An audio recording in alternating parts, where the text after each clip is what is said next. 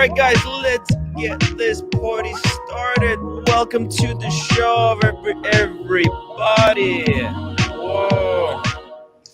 Well, How we doing? it's been quite an adventure. Alan, Buckley.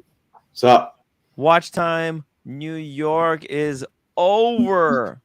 Let's ask Buckley what he thought about Watch Time New York, and then Malthred, as a viewer of the show, we'll ask you as well what you thought about it. Buckley, how was Watch Time? Made me realize how poor I am. Ooh. No, it was a good event. It opened me up to some other brands for sure. Yes. You know, I was impressed with obviously Lange. Lange's incredible. Mm-hmm. The Chapik was nice. I like the Chapik. Chopard, the Alpine Eagle. I was with Red Shovel, and we were very impressed with the Alpine Eagle. Yes.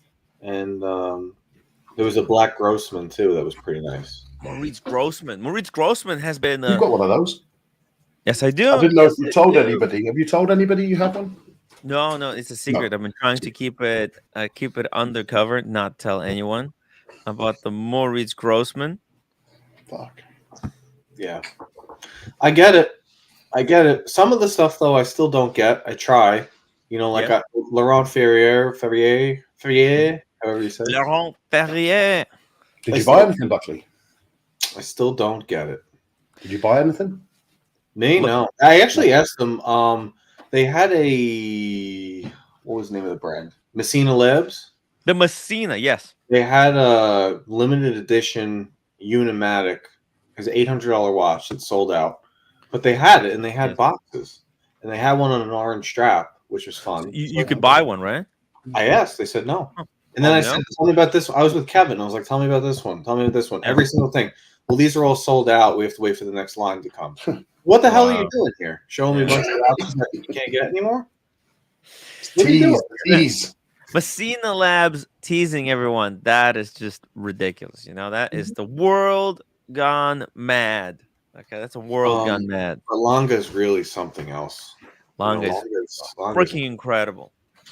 And they asked me too. I don't know if they came up to you guys, but the girl came up to me and said, when do you want to come in for an appointment?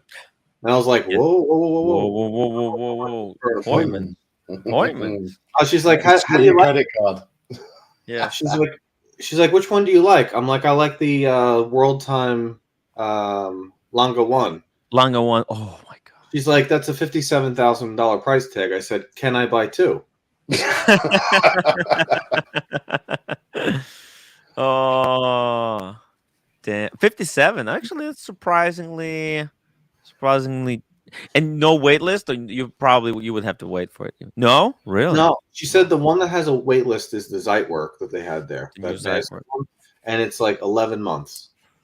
Wow. If there's no wait list, then you ask for discount on that. Surely, you take that for $50,000. Yeah, I mean, I would say this. I'm not a dress watch guy, but if I was going to go into the Patek Vacheron Lange world, I think I'd go Lange.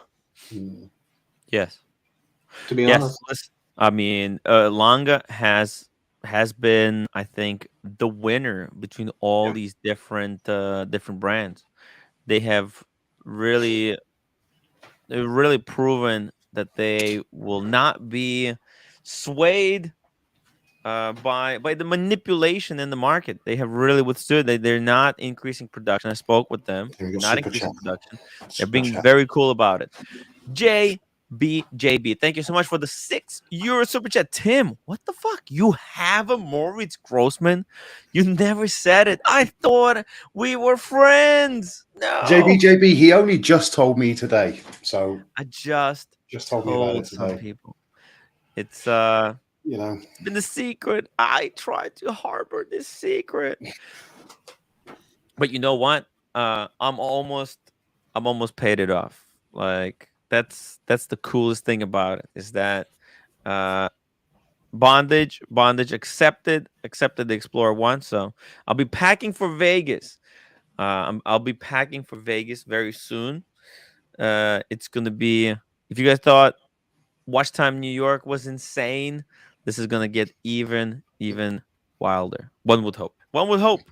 Let's see here. What do we got in the chat? Boston Collector, James the Advisor, AP Time. Thank you so much for reminding everyone to please upvote the live stream. Would really appreciate it. You got Speedy Hernandez, Carolyn Martin. Carolyn Martin, thank you so much for coming out to say hello. Tim Grossman. And we got Kelly. Hopefully you got home safe from New York. Kelly met TGV. She met the urban gentry at the wind-up. Yeah. She just still stuck in New York in an Uber driving around. Oh my God, Kelly I think she had fun. She had a blast. She had to have. Yeah. It was incredible to see her. I mean, this watch time event. This is such an incredible time for the watch community to come together and hang out. Whoa, Helmet 56 $10 super chat. Holy wow. Let's see here. You got a watch question advice. We got Jesus Rolex, Zenith, or Sea Dweller. Current versus very short run. Same price. So why my first question there is why the 1166 Sea Dweller? Why not the 12? Or is it purely just on the price? I think is he talking about the Sea Dweller? He's talking about he's talking about the Sea Dweller 4000. Okay, I think this is what he's referring to, because what he means the current Sea Dweller or the very short run. I think the very short run is what's more commonly referred to as the red line one, 4K. Yeah, 4K. Yeah, there's the red line, and then there's the 4K. The 4K does not have a Cyclops, and it's a smaller case. It's kind of a if you know who has one, Bright Blue Comet. He's a local New Yorker as well. This is a very like collectability wise, if you want something that's truly special, something that from afar away looks like an ordinary watch, like it looks like a Submariner, but then you pick it up, you're like, wait a minute, there's more to it. There's something special about this watch. And it's basically a Submariner Sea Dweller, no Cyclops, and it's got that super complicated clasp. It's got the diver's extension with the glide, like with everything. I think between Zenith and Submariner, this is the best. This is the best watch. It's just Buckley. Do you know about this one? Yeah, the 4K. I tried it on once. My thing though is, I'm going with the Zenith. Going with the Zenith. Whoa. Going with the Zenith. I like that little green. You like a little bit of green. When it comes to Rolex, I don't really care about the value inside. I care more about the delivery on wrist in the sunlight, and that little pop of green it just does it for me. Look, obviously, look how much green I'm wearing. It does it for me. Yes. The problem is I walk. Like a Submariner is a fantastic watch. Yes. Great watch. Sea Dweller, great watch, especially at that size 40. I know he keeps mentioning that. I think he misunderstood what I was saying. I was just asking them if I could buy each watch to see if they'd say yes or no. I didn't actually buy it. The fact that when you ask about if you can buy it, that's a salesman's on you. Then that you've showed interest, that's it. They're on. Yeah. You shouldn't have even mentioned. Don't make eye contact if you're not prepared. No, but they ask to look. Nobody would. They're going to tell. They're going to sell. No, nobody would sell anything at the event, which was strange. But I like that pop of green. There's so many guys nowadays that are walking around with a black dive watch. Right. It's just so common. But this is a great watch. You can't really go wrong with either. If you don't have any watches, you're going to want to go with this. Go with green. Well, the reason I like this one is because I think it's like, so we went at this event, right? This watch event, Watch Time New York. Everyone was wearing something special. And this is a kind of Rolex that if you wear it to a watch event like that, nobody has one. right? And it is a little bit special. People hear about this watch. This is a legend among Rolexes. People go, "Oh shit, that's the 4K. That's the Seed Dweller 4K," and they wanna find out the story. Like, why it doesn't have a Cyclops? Why it doesn't have the red line? Why is it? Yeah. Not to go off on a side note. Whenever you want to have time, I tried on the new Omega Planet Ocean, like the big boy that just came out. Ultra deep. It is the stupidest watch ever made. I have a picture of it. You know I have big wrists. It's huge. I can't even pull that off. It is horrible. I'm gonna send you a picture. You can pull it up in a minute. I gotta send you this because it's a joke. I don't even know why I'll do it.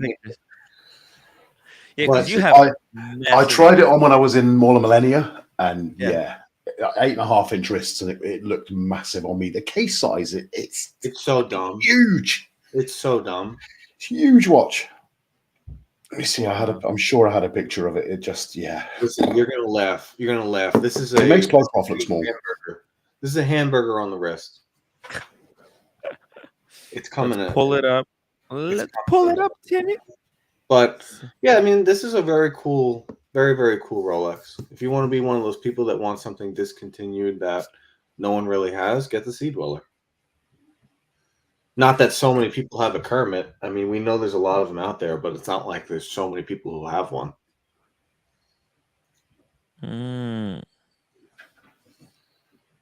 Okay, here we go. Is the images.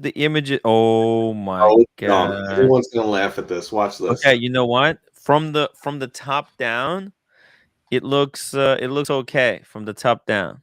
Yeah. Let's just show people the top down view for us. Right, that looks like a normal watch. It's normal. Yeah, that looks. Yeah. Now, hey, hang on. Before you move, the dial with the brown that fades with the orange. It's actually a very nice watch. Right? It's very cool. But wait until you see. That was on me. It's huge. Right. Now ready? Here we go. This. Now let's see the side profile. Here we go. That's what it looks like from the side. No. That is what a joke. Stupid. Cheeseburger. It's horrible. That's a double cheeseburger. The double cheeseburger. Yeah. What? Yeah. Damn. And that was on the biggest strap they had as well, which is ridiculous. Wow. I was like two lugs away from the end. Wow. You know, the bezel and the dial, they got it right. But this thickness, just to prove they can go deeper than a submarine, is not worth. Like, who's going to buy this? Besides Paul Thorpe, who's buying it? To be fair, the dial is gorgeous, and the orange is great. They got the dial. The orange is really, really nice. Yeah, when I was at the Omega last time, there was a guy complaining about. So he had the Planet Ocean with the orange bezel and the white dial. He was like, "Man, I want to replace this stupid white dial with the black dial." And he wanted to literally buy a dial at the service center. And the guys there like, oh, you know what? We can't really, like, that's not authorized. We can't do that because there's no configuration like that in the catalog. But if you basically contact someone who's certified to repair Omega watches, but is not like Omega, then they can say, oh, okay, this dial is damaged. They can order a dial and put a black dial inside a white dial Planet Ocean. But this one, they got really fucking about, though. What a lot of fucking about for a watch. Yeah, people, it's just ridiculous. It's ridiculous. I don't know. I was like, oh, no, you shouldn't do that. That watch is going to lose value. But then it's Omega. There's no value to be lost. There's still value to be lost, but it's but nobody's gonna be like, oh, this watch is now worthless because you changed the dial. Now, It's listen, not like it's not like that watch was gonna blow up in value in the future. Okay. You never know. You never know. It might do. Come on. Yes, it we might can. do. Yes, Look at some of the know. speedies. You know. Yes, we know. It's not. If not NASA decide to pick up that specific model and send it to fucking First Man on Mars, then that's the watch to get. You know, and then it goes a little bit faded, and they call it tropical dial, and it's tropical Martian dial, and next thing you know, you've got a 200 grand shitter, and you took the dial out and swapped it. Fuck. You never know. Yeah. Let's see here. You think the guys in 1969 realized? Yeah, check this out. So this is what I was so impressed with this. Yes. Look at that bracelet. It's kind of like AP a little bit, right? It's got the playing. It's like a disco ball.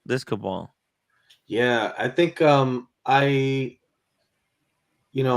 if you're getting this watch is 50 grand flat. She told me 50,000 flat. Holy sh! 50K. Let's say realistically, you find it on Chrono 24 unworn, and 3 months from now for 35,000. Right? Let's say that's what it's at. Mm-hmm. You're getting a lot there for 35,000. You're getting a lot, yeah. If you can get that at a decent discount, I think the watch market is, even though like everyone there is no. Here's the thing. What I really liked about this event, compared to, for example, the last time I was at what's it called? The London Watch Show. Last time I was at the London Watch Show, everyone was freaking out. It was just, you could see the fear on people's faces. Okay, everyone was freaking out. What was that? Here, people wanted to buy stuff, and they were like, "No, we can't sell it. We can't sell it. I'm sorry." Now, this watch, if they made this in like a chocolate dial at 35 grand, it's pretty good. You know, I can't see why people wouldn't want that watch. Yeah, because the second you scratch it, it's worth 25 grand. Yeah, I know, but that's just yeah. Listen, I think it's a lot of money. Yeah, but that's because we're so programmed about the secondary value, right? The gray market dealers, they're gonna be. But the last thing you want to see, Tim, is that watch for sale at 50K. You want to see that watch second for 35K, and then you want to see that watch used for 25K. Now, to be clear, I'm very much one of these people that I buy a watch based on the aesthetic, and if I can make it work.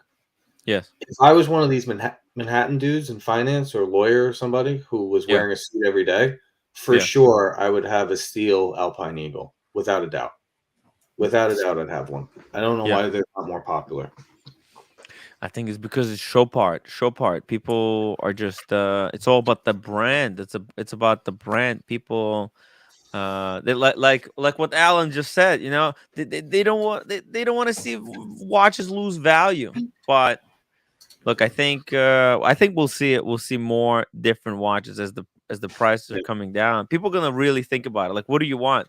Do you want to pay $30,000 for a watch that's worth $50,000, or do you want to buy a Pepsi that's worth $10 for $30,000? I mean, what do you want? What do you want? And that's the madness.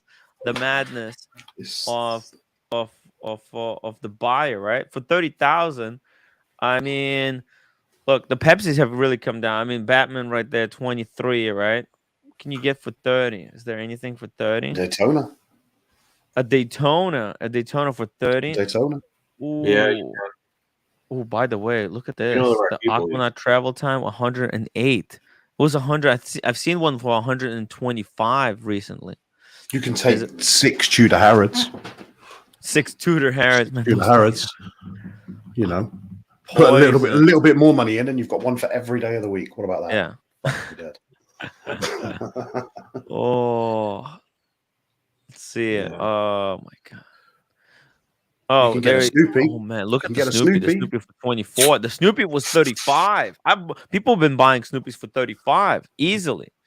So what would you rather have? What would you rather have? Would you rather spend 35 for a Snoopy that's worth 8 at retail, or buy Alpine Eagle solid gold for 35 that's worth 50? Snoopy, come back. Snoopy, come back. Not going. All right, so I think we really have to rethink the watches we buy. You know, I bought the Maurice Grossman, and I'm proud of it. I'm proud of the Maurice Grossman. I could have bought a Snoopy instead have of a Snoopy. this. Should have got the Snoopy. I could have had a Snoopy. Would you wear the Snoopy with the strap that way or with it the other way? So that the back of the watch is on show. Fuck the time, you've got an iPhone. The back of that watch is amazing. I love Snoopy, but not for this insane money. 24 is still a lot of cash. Retail, please. Retail, please. I'll have a Snoopy and Ned White. Snoopy, come back. Let's see. It's been so long since I checked David SW. It's ridiculous. Not even funny, guys. David SW got me through so much. You see, that's a good value right there. Look at this, right? Yes, the Laureato chronograph for that is actually freaking good money. Look at this, 11.3, right? For Steel Sports. Look at the box. It's just incredible. Looks just like proper wood. Why does everybody bar Rolex do boxes so much better? The Rolex just need to update their box game so badly. They don't care. So you buy a $3,000 Omega, 3,000, 4,000 pound Omega, and a wooden box comes out. It's lovely. You open it up, it's really nice. You buy, you could buy 30 grand Rolex and you've got this green box and it's a bit crap and there you go. It's crap. Well, I think in fact, I wouldn't be surprised if Rolex is going to make their boxes even worse come next few years, because they're going, they're discontinuing all the leather. They're not doing any more leather. The next thing you know, they're out of the box game. They're just gonna go look at Breitling, right? Breitling, they have really scaled down their because they want to do all of this like disposable kind of biodegradable. Yeah, man. I don't know. I don't think they need to. I think we complain about the box because we can, but at the end of the day, no one cares. They're going to throw the box in the corner. Here's your Breitling. There's the Breitling box. Here's what you get. Let's see here. And we get a fancy watch roll. It goes straight to the travel box. Yeah. Straight to that. Yeah, that's it. There you go. Oh my God. Where's the watch? What happened to the watch? Safety deposit box. Oh, that's it. That's it. That's it. It's quite very simple. Cardboard, very simple. It's actually worse than Rolex. This is worse than Rolex. But the travel case is nice. The fact that it turns into a travel box that makes it nice. That's nice. I like that. Yeah, that's the best touch. But this Laureato, this is actually legitimately good piece. Look at this, clean. It's like brand new for 11.3. Yeah, this is a nice watch. It's a Panda. I like the Infinity. You ever seen the Infinity edition? Laureato. Yeah, nice watch. No, I haven't. So. Laureato Infinity. What the hell is Infinity? Oh, yes, I've seen it. Wait, isn't it like it's limited. What's the dial? The dial is made out of onyx or something? Yep. Onyx. Yeah. I remember. It's freaking wild. Onyx dial. It's so black. Now, there was Kari Voutilainen was at the watch time. Did you see the Kari's watches? He had one with a bit of an onyx in the center and the guilloche on the outskirts. How crazy was that piece? Yeah, there was some crazy stuff at that event. More so on the people at the event than in the cases. Oh my! There were some things that people had that. See, this watch is ruined because why would they do white hands on it? That is so stupid.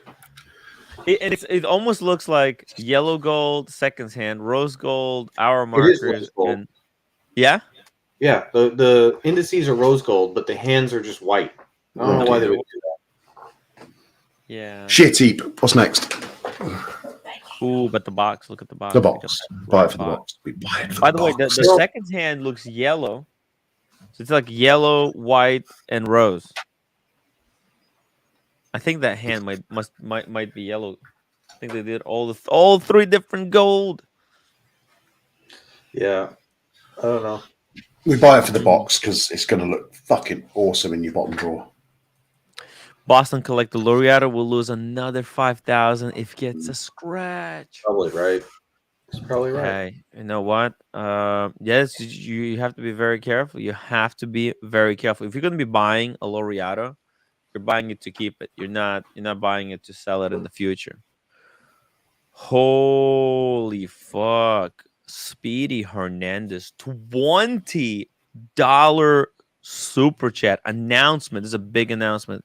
In order to become a true member of the watch community, I need to be gifted a watch like Tim, OC, Archie, Higgins, etc. I'm now accepting applications to give me a JLC Master Control dual time. Good luck, all. Guys, if you have a if you have hold on, guys, if you have a spare JLC Master Control dual time, let me know. I will put you in touch with Speedy Hernandez. That would actually Speedy Hernandez is freaking OG. He's been here for a while. He's been for a very long time. Very long time. As you can see, his icon is purple. That means he's being a member for more than a year. Okay. So this man is a true supporter. I have the number.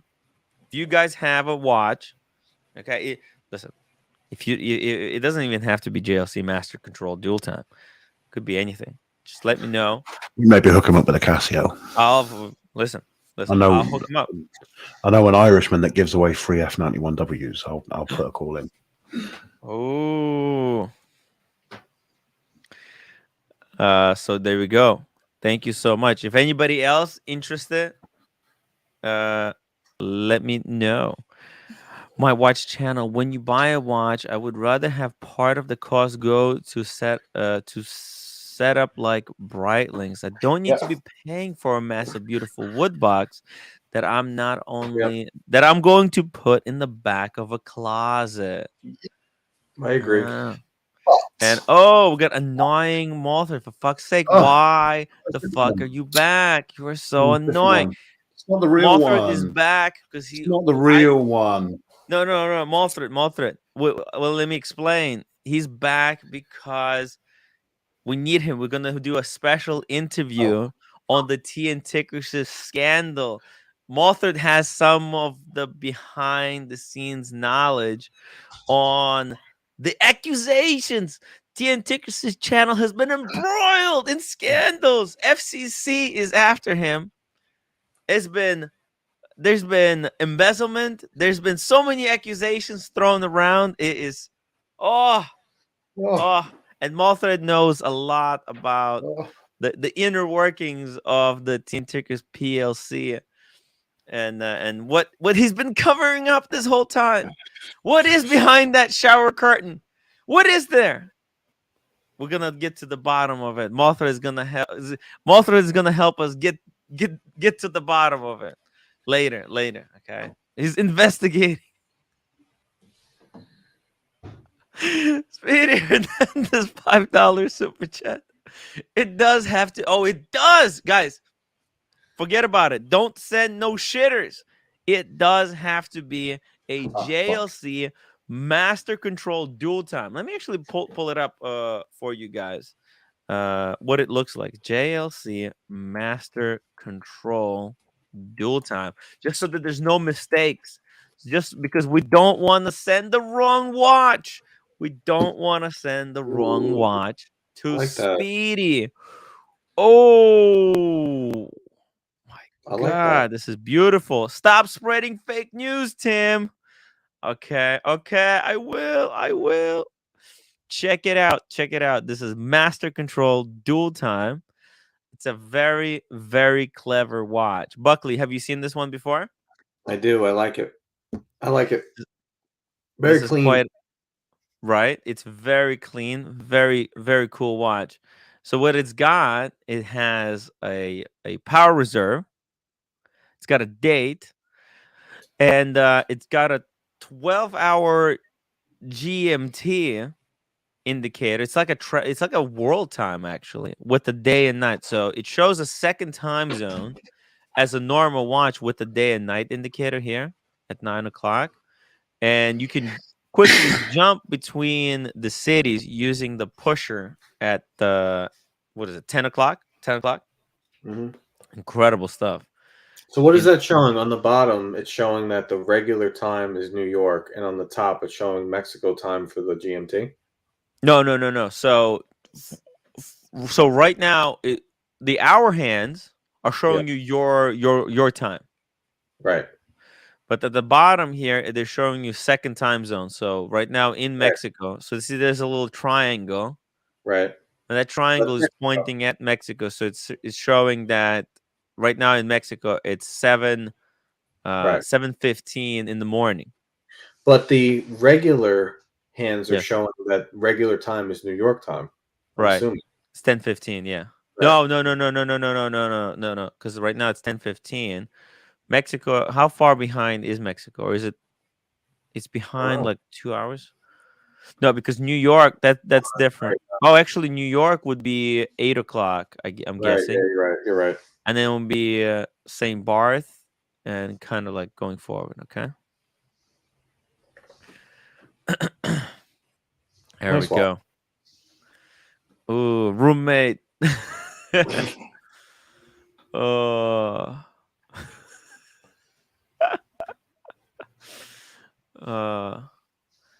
So funny.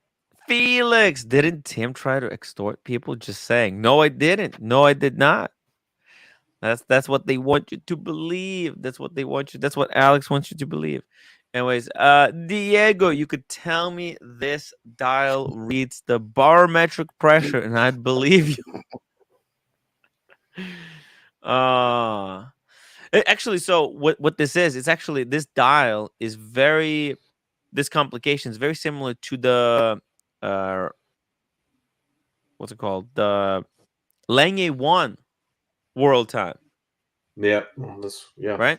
This is exactly how it works with, actually, let's bring it up. Let's bring it up side by side, because you'll see a lot of like resemblance.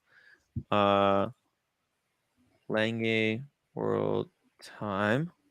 So it's basically JLC making the same watch at 10th of a cost. You see, it's literally the same. Holy shit. Yeah, but what I'd argue is it's not going to look the same on the wrist.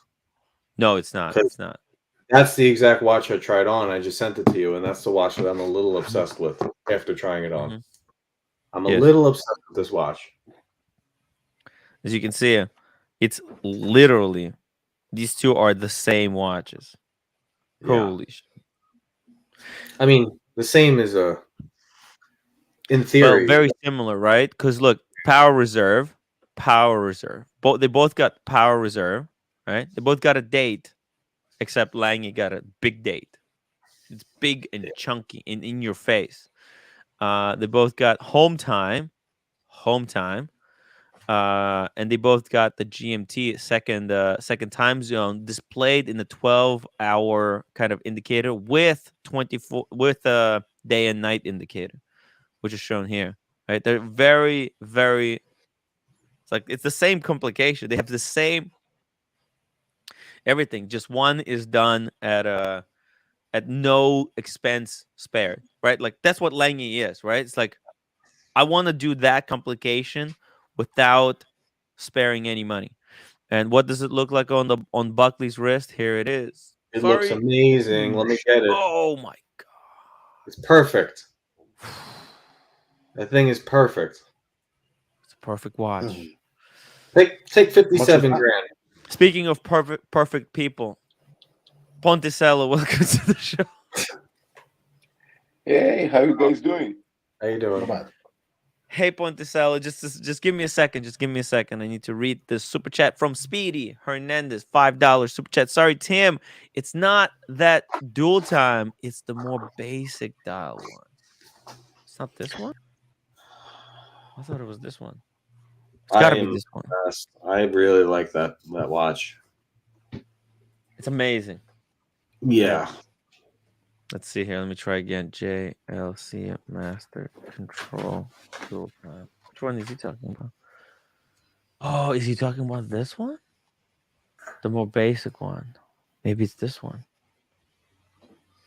JLC Master Calendar. Well, this is Master Calendar. No, they can't be this one. Is it Master Control? Which one? Which one is he talking about? Is it this one? JLC Master Home Time. This one is freaking cool. Look at this one. This is like it's got 2 time zones that it's showing. With the jumping hours, it's got a second hidden time zone. You know what's stupid though? What? Why is there only the number 9 in the indices? Oh, that's they couldn't fit anything else. They couldn't fit anything else. Just put an index. Only get this one on. Yeah, right. It's just 9. Just put an indice. I mean, what are we doing? Actually, let me see it. Let me see this one. Did they get something here? Oh, here they couldn't fit any of the numbers. And you know what? On this one at least they got the 12-3, 12-3, and I gotta say this one is so nice. Look at this one, 12. Probably there is somebody in the world that is a fan of number 9. Okay. Yeah, just having a number 9. Oh, I don't think it was that one. No. I'll go get the reference number, Speedy. Get the reference. Thank you. God, you think if he's begging for a watch, he'd be specific. BB Cooper, JJ LeCoultre, size 9. Tim, look. Tim's show must be going down the shitter if Baldy Fatty is on. Is that the best you've got, really? Fucking hell. Timmy, I heard you. Don't call Marcelo a fatty. Only Marcelo's only mommy is allowed to call Marcelo a fatty. Come on. Fucking hell. And I did my fucking hair in a fucking comb over just for my troll tonight as well, and he didn't even notice. Fucking hell. Yes, people. Oh, it's Master Geographic. Okay. Oh, wait a minute. Master Geographic. Is it? Wait a minute. Is it this one? Because there looks like, by the looks of it, there's few options. Okay, so this one is basically the world time. So same complication. Look, there's no 9. What do you think about this one, Buckley? This one's a little bit cleaner. It's nice. There's a lot going on here, but it's nice. It's a nice watch. Mm-hmm. JLC, I feel like JLC, I would only want the Reverso or nothing. The Reverso or nothing. Yeah, I only want the Reverso or nothing because they're so known for it, and it's such an iconic thing. And they came out with new ones, I think, this week. You know what? I really like about this one, the way they done the JLC LeCoultre logo. Okay, you look here, they got the JLC applied logo, right? Yeah. Which is I think is really nice because you look at this one, right? It's just printed here. Yeah. You look at this one, same thing, printed. You look at all of these, even like you look at this one, right? It's 12. It's the 12, and like we already said, like I would really prefer. Oh no, actually, on this one, the logo is applied, but I think I would much rather take the big JLC to be applied at 12 instead of the 12 and then the smaller, JL applied at the bottom. Sorry, I'm getting all lost. This one is really nice. I don't know. I don't think this is the one he's talking about, but that is a really nice one. Master, maybe it is. Must be this one. You put Master the link in the community chat. There's also a Master Geographic sector dial. Did he say sector dial or no? They also done it in the sector dial. Look at that. And JLC has done it all. They've done it all. Yeah. I mean, I don't know. Let's see here. Okay. I got a message. Okay, here we go. He sent it to me. He said that's it. He's oh shit. He said that's it? Okay. Perfect. Ooh, guys, if you've got one of these, or if you want to donate one to Speedy Hernandez, get in touch with me. Get in touch with me. We gotta help a brother out. Pocket watch, the new Polaris in green for me. No other JLC tempts me. Pocket watch. Uh, pocket watch. Bondage was selling a green one for really, really good price. I don't know if he sold it yet, but I could ask. He had one. He was selling it basically next to nothing.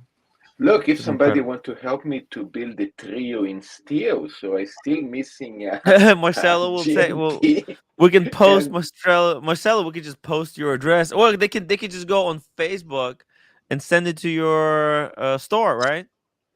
Yeah, this sounds perfect. I'm missing a GMT Master 2 in steel, and I also missing a Daytona in steel. And make sure the Daytona be a white one. It would be nice. And then a white I have Daytona. the trio in We got steel. a panda Daytona. A panda, yeah.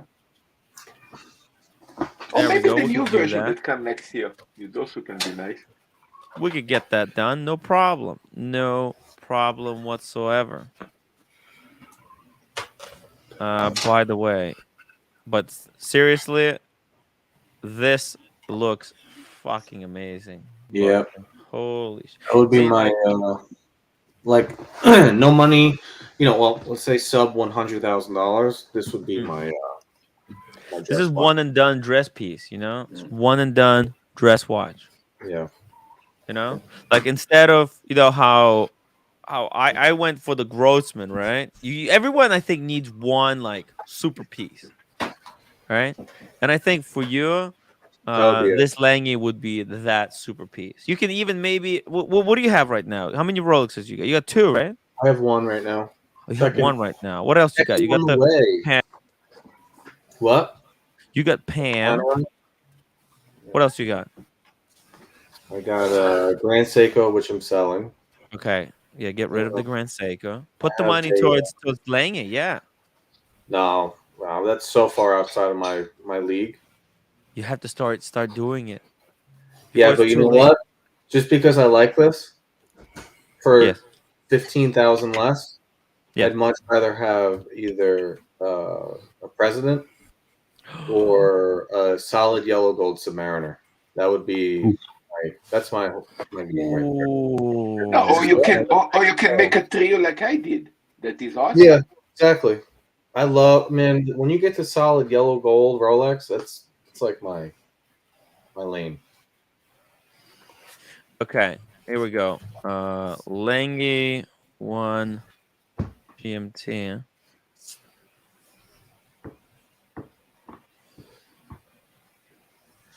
Okay, here we go. I made a poll. Okay, there's a poll in the chat for the same money. What would you rather have? A Lange 1 GMT or some kind of a solid gold Rolex? Lange 1 is also a gold, by the way. I think. Hey, by the way, we do have Speedy has to be first. You already claimed that first e-bagging spot on the stream, Marcelo. We can't get everyone. You gotta get on the wait list. You know what else I tried on at the event? Respect. It's right. Respect. Yeah. What else?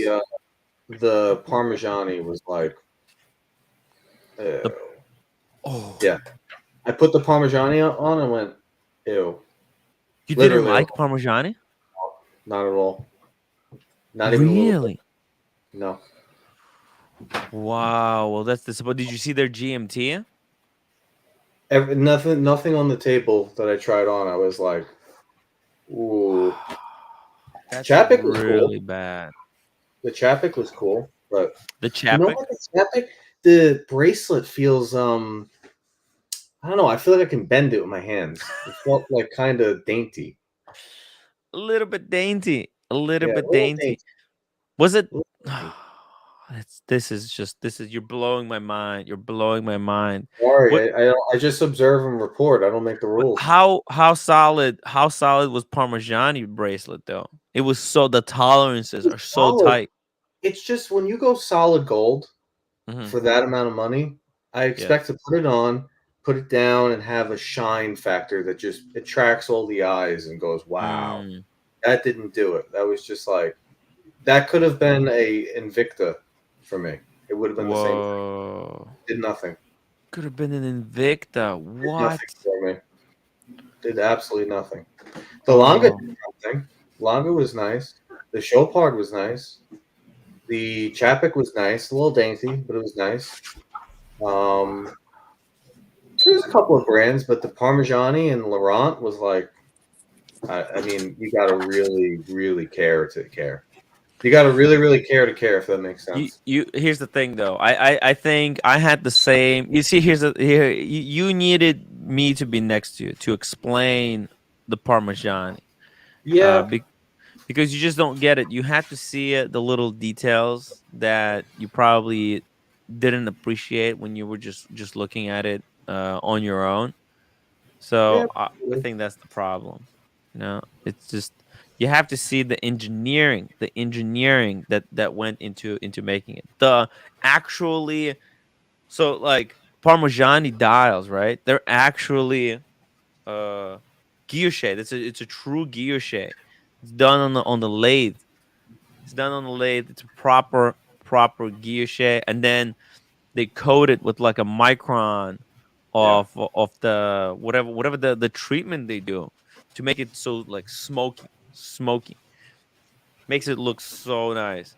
And then by the way, like Chapek, like I didn't realize that they're like some of their dials, not all of them were guilloche on the rose engine. Like they have to stamp it because it's just the failure rate is so high that they just it wouldn't be price effective. Can you imagine like spending like 2 days to guilloche out the dial, and then you bake it and then it fails and then you have to start again? Yeah. Well, you know, that's the kind of what is guilloche? Well, that when they cut it on the engine, you know, they got that tool that kind of goes up and down or in circle. I mean, look, I get it, but for the prices they're asking, I don't know. Look, it's literally this simple. The market dictates what is delivering that feeling, right? And Parmigiani and these brands have been like just didn't get it yet. No, they're not getting there. No, I understand. No, listen. I was there as well. I was there. I was there with you where I didn't understand it. What was the hype all about, right?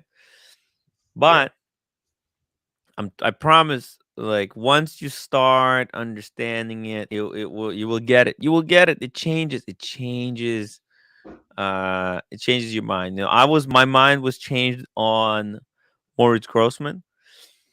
And listen, you spend enough time with us, you'll get it. But no, I mean, I'm about to get some heat. We can go. We can. You know, next time you're in the city, we need to do something because I have to go back to Cellini. Yeah. I need to go back to Cellini. We can get some watches to look and compare. Oh, I think that would be a fun live stream to compare. Like they have what's it called? Chapek there. They got all the brands, so we can ask them to pull out. We can compare Parmigiani to Chapek.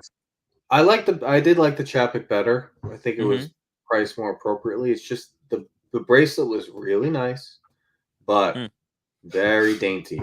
You know, like I'd be afraid. I wouldn't wear it every day. That's the problem with all these brands. Right. Literally, outside of the Steel, Alpine Eagle, and the Langes, there's no watch I feel you could wear every day from these brands. Oh. The roommate says I'm too fat, so no dinner for me tonight.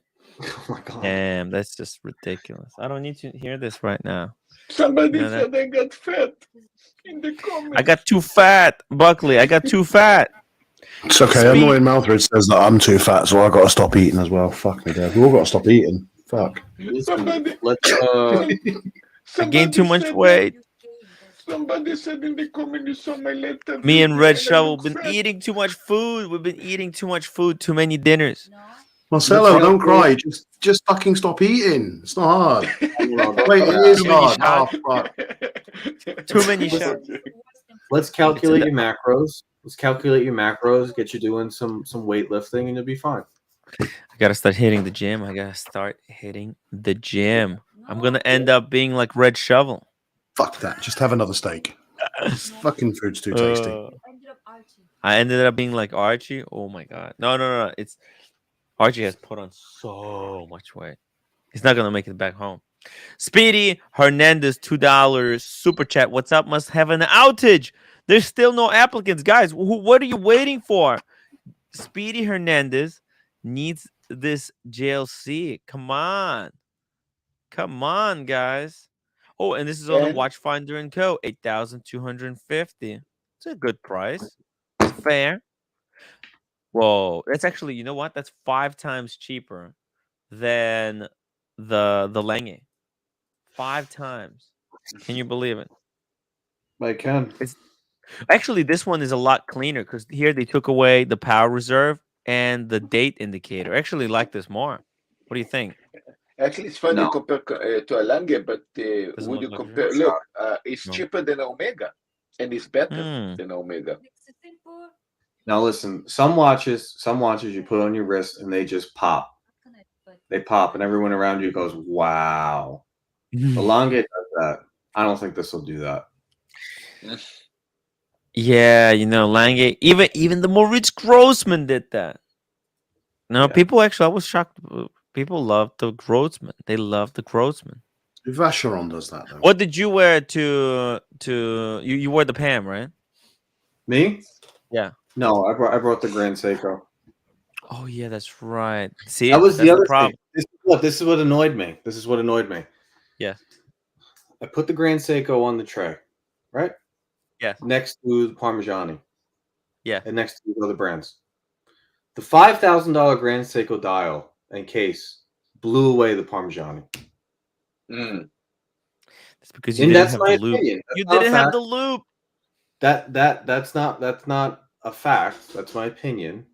But I don't want to have a loop. I don't want to have to, like, if you went out and bought a $200,000 Ferrari, would you say, listen, you have to appreciate the Ferrari. You just got to get a loop and make sure it's good. No, at the stoplight, it better be good. Look, the problem with Grand Seiko is they actually make amazing watches. The problem is how they deliver it.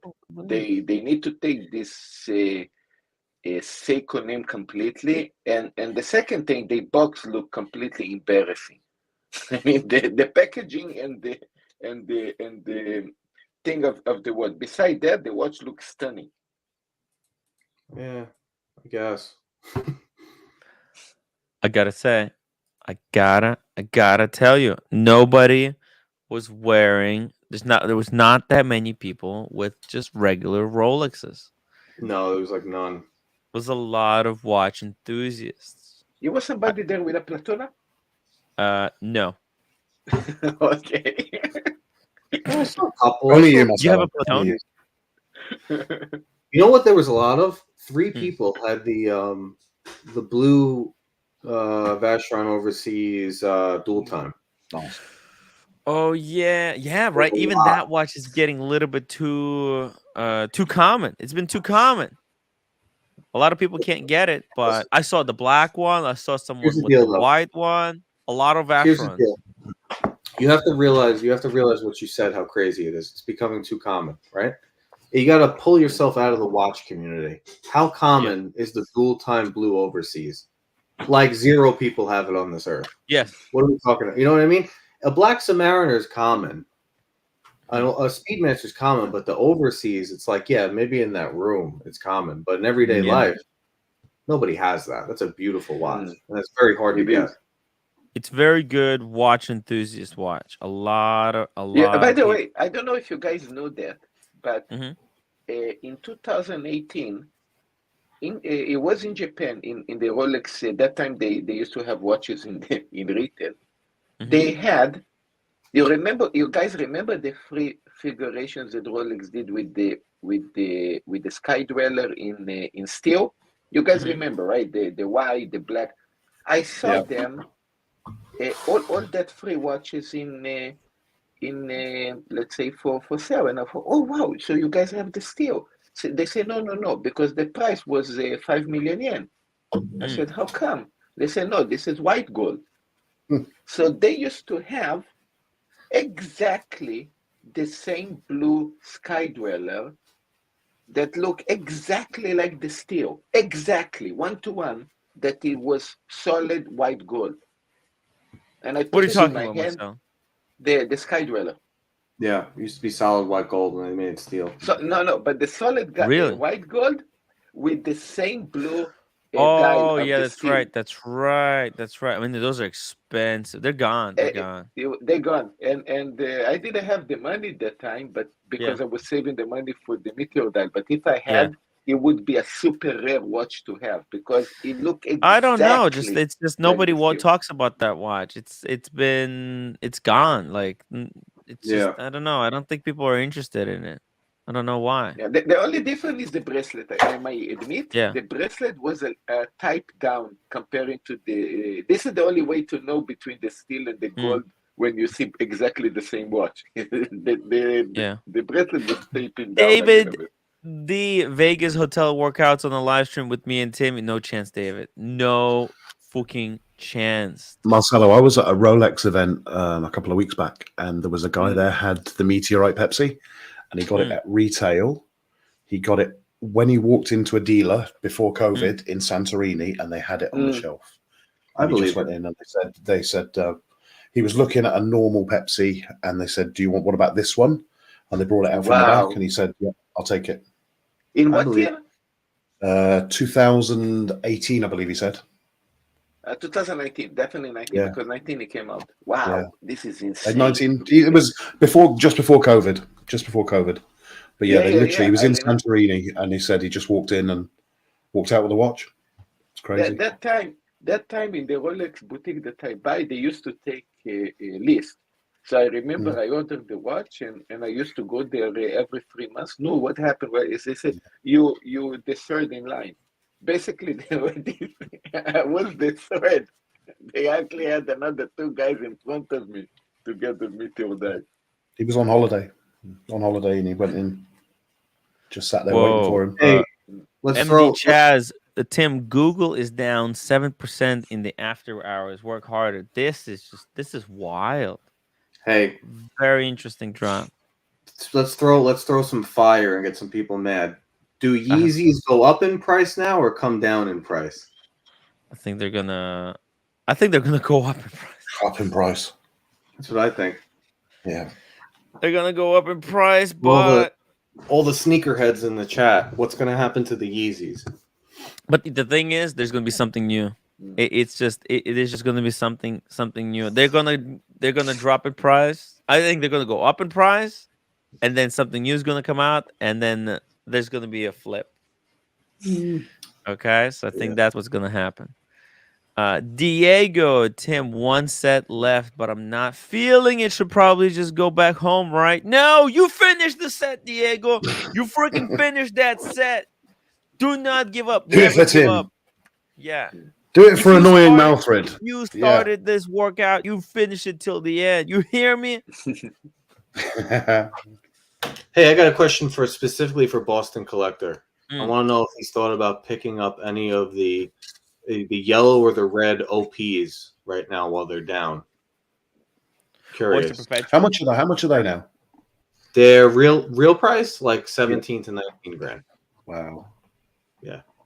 I remember waiting for one of those at retail, and I passed on one at 7 grey because I thought I'd get it at retail. They fucking discontinued it. Fucked me. Yeah. I should have took it grey at 7. Never mind. 32,000. This guy's got balls. 32.5 for the Tiffany dial. 13.5 for the green dial. Actually, the green dial is still holding strong. Show the Tiffany. Wow. Look at this. The coral. Is this 36? Oh, damn it. It's 36. The yellow dial, 21. You could pull off the 36, Tiffany. Holy, look at this, 23 for the yellow, 41. Yeah, that's the perfect Porsche companion. Cars and Chrono in the chat. Vegas 2023, baby. Guys, we didn't even do the 2022. Cars already looking forward to the 2023. 2022 is going to be epic, though. It is truly guys, I'm going to because it's not only 122 people watching this. Okay, I'm going to reveal to you guys something that I told the team when I got the. Don't reveal your penis now. No. After I got the Platona, after I got the Platona, I called him again a week later. Said, "What's up?" I said, "They offered me the new how we call this the Explore 1 for my wife." Marcelo is out of control. He got the Platona, and then next week they wanted to sell him Explorer 1. Did you buy it? Of course. Holy fike. The wheels are coming off. That is just crazy. I'm telling you. Damn, bro, how much the Rolex ADs have us like they have us by the balls. Listen, what's the margins in that restaurant he runs? I never heard of margins like this. Man, Marcelo has been embezzling more funds than T and Ticker. This is amazing. This guy's got like $1 million in watches from the restaurant. I need to start making food. But here's the thing. Here's the thing, though. We know that Marcelo is not hiding anything because he doesn't have a shower curtain behind him, just hiding all the vessel. Look, it's very simple. I have my shop already 12 years. Yes. We didn't buy a house. We didn't buy a car. And you know the money that no fancy boilers. No, so and basically I also don't go out that much. I mean, maybe once a week or once or 2 weeks. So there's money too that I can save. And you make your own food. Marcelo makes a home prep all his meals.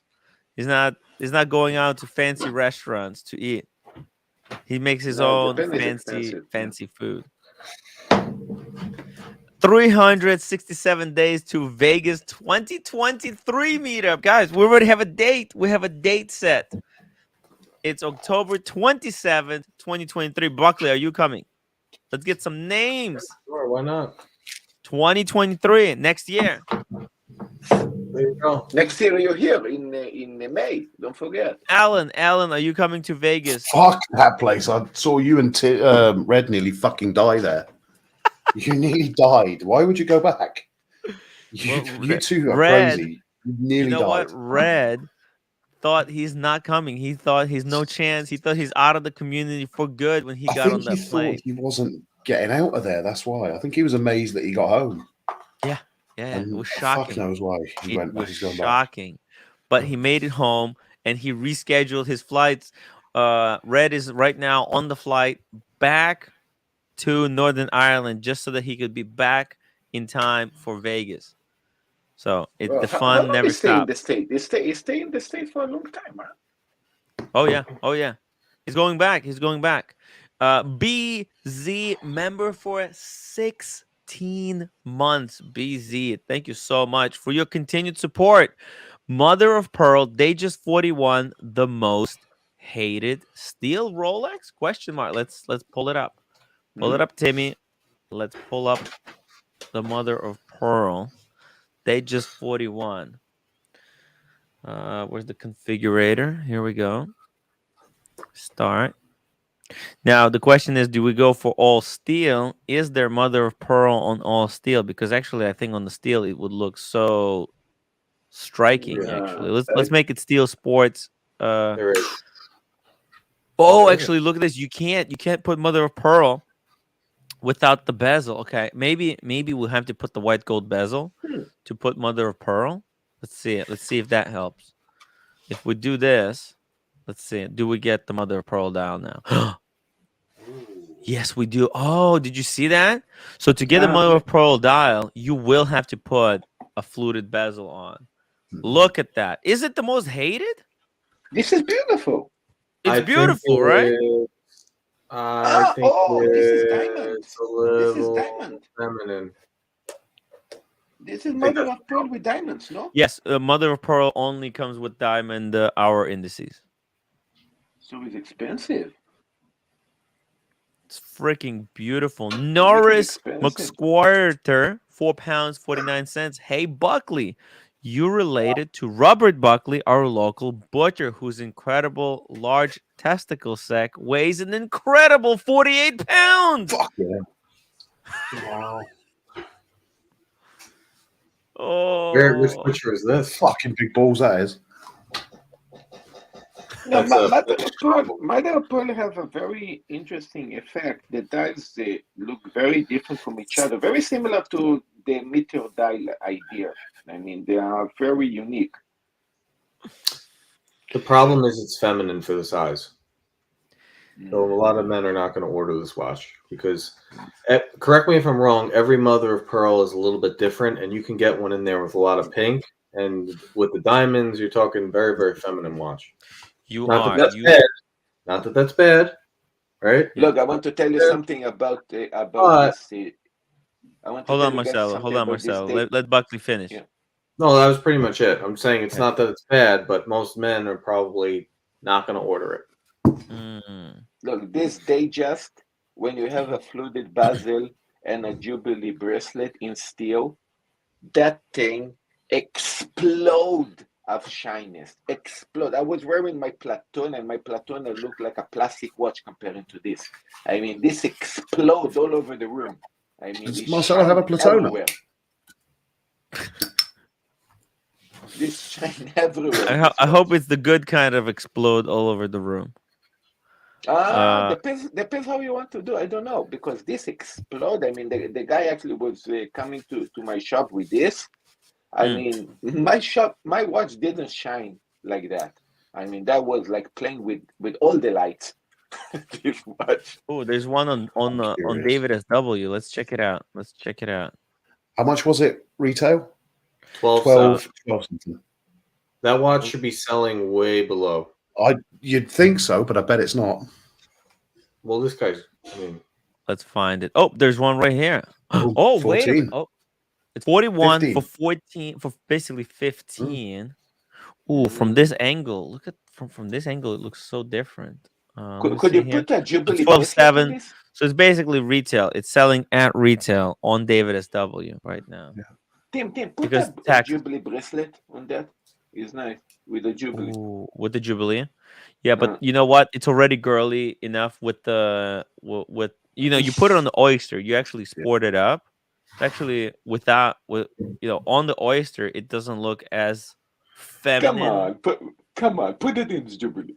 No, that's what I had it on the. Oh no, here I had it. No, you had it on Oyster. Oh shit. Let me see here. Here I can put it on the Jubilee, but then I think it's going to be too feminine. It's too much. You see, it's mixing too much. It's too much. It's too much, Marcelo. It's too feminine. Okay, for mommy, it would be perfect. Like but actually, look at this. BZ. That's what BZ has in his icon, by the way. Mother of pearl with the fluted bezel and the Oyster. Is this his? Are you busy? Are you selling yours? I think Buckley's right though. If you get the pink flip to it, it looks wrong. But if you get the blue, the deep blue, it looks nice. Yeah, I think you should lose the diamonds. Listen, I brought this watch up at the dealer once, and they were like, there was a woman. She said, "Don't order that watch. You don't want that watch." They were like selling against it almost because it. You don't know what you're gonna get. That's the problem. You don't know what you're gonna get when that dial comes in. Yeah, you know, it's she's right. I think it's the same with the meteorites. Mother of some Pearl meteorites look bad. is kind of associated to be a women's watch. You know, Mother of Pearl is like feminine dial. No, it's just I didn't say that. It's just the way these brands advertise it. I think it doesn't necessarily have to be a women's watch, but they just make it. But if women's already wearing men watches, so I'm going to be I'm going to do the contra. I'm going to wear the woman watches in men's size. Very good. I mean, listen, I know a lot of dudes that have smaller wrists that were trying to get that candy pink 36 OP. Yeah. A lot of guys are trying to get that watch. Yeah. It's a good watch. Look, it's a interesting. It's different. It's definitely different. It also has to do with how do you wear it.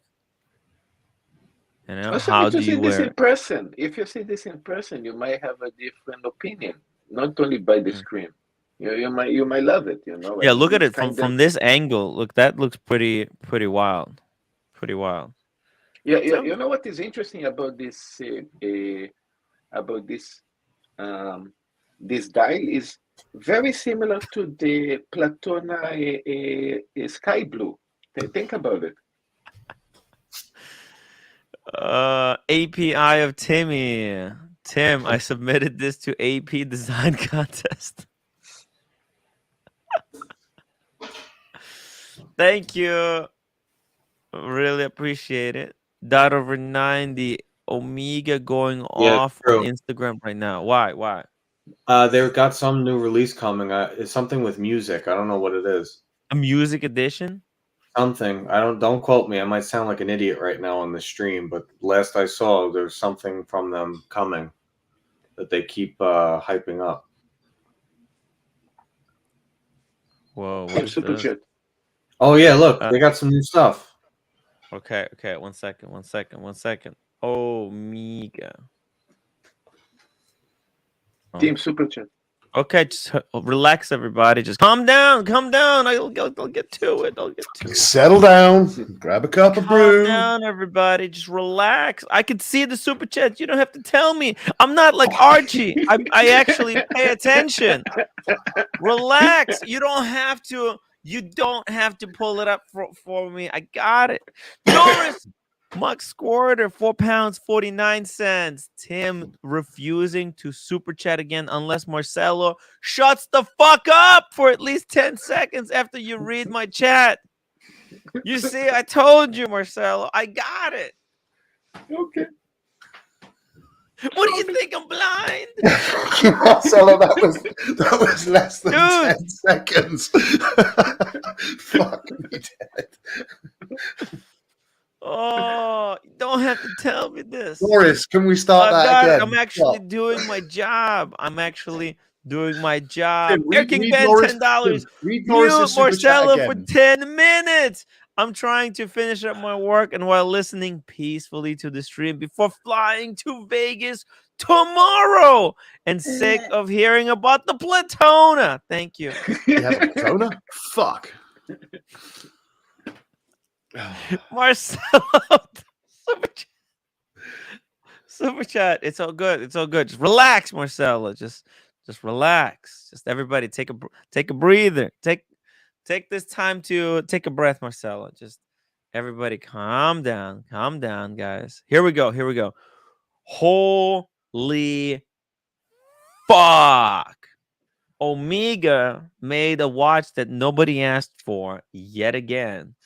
This is by the looks of it, a coaxial.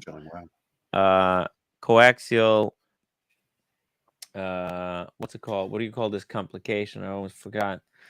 It's the chime. What's the complication called? Think about it, Timmy. Think it. What do you call it? The minute repeater. That's right. It's a minute repeater. A Speedmaster minute repeater. Holy fuck this. Why are they doing this? Why are they doing this? Why is Omega making a minute repeater chronograph full in-house. Whoa, I mean, this is just incredible.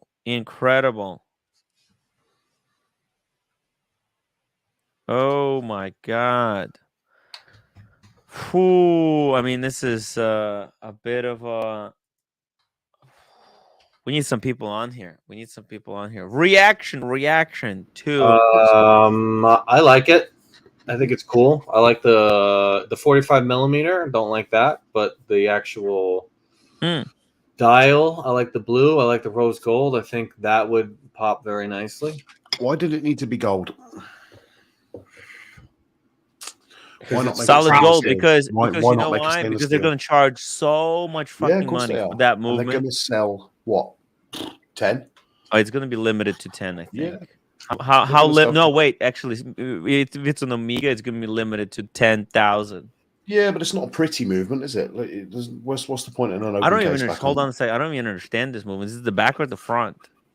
Is it a manual wind? If it's a manual wind, I want to see it through the case back, but there's no case back. And by the looks of it, this is the same movement in this one, just pivoted at a different angle. So of course, right? So here they have it this way, and in the pocket watch style, they turned it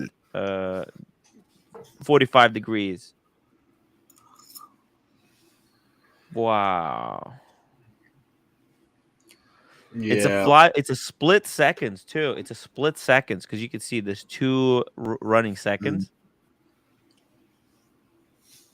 I mean, it's expensive. It's a very odd release. What's their end game here? Just to put 1,589 speedies out there. You know, there's one for everybody. There's so many speedies. And it was Tuesday, so another Speedy Tuesday. You can't have a Tuesday without another Omega. Is today a Tuesday? Oh, it is a Tuesday. You know what? Speedy Maybe Tuesday. I'll they only release a Speedy on the Tuesday. Speedy. Let's put on my Speedy. Here we go. Okay, I'm gonna put on my Speedy right now. Here we go for a Speedy Tuesday. There we go. Check it out. A Speedy Tuesday for Speedy. The rubber, Tim. You need the rubber. Here's the sailcloth. And then let's show the rubber. The rubber! Shit, that looks good. You know what? I need to throw mine on the rubber. I'm going to do it. I'm going to do it later today. Omega is the brand like AP where owning one reference is good enough. Yeah. So like they got so many limited editions. Just get one. That's the most versatile. Love it. Look at that. And that's the rubber bracelet. It actually works on 1861, guys, or 1863 in this case, because it's got the open case back. Get the rubber. Unbelievable. And you have two choice of buckles too. This is the 1861 original buckle, or you have the 3861 has the unpolished piece in the center. So you have the choice of two buckles. Amazing. Look at this. Carolyn Martin, upvote and super chat. Tim needs Vegas money. By the way, Carolyn Martin, Johnny from William Wood Watches just contact me. They want to send me a watch. What should I do? Should I take it? Should I take it to do a bit of a review? Because Carolyn Martin bought a William Wood, the fireman's watch. They want to send me one. Those straps are amazing. Really amazing straps. Made out of the fire hose. The fire hose. They're made out of a fire hose. Not just an ordinary fire hose. Do we know the price of this Omega? Do we know the price? 20, 30 something, yeah. Well, it's going to be expensive. Yeah. Extraordinarily expensive. Yes, let's not forget. So it says Blue Aventurine Grand for you enamel. What does that even mean? Enamel dial. Fuck. But it's also Aventurine. It's an Aventurine enamel. Jesus. Diego 80,000 plus. Probably maybe. It's expensive. Yeah. What? A lot of money. Expensive watch. Whoa. That's a strange release, though. And the more I look at it, the more I'm like, why? It's interesting that they've gone back to the old bracelet there, not the new style. They've gone back to the 1861 bracelet. Why didn't they just make it in a 42 or a 40? You know, like, why 45? It's Big Speedy. Big Speedy. Boston Collector there says Canopus Gold's 90k, so yeah. It's going to be expensive. I love the colors, though. The colors of that are amazing. That rose gold and that. Tim, flip to the next picture of the back of the mechanism and then zoom in. 1 second. I'm just talking to William Wood. Zoom. The movement. Explain. I can't zoom. Why? Oh, by the way, there probably is a story. Let's check out the Omega story because they're probably doing something here. Oh, music note. That's cool. Oh no, that was so quick. Let's see. Let's go back. Slow it down. Slow it down. Slow it down. Slow it down, Timmy. Let's see the detail. The detail. Oh, look at that. There's nice. a blue enamel on the pusher. On the crown. That's the crown. Pusher's above it. Like the Mario Kart. Like the Mario Kart watch. I mean, cool. Hey, and Carolyn Martin reviewed their watch. It's a great story. We can even do, if I can borrow yours, I can do comparison. I don't know which one they'll send me, but I can do a comparison. Include your watch in the video. John D. This is answer. Looking forward to a question. Wait, John D. By the way, I met John D. at the Watch Time New York. It's incredible to be able to meet one of the trolls in real life. It's incredible. He's actually a really, really great guy. Dirk, that's what she said. No chance. No, it's gonna be more than 50K. And I think it's 80K. No, this is gonna be $500,000. What the fuck are you guys talking about? This is why it's solid gold. $500,000, huh? Yeah, what do you think this is gonna be? You think this is gonna be 100K? Guys. Let me just show you something, just so you understand. Okay, let me just show you something. This is $500,000. Let me just so that you guys, so you're on the same page with me. Okay, just because I want you to be on the same page. These bids are ridiculous. You guys are just insane. Look. There's already a watch for 80K, and it's just a 321. It's got a 321 in it. That's it. Can I just? That is the most amazing looking Omega I think ever made, right there. That is a beautiful. Perfect. Yeah. Look at that thing. Oh my god. Oh my god. Yeah. Oh, if Omega wants to take the reins of Rolex, make that steel. And start the whole game up. Where now I have to buy stupid Omegas to get the good one. Yeah, broad arrows. Nice. Do that. If you want to play that game and you want to be sold out in the case, let's make this steel. But that's a different topic for a different day. But this is a great topic. So you think 500K, huh? Yes. Look at this. This is a caliber 321. This is just a 321 in gold, right? All they did is they embossed embossed the picture on the back, put a little tiny sapphire in the crystal, and they said they put it into a fancier schmancier box. I think this is what is this? It's onyx dial as well here on this one. It might be an onyx dial or let me see here. What is it? What did they say? Deep black onyx dial. Yes, it's got an onyx dial, and you guys are looking at the same watch I'm looking at. Okay, and it's a minute repeater. Do you understand? You know how much a Patek minute repeater costs? Let me just explain. Here, let's go Chrono 24. Patek minute repeater. Okay. so that you understand what we're talking about. There's a Patek minute repeater, $500,000. Yeah, but that's Patek and that's secondhand. What's the retail? I know. Well, what's the retail? Well, I think it actually goes below. But you have to understand that's Patek. You understand the ego? You don't understand the ego that Omega has. They will charge. It actually might be $1 million, to be honest, because it's a chronograph. It's a chronograph. Look at it. It's a chronograph.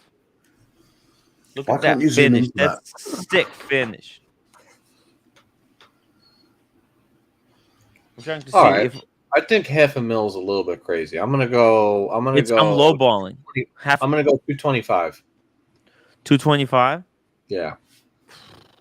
I mean, Chris, how do you go from your average watch is $6,000 to our most special watch is 80 to now we're gonna drop $500,000? I mean, it's not even. That would be like you have to understand about Omega. I guess. I mean, maybe you're right. I can't say. That's what I'm saying. Russell, that's what I'm saying. It's not an Patek. That's why they're going to charge even more. Omega doesn't. They don't care. They don't live in real world anymore. They're just they're coming from a different planet. I like David D's comment. My offer to you is this: nothing. Name that movie. Name that movie. Tim, you know that movie? No. Which one? What is this from? Man, Godfather Part 2. Come on, dude. Oh, The Godfather. Yes. Oh, man. Raypad says he thinks it's... Why stop at $1 million? Maybe it's 2. No, it's between $500,000 and $1 million. Okay?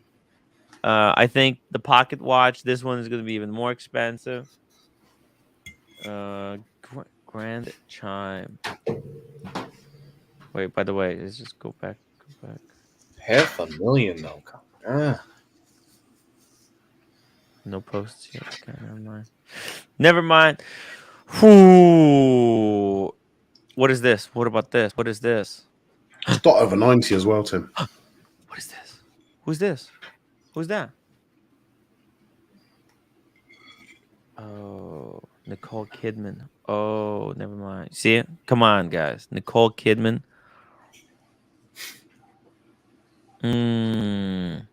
Silky Johnson, $2 super chat. Tim, can we please talk about Drake's Daytona? I'm going 225 strong. Oh, he's got a Platona. It's not Drake's Daytona. It's Marcelo's Daytona. Drake is trying to be like Marcelo. You see it? Marcelo flipped it. He have my Platona. Shame on him. He's copying you. He wants Marcelo, to be a celebrity just like Marcelo. No, he cannot copy me. I'm going to tell you why. Because he didn't get it on his 50th birthday because he's not 50. It's not as cool. When you zoom in on that. Yeah, I got it on my 50th birthday because I'm 50 and I'm so cool. I'm losing it. Marcelo is losing his mind. Yeah, I'm actually doing a video editing now.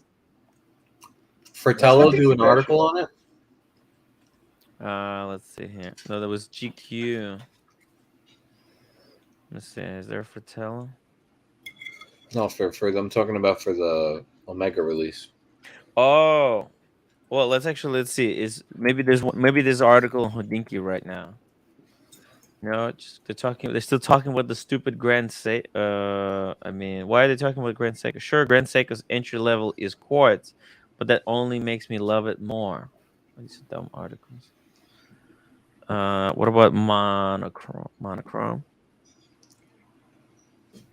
No, there's nothing here as well. Nothing. It's been quiet. It's been quiet. Oh my god. Whew. Marcelo is a caricature of himself. Wow. Bruce G, can we agree not to bring up Marcelo's Platona, please and thank you. Please and thank you. Polite, 100% end off. Exactly. He said, please. Boston Collector. Boston Collector. Here we go. Boston Collector Oh, he's talking about a different one. Oh, let me send this. He's Boston's on the money there, though. Imagine if Omega discontinued the Speedy and only sold them in gold, 30K and up. They'd still sell them, and the secondary prices of Speedies would jump to 10K. Yeah, probably more. He was talking about this one. All Speedies, if they were all stainless ones, would go up if you couldn't get them anymore. Wait, is this Drake? I would love to see the Moon Swatch in a real Speedmaster. I would love to see that. See, that would make them. I think that would kill. Like, imagine you came in there like, I want the Mars, right? Okay, $9,000 for the Mars, right? Okay, $9,000. You can't get the Mars. Why? Well, you need to buy something first. That case would empty out real quick, just like Rolex did. Let me just use the restroom real quick. Sorry, guys. Just give me a second. Ooh, he's got to take a dump. Yeah, the shots just kicked in. Fucking hell! Oh yeah. Do you think he's still hungover? That was a lot of shots. That was a lot of shots.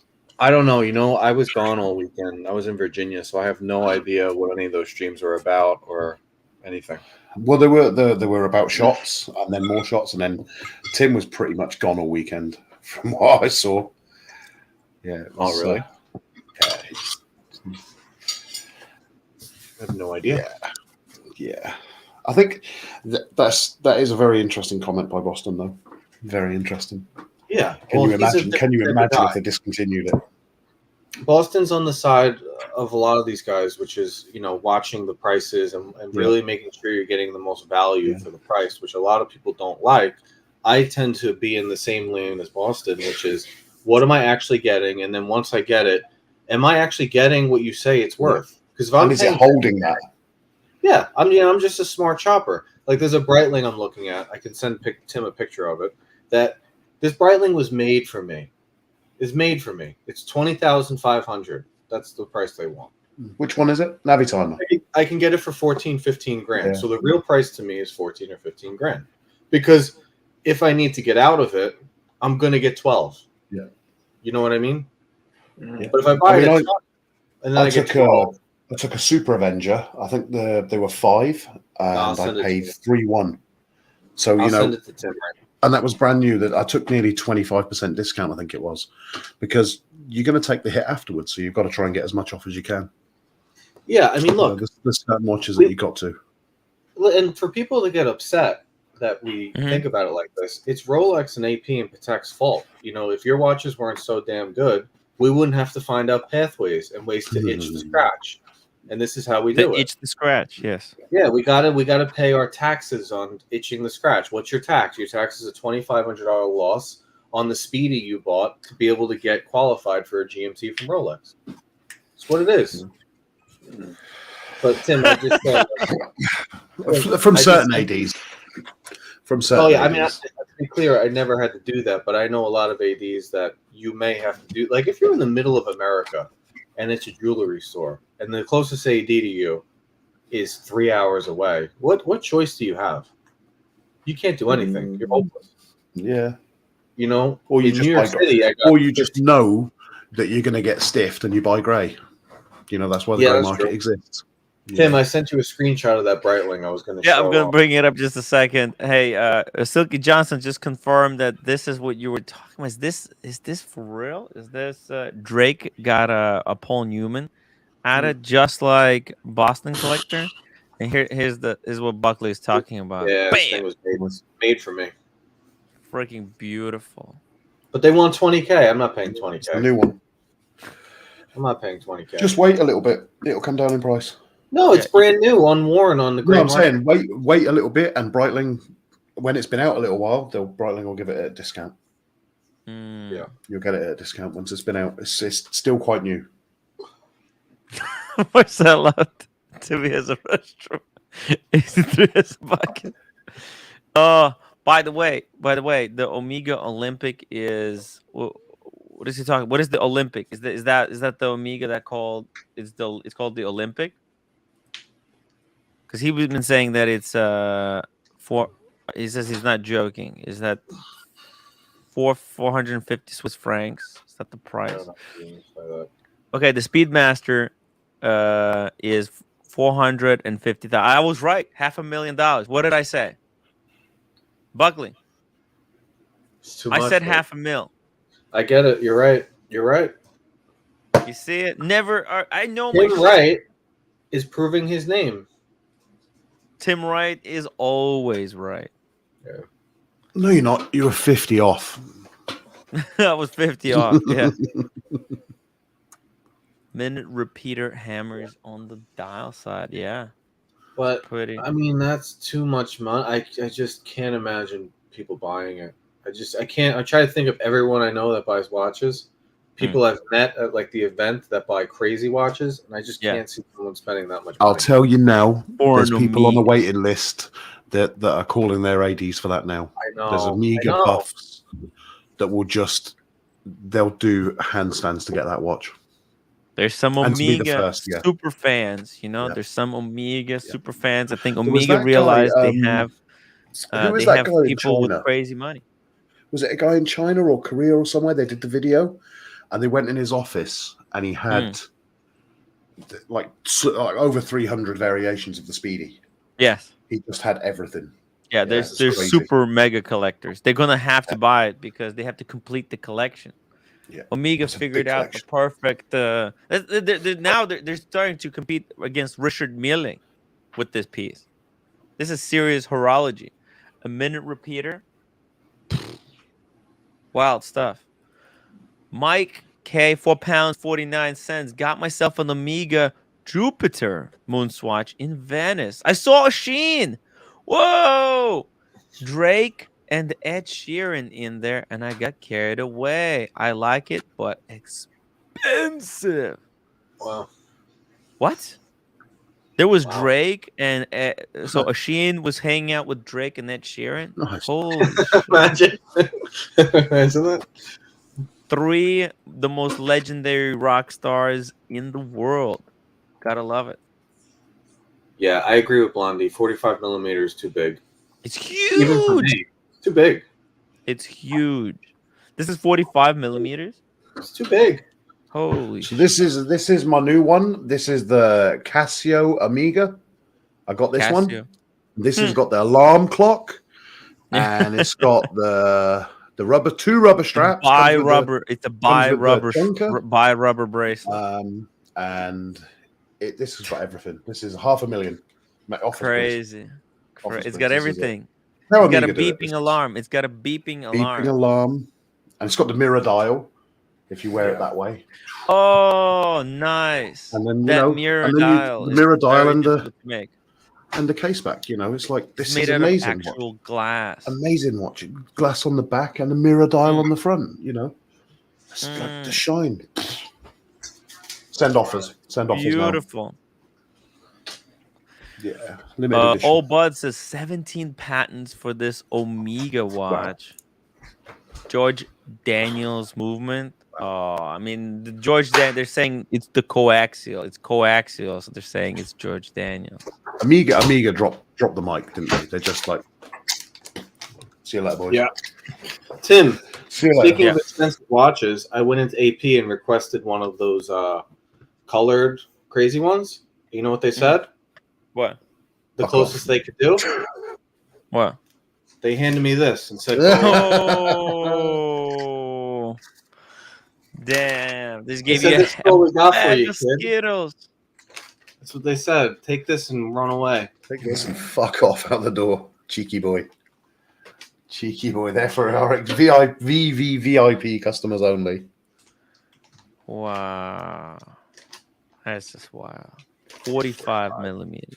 OC will get one of those colored watches. Marcella, if minute repeater sounds rubbish, it won't be popular. Hi, Marcella.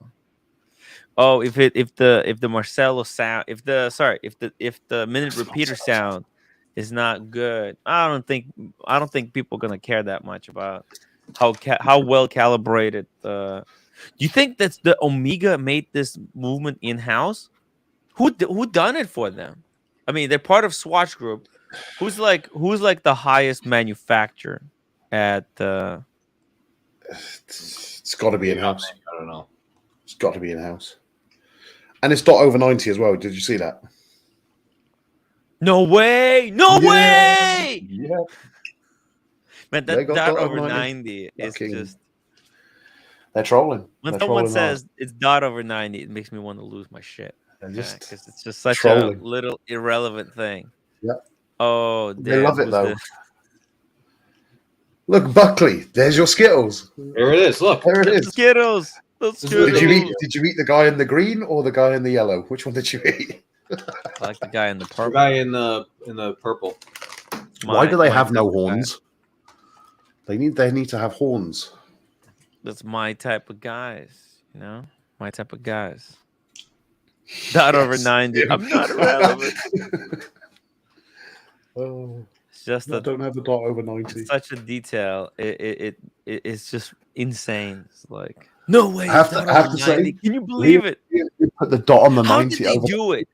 How were they able to do it? I mean, that's just minute repeater, good stuff. But how did they manage to put the dot over 90? You know? I understand the technology that's involved in minute repeaters, but dot over 90? You sold me at the dot over 90. Dot over 90. 500,000 dot over 90. Wow. How many are they making? Do we know? 90. Oh, that's a good question, actually. Here's again. The most complex Omega movement ever. The caliber 1932 combines minute repeater and chronograph function, requiring its own brain. It needs a brain.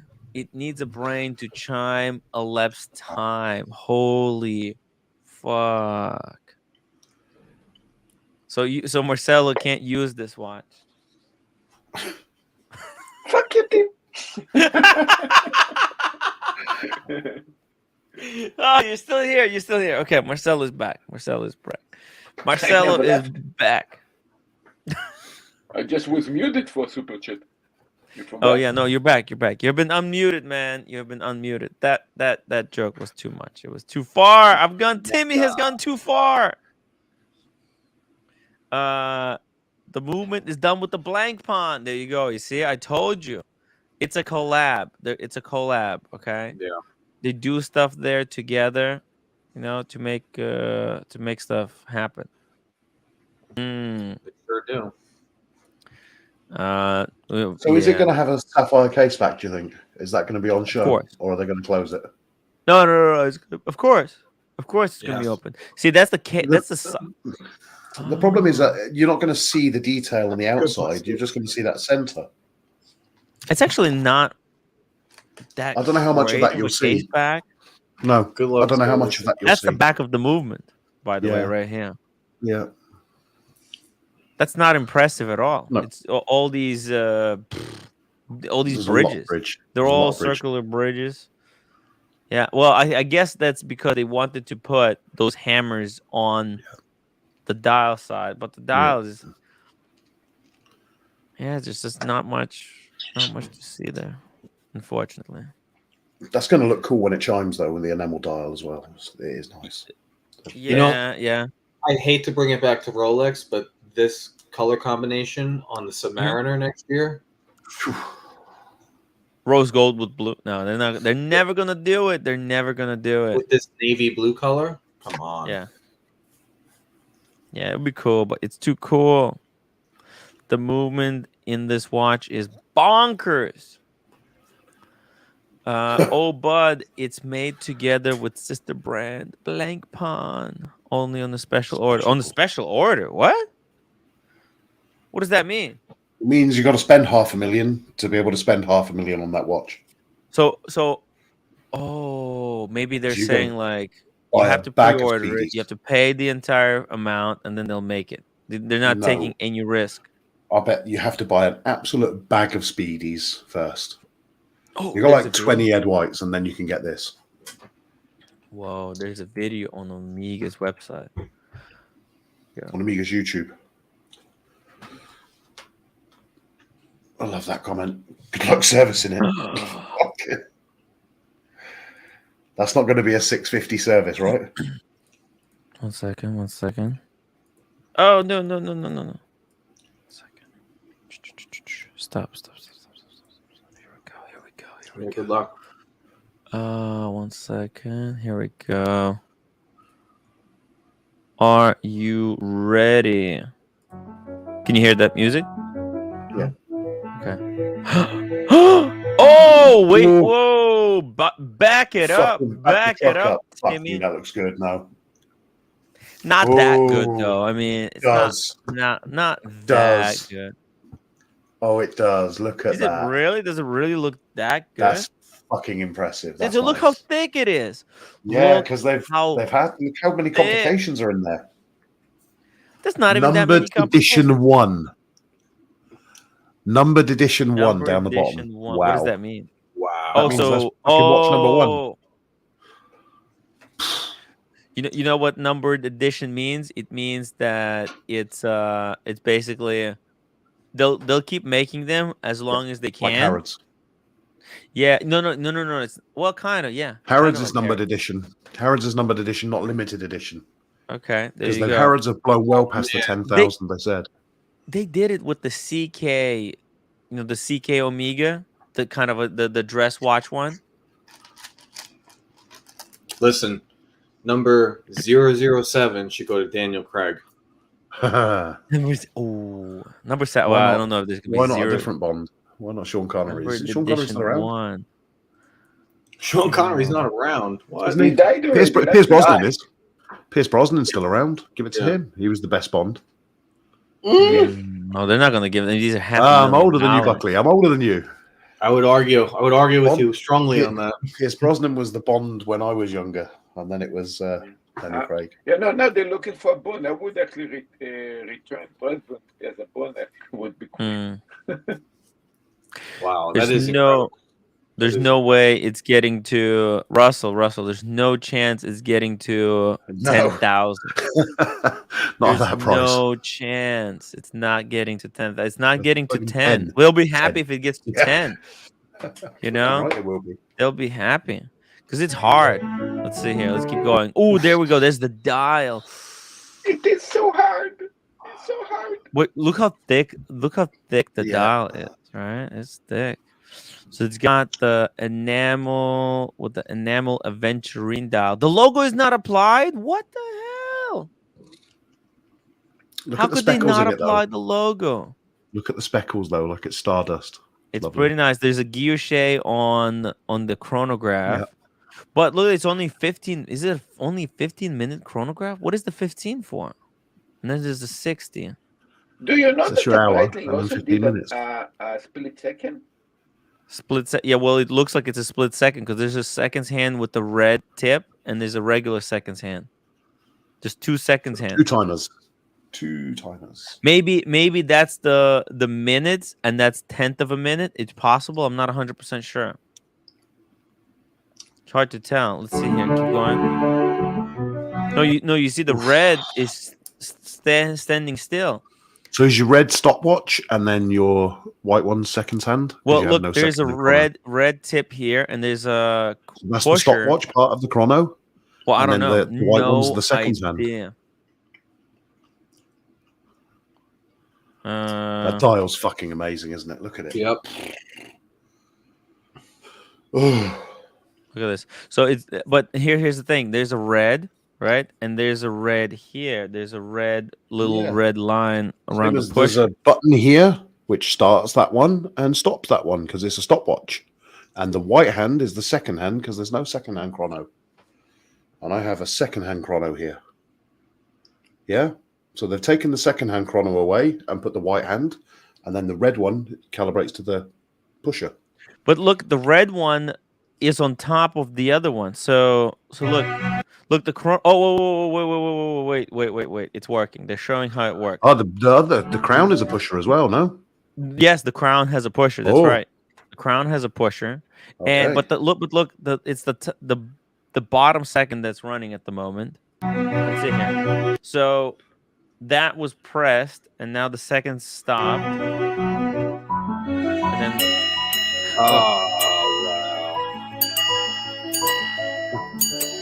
Oh, damn.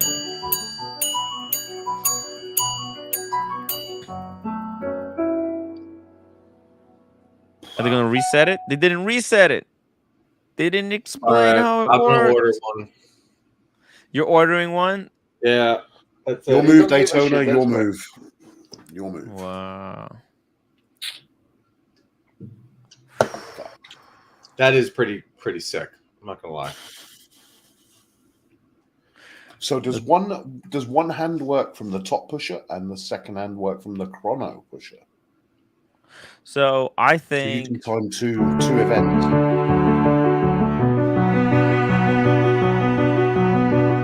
so that was stopped right there. So I'm not even sure. Because the blue hands on the dials when they push that. So no, that's just running seconds at 9 o'clock. That's running seconds.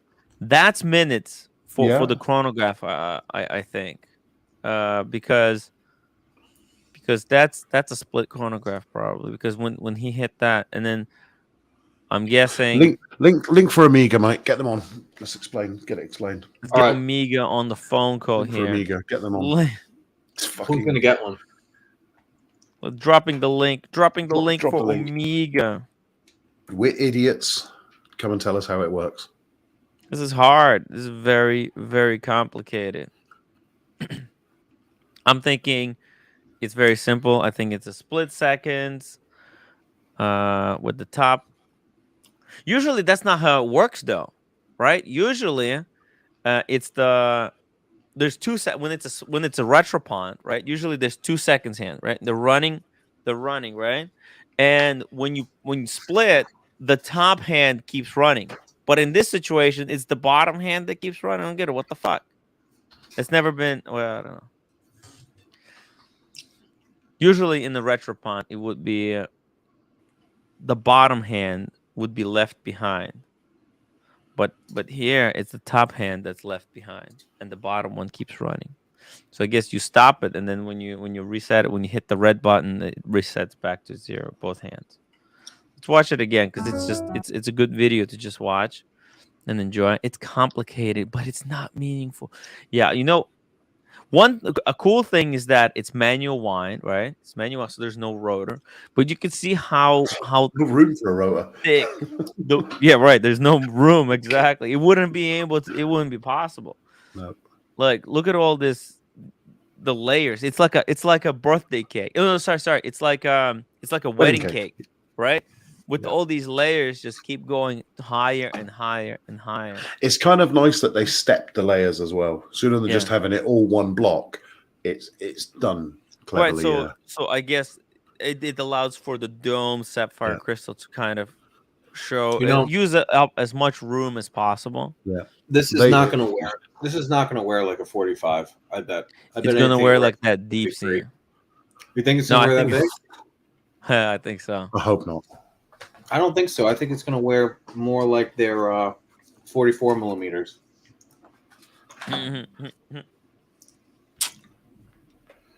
How thick is it? Do we know? There's no details. No, we don't know yet. This is still very early. That would be interesting. Well, I can't wait for the articles to drop. Hodinkee, monochrome. They're just probably waiting to hit that go button. They're waiting to get the green light from Omega. It's kind of funny because they know that's coming and they're just waiting for Tuesday. Just Tuesday's coming. Like this. And then Tuesday arrives and drops it. Do you think it's thicker than that? Oh, of course. Oh, yeah. This is like 17 thick. No, this is going to be thicker. This is going to be way thicker. I'm thinking this is like 20. 20? Yeah. Guys, make sure to hit that upvote button, please. Upvote. Let's try to get to 100 upvotes. Usually that's our goal. At least 100 upvotes per live stream. Should we try and get Timmy this watch? Super chat to get Timmy No, I don't want this watch. You don't want this one? I have no interest in this. I have zero interest. This could be the new community Speedy. No, I don't want it. I'm sorry. No, I'm not gonna wear this. No. I have zero. Listen. This is, you understand? If community gave me this watch, this is a ticking time bomb. until it breaks on me. And and you know me with the chronographs. service I have history. I have history. Ask Cars and Chrono. I have history with chronographs. Okay, if this breaks, I'm gonna be stuck with 17,000. And then what? The community is just gonna look at me and laugh their ass off as I struggle. How did they know? How do you guys know 17? What is 17.3 millimeters thick? The thick. This one. This one? Yep. How did they know? Where did they get the numbers? They're saying it's all there on the website. Oh, read the website. On the Omega website? Fucking hell, Tim. Or I think maybe now I can go on the website. Okay, that's gonna... A second here. Guys, there's more. There's more. There's a website. There's a website. There's a website. One of a kind. Oh, look at the front of that movement. Wow. Look at the front. It's kind of cool. It's kind of cool. Yeah, I gotta tell you. It's kind of cool. It actually reminds me a lot of the finish. The finish looks like a Gronfeld. Okay, let me show you. You guys know Gronfeld? Great brand. Gronfeld watches. I'm not spelling it correctly, but the finish. Let me just bring. Oh. The finish on the movement looks like Gronfeld. Let me bring up as an example for you, for everyone to see it, to show what I'm talking about. You see that? See the finishes on the Gronfeld, right? It's got these, right? It's almost like they collab with Gronfeld. View more. I want to see more pictures. I want the pictures of the back. Why am I struggling? The fucking box it comes with. Holy shit. The Gronfeld or the Omega? Omega. Oh yeah. Comes with a house.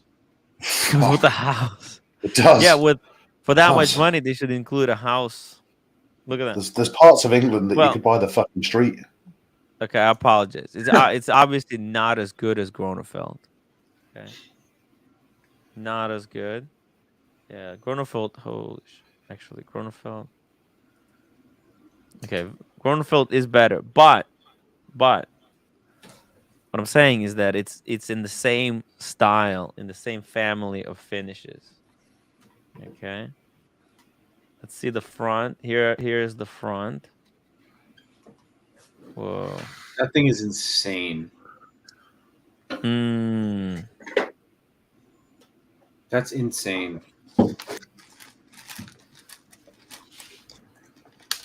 Beautiful. It's going to be too big for George Clooney's wrist. Gronefeld inspiring. 5 hertz Swiss. It's the movement. Also, the movement. They made it out of rose gold. That's pretty pimping, right? Yeah.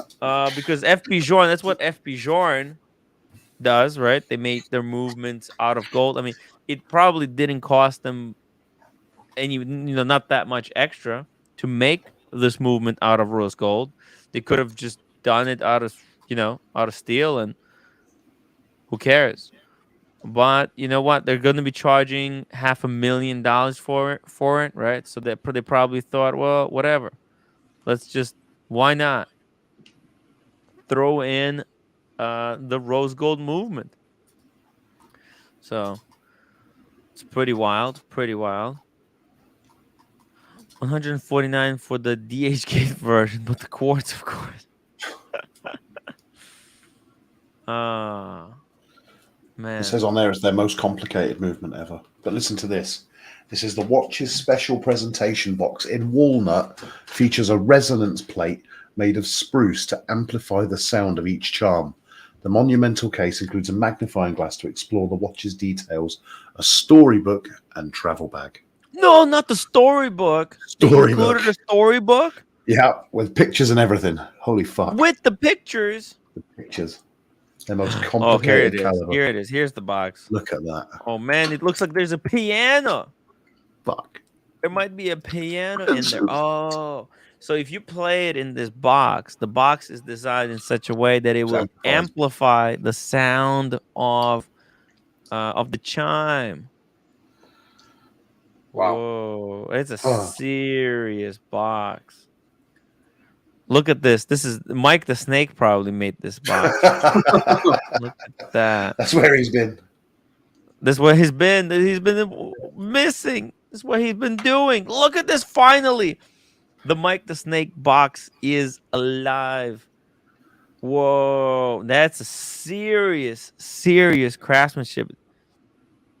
Unreal. So it's got. So there's two places where you can put it. I guess you can put it in the drawer, right?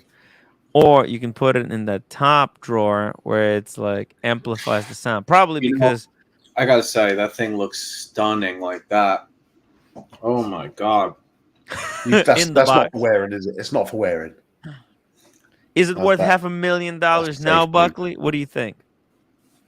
I mean, maybe without a box, it didn't, but with this kind of presentation, you know, I'll say I'm gonna sound like a real dick here, but yeah, a few changes. Take that pusher, put it on the other side. To balance it out. Right. Put the pusher on the other side and make the case like a little smaller, and that is a maybe greatest watch made in the last couple of years. That's Omega shtick, though, isn't it? They love putting stuff. It's the left-hand drive. They had to do it here. The helium is left-hand drive in the weird place. Yeah, that's incredible. I think they also probably moved it because. There were probably technical complications, but they also did it probably so that it doesn't confuse the chronograph, because if they have both of those pushers on that side, where's Waco? People would think it's a chronograph. Hey, go to Revolution Watch. Let's see if Waco, did he do a video yet? You guys usually on the scene. Let's see here, Revolution Watch. I think he's still talking about. Nope, not yet. Man, but he does have Roger Dubois that Sean had. Well, no, very similar. Very similar, actually. It's not as good, but kind of close. So very similar Roger Dubois to Sean. Sean from LA. Yes? Marcelo, you're dropping a video? Not very soon, because I just finished it right now. Holy shit, what's going on? Air King Ben, $2 super chat. Take it easy, community. I'm out. He's gone on the flight. He's on the flight. He's going to Vegas. Oh, he's on the flight? Vegas, baby. Is that what it means? That's it. He said he was getting ready to go to Vegas, and he's off to Vegas. Well, I mean, Vegas. You should say, I'm on the flight. I'm on the flight.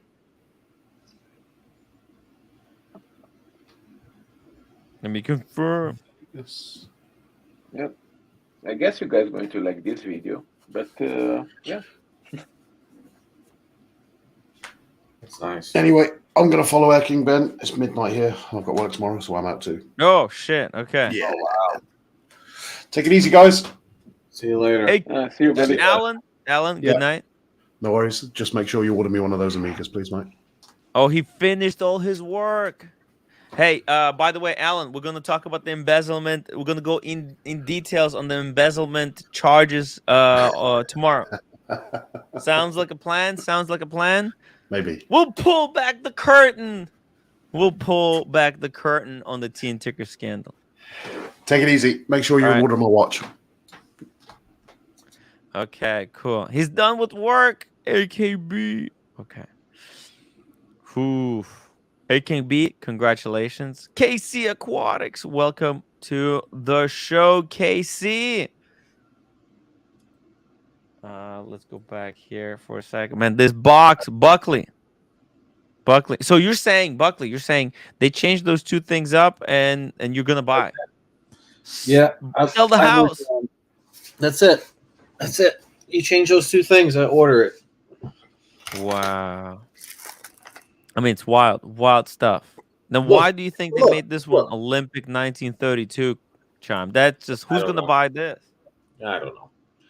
Those Davidoff brothers, Omega psychos over there. You think they will want both? One of each. Marcel, you think, reveal the price. Sorry, not available in your country. What? My country? My country? Excuse what the fuck? me? What does that mean? In my country, they're not going to tell me. That sounds kind of messed up, don't you think, Marcelo? This is the most ugly watch I ever saw anyway, but I don't know what to say. Marcelo, don't be like that. Marcelo is being spicy. Sorry. Speaking of spicy maybe it's nice. people, I don't know. Daniel. Hey, Daniel. Hey, I'm not spicy. Not that spicy. Not that spicy. Buckley, Hey. how was the show? It was good. I talked to Tim when I got the ticket. Offline, I got to get your info so I can send you some money. No. Yeah. I got to send you something. Let's put it this way. I'm going to come to one of these things. Treat me. Don't worry about it. Okay? That's the way I want it. Right. He's going to be back. I'll be back somehow. My dad, we're trying to get him fed. It's like he still can think, but that's on my head right now. Otherwise, it's off with my head.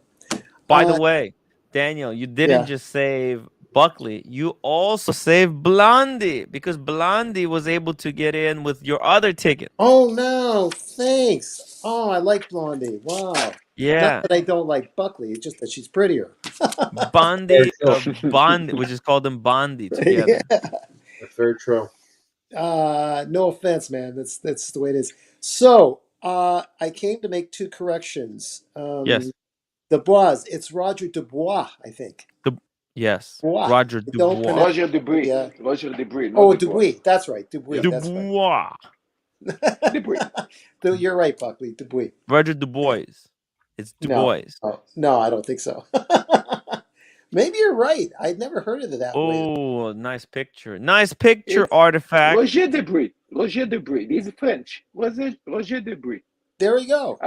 I know Americans are hard to say in French. Yeah. It's French. There you go, Marcelo. And Buckley, I think the Davidoff brothers are staying with the authentic iterations of the Speedmasters, if I'm correct. Not the thing. What? I don't know. You might be right. I have no idea. If you look at there was a interview with Waco some time back, and they showed all these iterations, and they all look the same, but they're all a little bit different. But they were along the same spirit of the traditional Speedmaster. You know, the black dial, right. Maybe a white dial, but the same setup. This has gone off from that design a little bit. Yeah, I'm surprised no one's covering it yet, really. Yeah. My kid, the prices of walnut have just gone up due to this box. But man, this is a great watch to make a video about. To be honest, it's one of those quick and easy videos. Your phone is ringing. No, it was. That's what I want to know. Who do you think's going to get one of these? Who's up there? I don't know. Who can afford this? Who can afford one of these? The watch community, there's only like 2 or 3 people that I know. But even they would be like, I'm not spending money on this. This is just insane. This is insane. It's going to lose money like crazy. Insane. You know Marcelo is obviously one of the people. I mean, he's got the Platona. This could be a great yin and the yang for the Platona. No, he cannot. You know what? I think, Buckley, this might be Omega's way to try and make a more... This is like... Omega is competing against Rolex, right?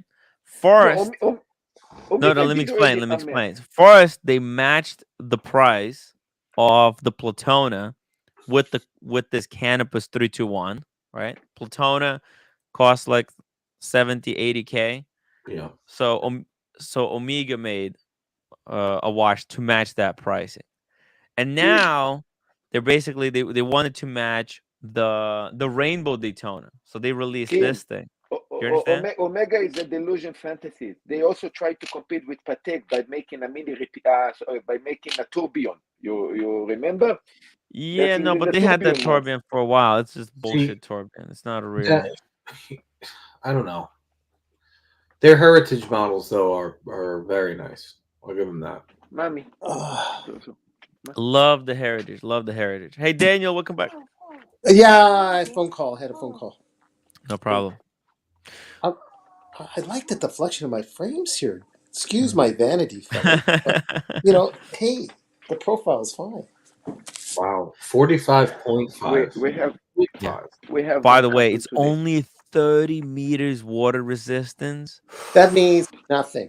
That means Wow. you don't take a shower with it. Just a No, little not even washing hands. Not even washing. Well, that's even worse. Yeah.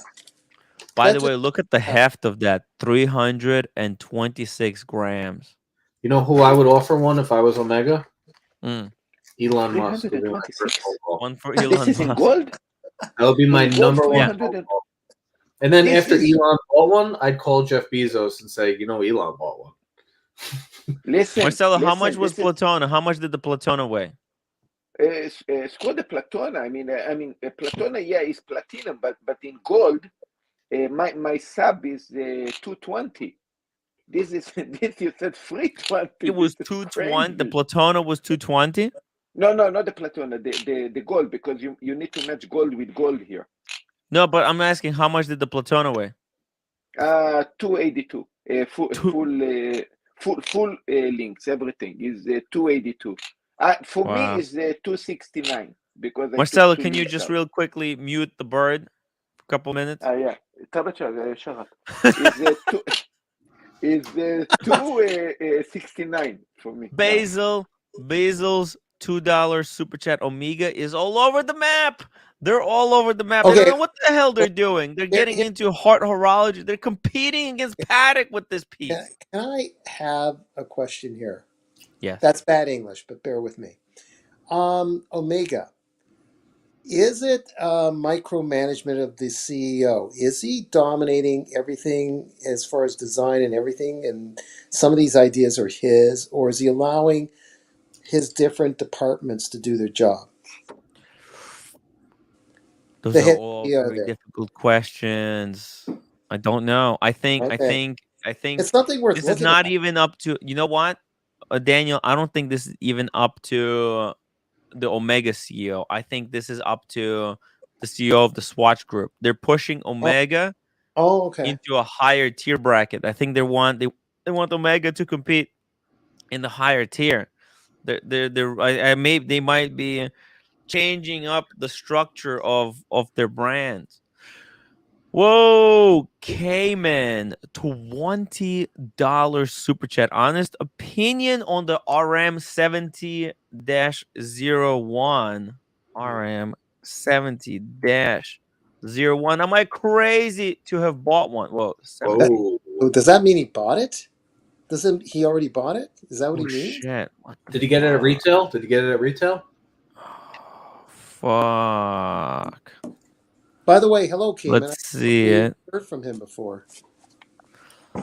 We've seen him yesterday. Is that you? Oh shit. Oh my Whoa. Goodness. It does look good on him. Caliber 01, limited to 30 pieces. Whoa, what is this complication actually? What does it have? It's a tourbillon. You know what? I really like at the moment the simplicity, right? It's got this weird shape. It's still torno, but it's fucking sideways torno. It's got an interesting shape to it. Okay, so what does it have? So it's got the power reserve, but what is this? These digits, the digits. What does the digits do? Jesus. Isn't that the power reserve itself? 70 hours? No. At the top? Yeah. No, it's not. I don't know what that is. Oh. What the fuck? Wait, there's a writing up top. Can you read the writing there? This watch is amazing. I know it freaking is. How much is it? $1 million? No, I don't know. No idea. If you got it at retail, this is a great one to get at retail. This is amazing. Machine from carbon. The RAM perfectly combines tonal, rectangular, and asymmetrical shape, both taut and curved. Its unique lines not only ensure the greatest possible comfort on the wrist, but also optimizes legibility when gripping a cycling or a handlebar. Holy shit. So he has a small wrist and there's no problem wearing a big case because the case is totally curved. It's a bicycling yeah, right? Like the case, as you can see, on the one side it's thick, on the other side it's thin. Hold on. Why it's glitching out? And there's hold on. And there's no lugs as we know them as lugs, anyways. Yeah. Well, yeah, it's integrated. The rubber Integrate. bracelet Thank you. integrated into the case. Thank you for that correction. That's I'm true. curious what the display at the top does. This display right here. Curious what that does. Let's see here. The pusher at the 2 o'clock. Okay, here we go. Can select any of the 5 rollers linked to the odometer. The fucking odometer? Wait a minute. Whose readout is visible in the titanium window. That's what it is for the bicycling or walking or whatever. It tells you how far you went. Well, I forgot, or speed, or how far you went, right? How far you went. I think that's what the odometer does. I don't get it. Look what it says at 2 o'clock. So like let me explain this, and can you help me out? Because I don't get it. Because this is what it says. He got it at retail too. I think this goes crazy over retail, by the way, one of these. It says pusher at 2 o'clock can select any of the 5 rollers. Okay. Oh, so you select one of the 5 rollers, okay, linked to the odometer, whose readout is visible in the titanium window. Once a roller has been selected, press the push at 10 o'clock to advance the roller by 1. Okay, so I get it. So, oh shit. So you basically, what it is, it's, you could just, you see there's 5 digits here, and you can basically put any number you want in there. With this pusher, you choose which number to advance. And then with the pusher at 10, you advance that pusher. So you can put any number you want here at the top with these 2 pushers. And that's what it does. So I guess, let's say you're cycling, right? You cycle 20 miles. You add that 20 miles to the odometer. So these numbers could be anything. They could be miles. They could be, you could be doing like some math. It basically, it's like a calculator that can keep, that can store a number for you. You understand? Mm-hmm. You guys understand? Yes. Yeah, I mean, what's the point? What's the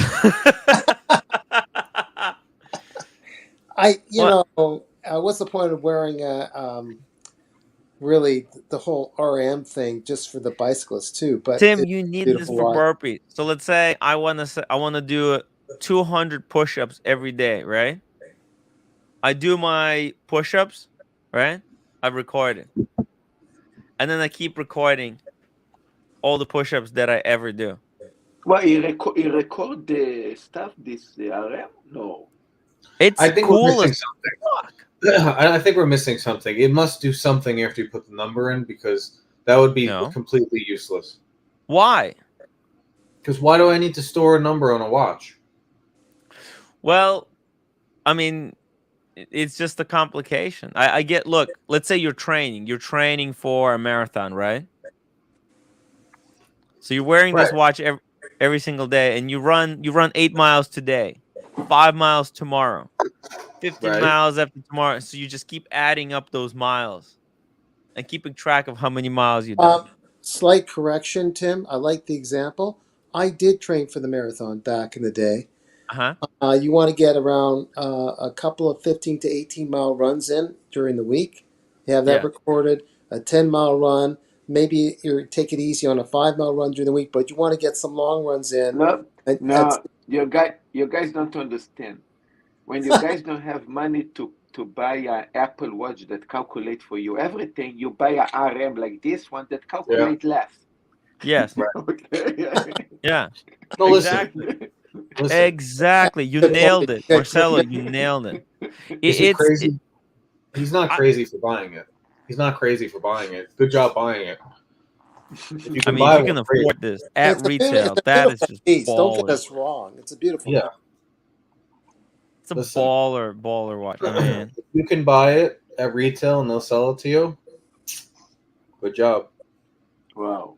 Does it make sense to me what it does? Yeah. No, it doesn't. Would be cool to have it in an electric bicycle? Is okay. I actually like that's actually a very cool complication. Like, I wish other watches had this. They do. It's an Apple Watch.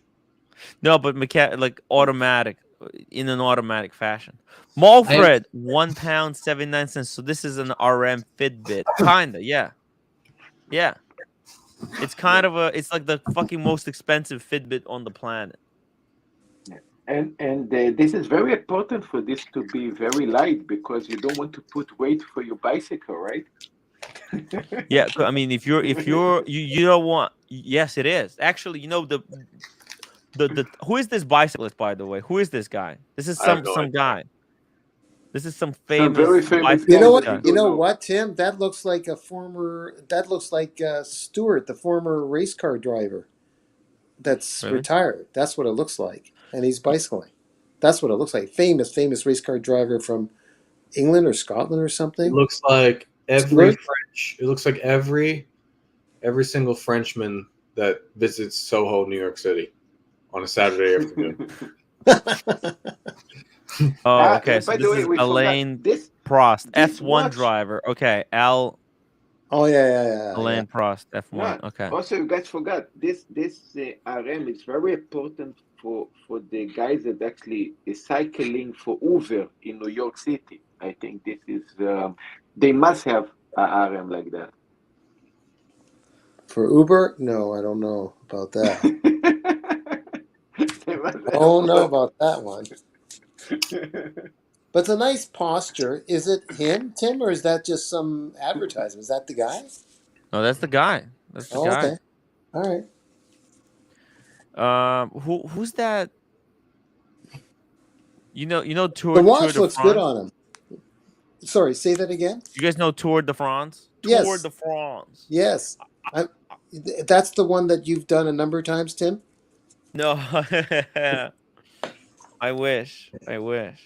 But I wouldn't like those guys, right? That do Tour de France. You know that like a weight of a watch will actually affect you, right? And you know that those guys crash into each other a lot of times at the Tour de France. That's why you need a nice shock-resistant, uber light wristwatch for that kind of competition. I was thinking maybe this is like one of the racers.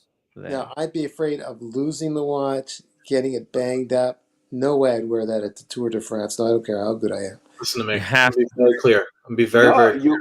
I don't care. Me, you would because if a problem, if something.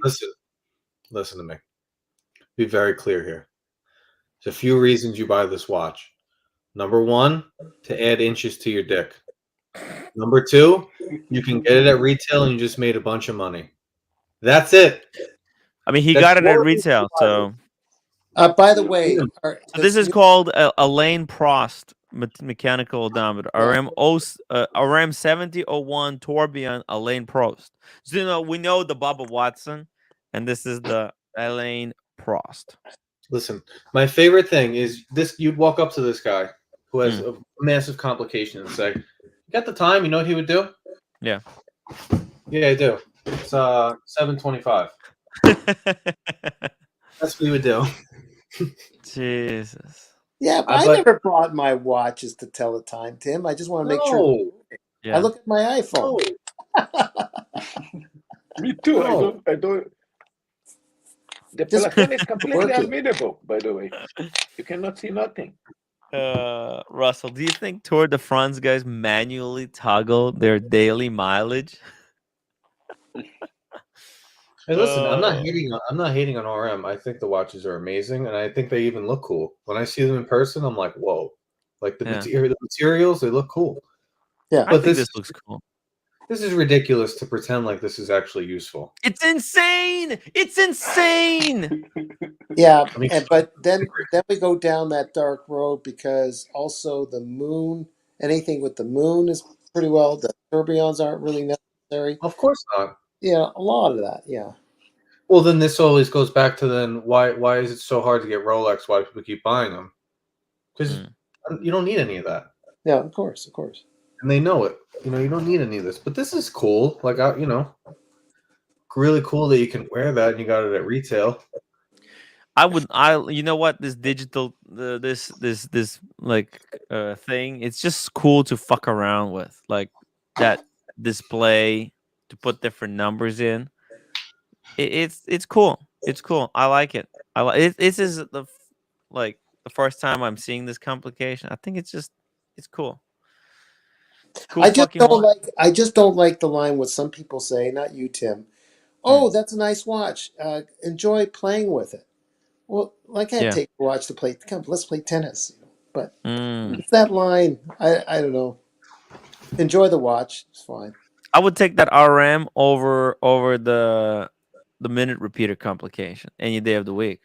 You know, I think that's more useful.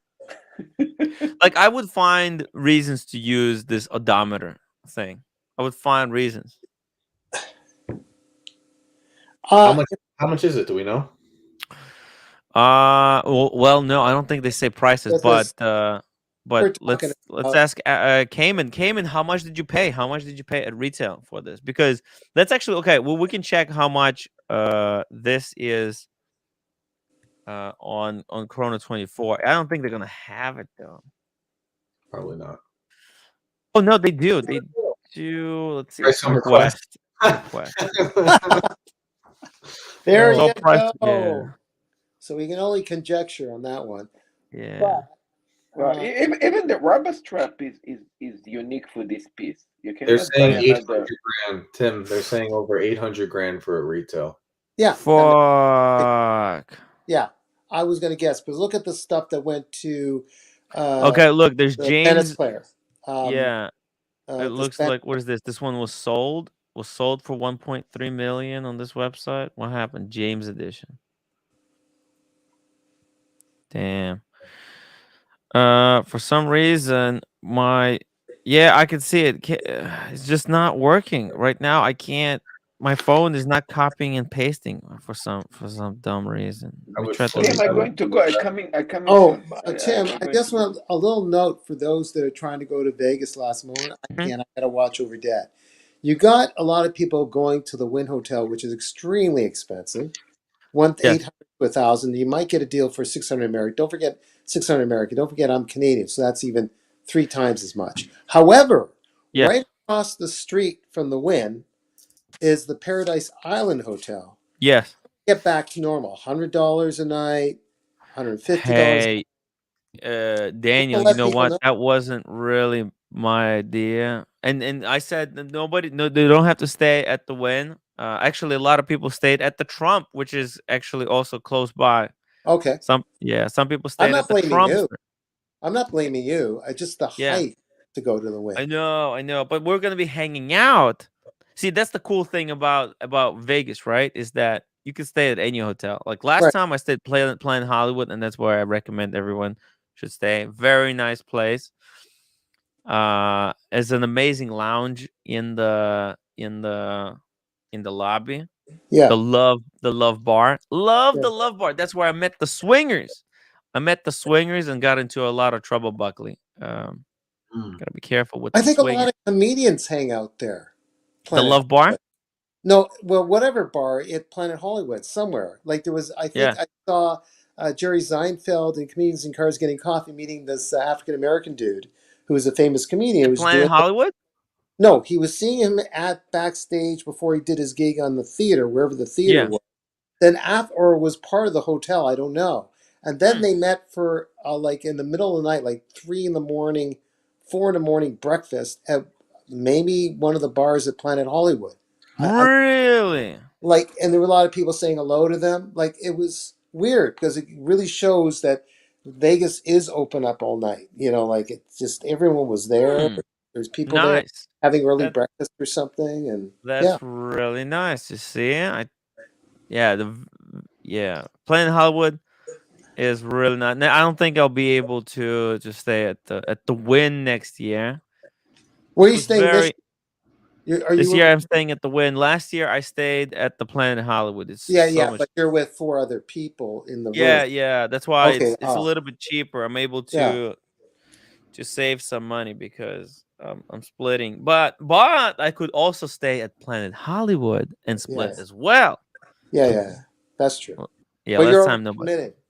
Not the insane asylum. I mean, you're committed to the Wynn Hotel. The Wynn Hotel. And roommate is Maybe we'll permitted. get a sponsor. Maybe I will get the sponsor Yeah. next year for the Win. Where's You know, where's Dirk staying? Dirk, come Does back. Dirk know? Does Dirk know? I'm not sure. I'm Okay. not sure where Dirk Diggler. Yeah. Russell, they made our 30 RM 70-1 in 2017. Doubt it still available new. Oh, I see. I see. Yeah, yeah. You think it sells under retail now? Ah, Yeah, Wow. yeah, but not that much. Don't worry about it. It's still yeah. worth that, you know. And like Hmm. everything's up and down. This is a really down market at the moment, but I think we reached about. Mm. Oh, there's Dirk. Dirk, where are you staying? Where are you staying in the Win? Oh wait, no. Where are you staying? Not. Are you staying in the Win? Moonlight. By the way, we have an opening. We have a bed. We have a bed at the Win. If somebody wants to stay with us, unfortunately, Alex can't come. Alex, we love you. Alex can't come. He's totally Lolexed us. He got the COVID-19. No, not the COVID. Alex, come back.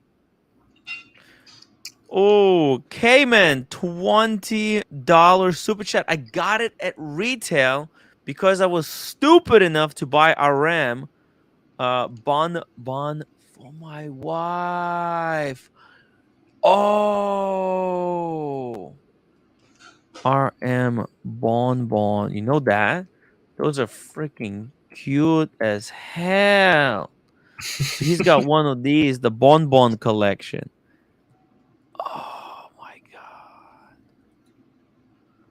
These bonbons are cute as hell. So got it retail because so they sold him. Mm-hmm. They sold him this RM because he got a bonbon for the wife. Oh man, the bonbon, they look like candy. They look like candy trapped inside.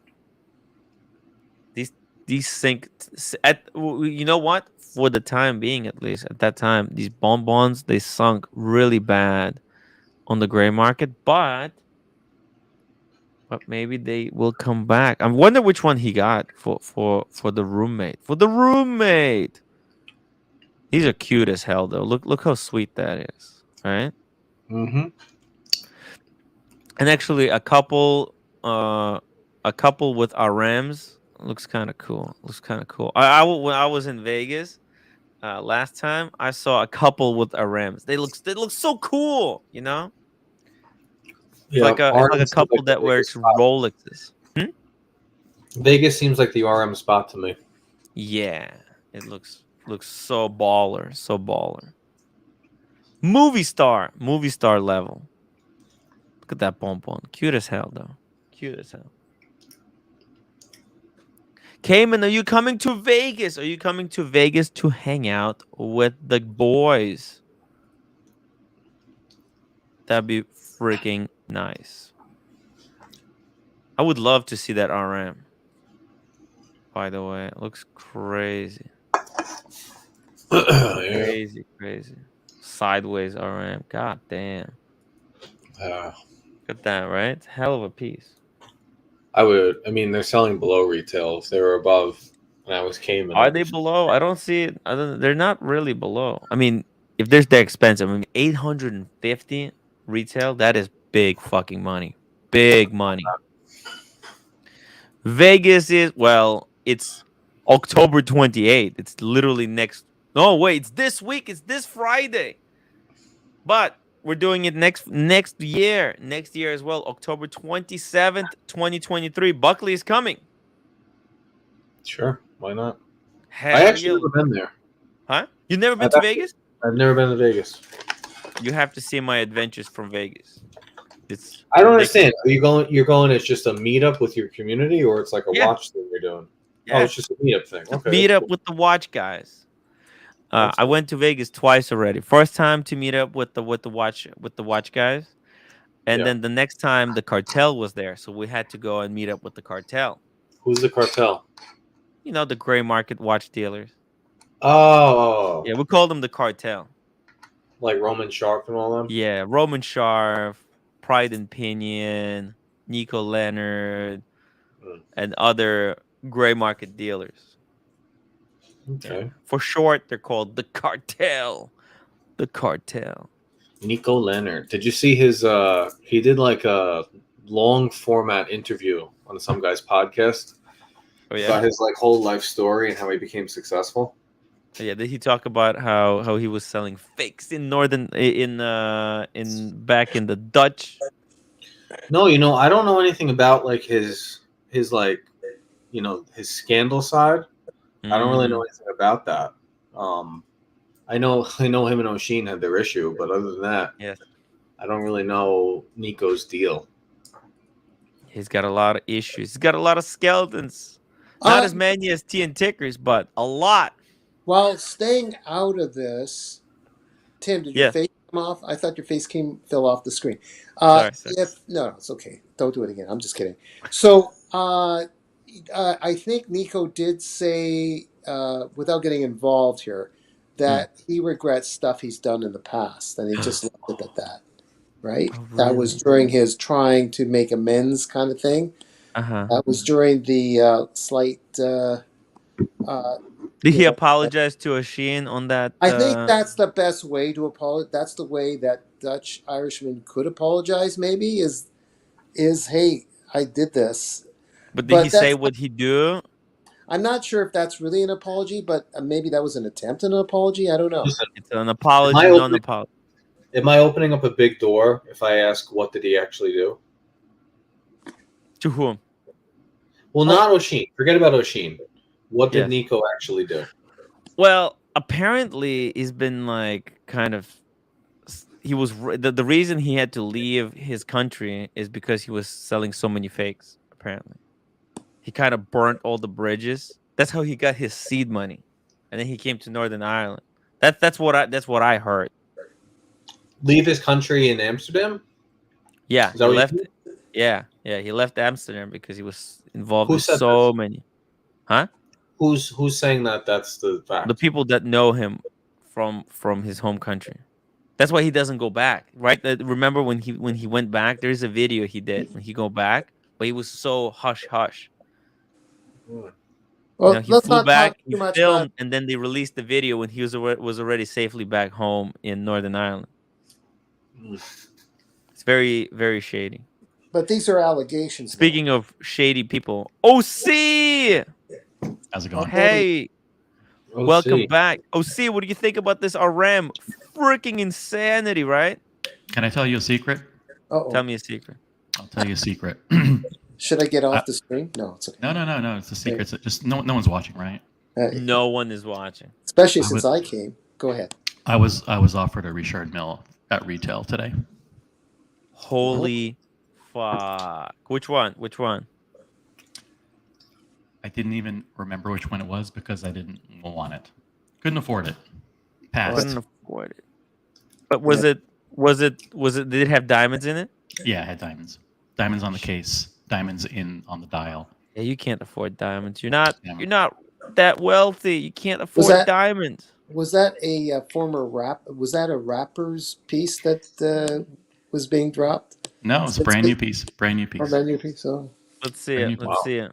Was it chronograph or was it might have been three-hand? Might have been RMO1 or RMO3. I can't remember. Let's see here. Let's go. Let's run down. Let's bring it down. It was a smaller size. It looked like the RM. Keep going. Oh, there's the RM that OC totally hates further up there.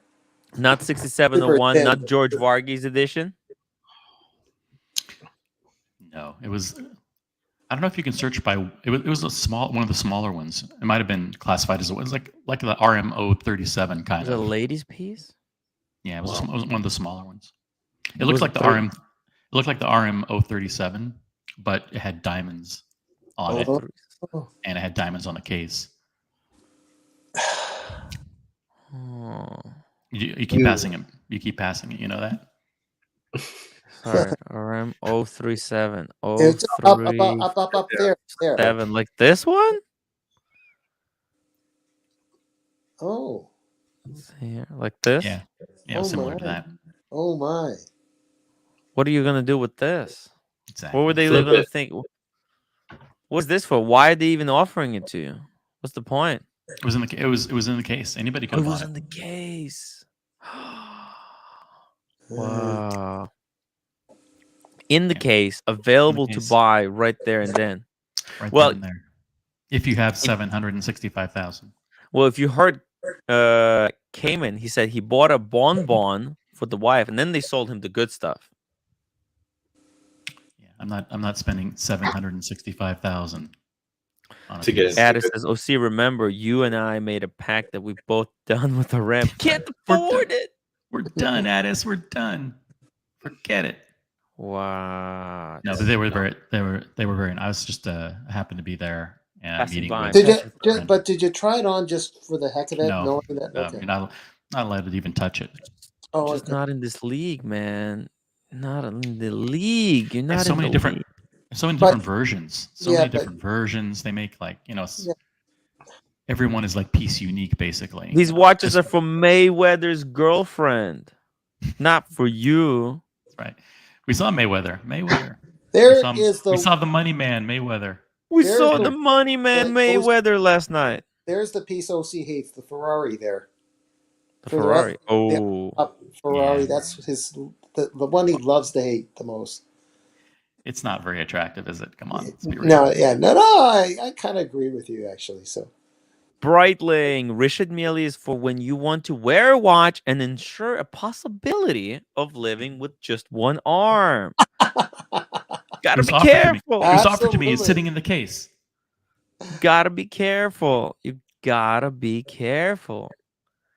To buy this kind of a heavy hitting.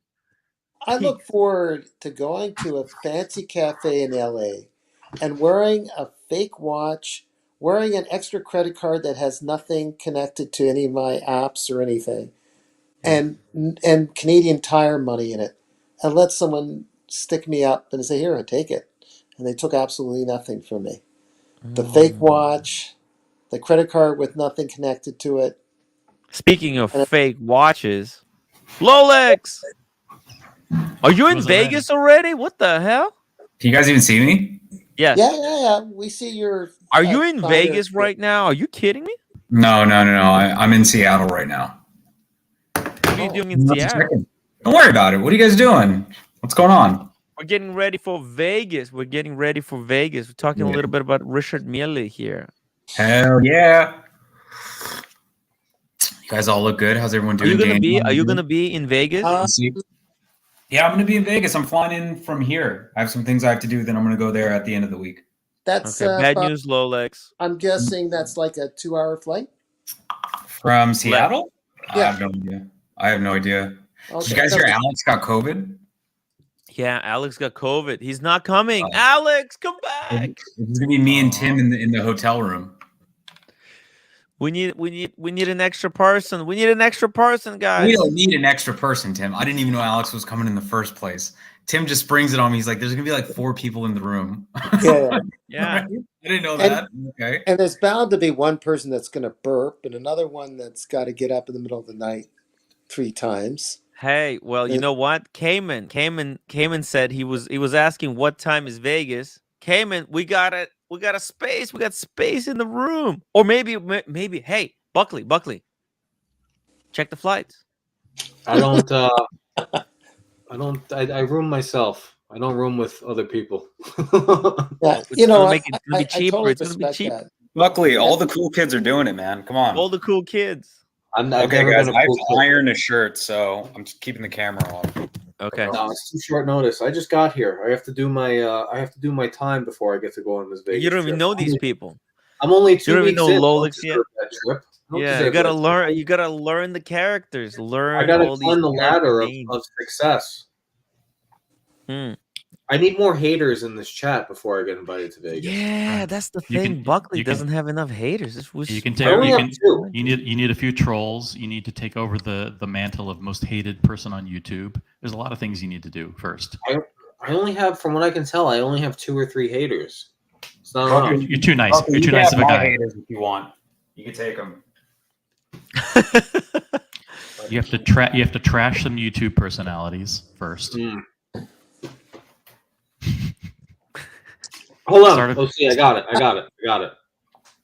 Everybody, I voted for Trump twice. Give it to me. There you go. There you go. Yeah, I just got a whole bunch. But to put the cherry on top, Buckley, start attacking one of the trolls, and then you're in. I don't know who the trolls are. I don't know. You just see them on the chat. There's the odd one that's the only guy who gives me a hard time is Captain Kirk, whoever that is. Not Dirk. Dirk is the good troll of the West, not him. Captain Kirk representing the trolls. Very nice. All I know is I can't stop eating Skittles, so I have to put them away. Skittles. Eating the Skittles in celebration of the Audemars Piguet Skittles edition. That's what they gave me when I asked for the watch. By the way, it's so funny talking about Teen Tickers with Buckley because he has no idea who that is. No idea. It's the funniest thing ever. Oh wow, that must be pretty jarring when you see him, when you look at the videos. You mentioned some names. You mentioned Teen Tickers. You mentioned Green Room. I have no idea who or what these people. Where has the Green Room been? Where has Green Room been? Link for Green Room. Oh, did I just see John Malkovich for a second, Tim? Is he the ambassador? Yes, he did. God. Did I just see Malkovich? Speaking of ambassadors. Yeah, Dirk, fix your audio. Got YouTube in the background. Jesus, Dirk, you're a professional broadcaster. Come on. I have to give him some time. Wait. No, I'm just kidding. Everyone, I'm just kidding. All my comments were jokes. Luckily, you'd be best served if you didn't find out who any of these silly characters are. Hey, I just want to come on real quick, Timbo, to show you my new avatar. I can hear the food in your mouth, Dirk. We can hear you eating right now. I'm eating these nuts right now, literally. Who's nuts? Cashew, my nuts. Anyway. Tim, you threw yourself off your own show. Is that what you did? Yes. Yes. Nice. Oh, how you God. doing, Daniel? Day by day, Dad is kind of stable, but it's tough. We're trying to get him fed, but we're good. All right. Well, I hope you get through it, man. How much is he weighing? Oh no, he's skin and bones now. I don't even want to check on the weight, but the vitals are good. He did talk to me a bit. He was joking around with me, but I'm guessing 120, maybe less. I don't know. And you say he's 100? No, he's 101. Fuck. Holy shit! Really? Yeah. Oh, congrats! That's awesome. He was doing well until he got this damn kidney stone stuck in him, and then they had to put some tube to the kidney through the skin to take out the poison, and all of a sudden he doesn't want to eat. We're trying to get him to eat more. He's eating a bit. It's one of those trials and tribulations. Like, you're good, you're doing good and fine one moment, and then stuff happens. But we're working on it. He is sort of cheerful. So, have you ever had a kidney stone? Yes, I have, sir. Very painful. Oh my God. Yeah. I thought I bought the farm. I thought they were going to find me dead in my house. Man, it is a bummer, man. And having one of those, what's it called? Those drugs to kind of keep the pain away. I'd rather just experience the stone. I mean, they're horrible. Ooh. Oxycontin. One of those. How do you get a kidney stone? I've always wondered. You know who had stones? Paul Thorpe. Paul Thorpe. He should have saved them. You can make dials out of them later. It's Cayman, $20 super chat. Tim. Can I come to Vegas? I'm so down, dude. October 28th to 30th. If you can make it, you got it. We're gonna be there. I'm coming on the 27th. If you want to come 27th, even better. Otherwise, actually, we just got breaking news. I don't know if I can disclose it yet, but Saturday is gonna be amazing as well. So if you're there, email me. I'll give you my number. Send you the details. Let's go. Payment. If you can't make it this year, next year, 100% easier than that. I mean, I know it's a close call. Well, what's the name of the watch show, Tim? Is it GPHG or whatever it's called, or what is it? In Vegas? Yeah. What's the No, watch? it's just us. We're just gonna be hanging out. Oh, I see. No watch show. There's no watch show. We are the no show. Watches. No watches whatsoever. Everyone No is watches. basically we're bringing this show Right. live instead of everyone being in our own little windows. We're all gonna be together at a cigar lounge in Vegas. The Win. So the Wynn Hotel has a stage, so you'll all perform. Sure. Yeah, let me show you something. Google Maps. Let me show you something. So if you go to Wynn, You're in New York, Tim. Vegas. Oh, I see. No. It's just going. I'm traveling. Okay, here we go. Oh, there you go. No. It's all good. Here we go. Wynn, Las Vegas. Tim's from New York. Everyone, he just doxed himself.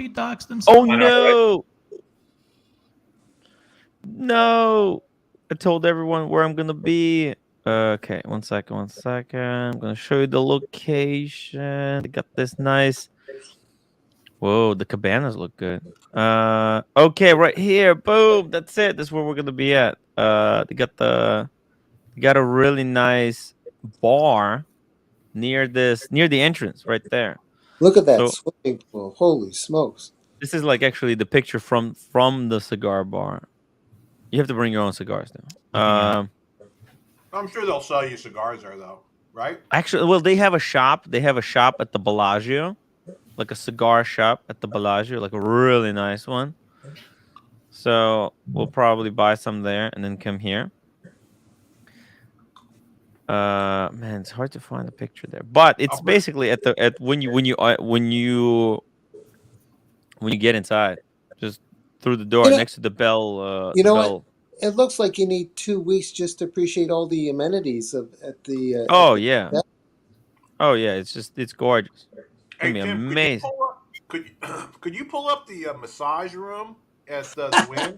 Oh yeah, Wynn spa. They have a spa because I got a credit, $100 credit for the spa. Well, that's where OC and I are going to be. Oh, look at this! Here's my invite, Dirk.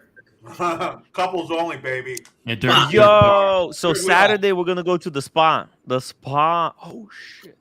Dirk booked a couples massage for me and the him. couples massage. We're gonna do live from the jacuzzi. Look at that! My goodness. Can you imagine there's people there wanting peace and tranquility and Tim screaming at the top of his lungs? We're gonna be screaming at the wristwatch check. Make sure you bring your waterproof. We're gonna test. Cayman, if you're coming, we're gonna test the waterproofness of Richard Mille RM 70-1. Guys, I gotta take off. I got a meeting. I'll see you guys later. Hey, Rolex, come back. Bye, guys. I'm gonna get going too, Jimbo. Okay, later. I just wanted to show Rolex my new avatar. It's beautiful avatar. Dirk, you're coming, right? I see you Friday morning. I want you to be nice and lubed for me, all right? No problem. All right, baby cakes. Hey. Okay, man. Give me a kiss, Timbo. There you go. Bye. Bye. Love you, Dirk. Love you. Bring a couple of cases of delirium. Oh, see, what do you think about the new Chrono-Chime by Omega? It's very nice. Yeah, it's very nice. It'd be interesting to see how many they actually make. Not many. 450,000. Oh my God, it's a JJ. This says on the back. It says JJ. It's size 9. This is size 9 watch. Look, if they're just doing it, they're doing it like Kickstarter. They pulled out all the stops. The aventurine dial, the aventurine bezel. Is that the aventurine bezel too? It is.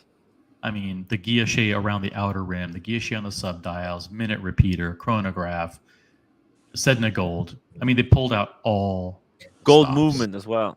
Yeah, but it still looks like someone was trying too hard here. They're trying too hard. They're trying too hard.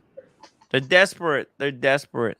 I don't think it's desperation. I just think it's like, listen, we're gonna make an ultimate Speedmaster for the guy, the super rich collector who wants instead of buying a Richard Mille, right? Buy this.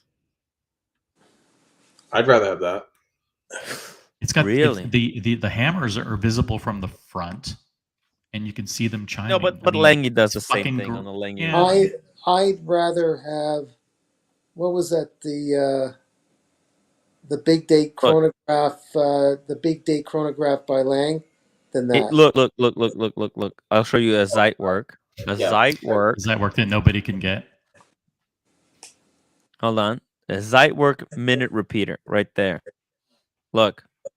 The bells on the front is nothing special. What's the price? I don't know, but it's probably cheaper.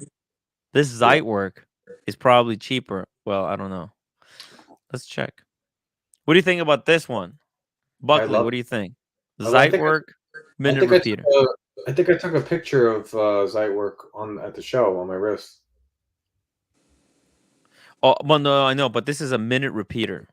Oh, yeah, it's amazing. Let's see the back. Oh, come on. This website's so glitchy. This is my computer.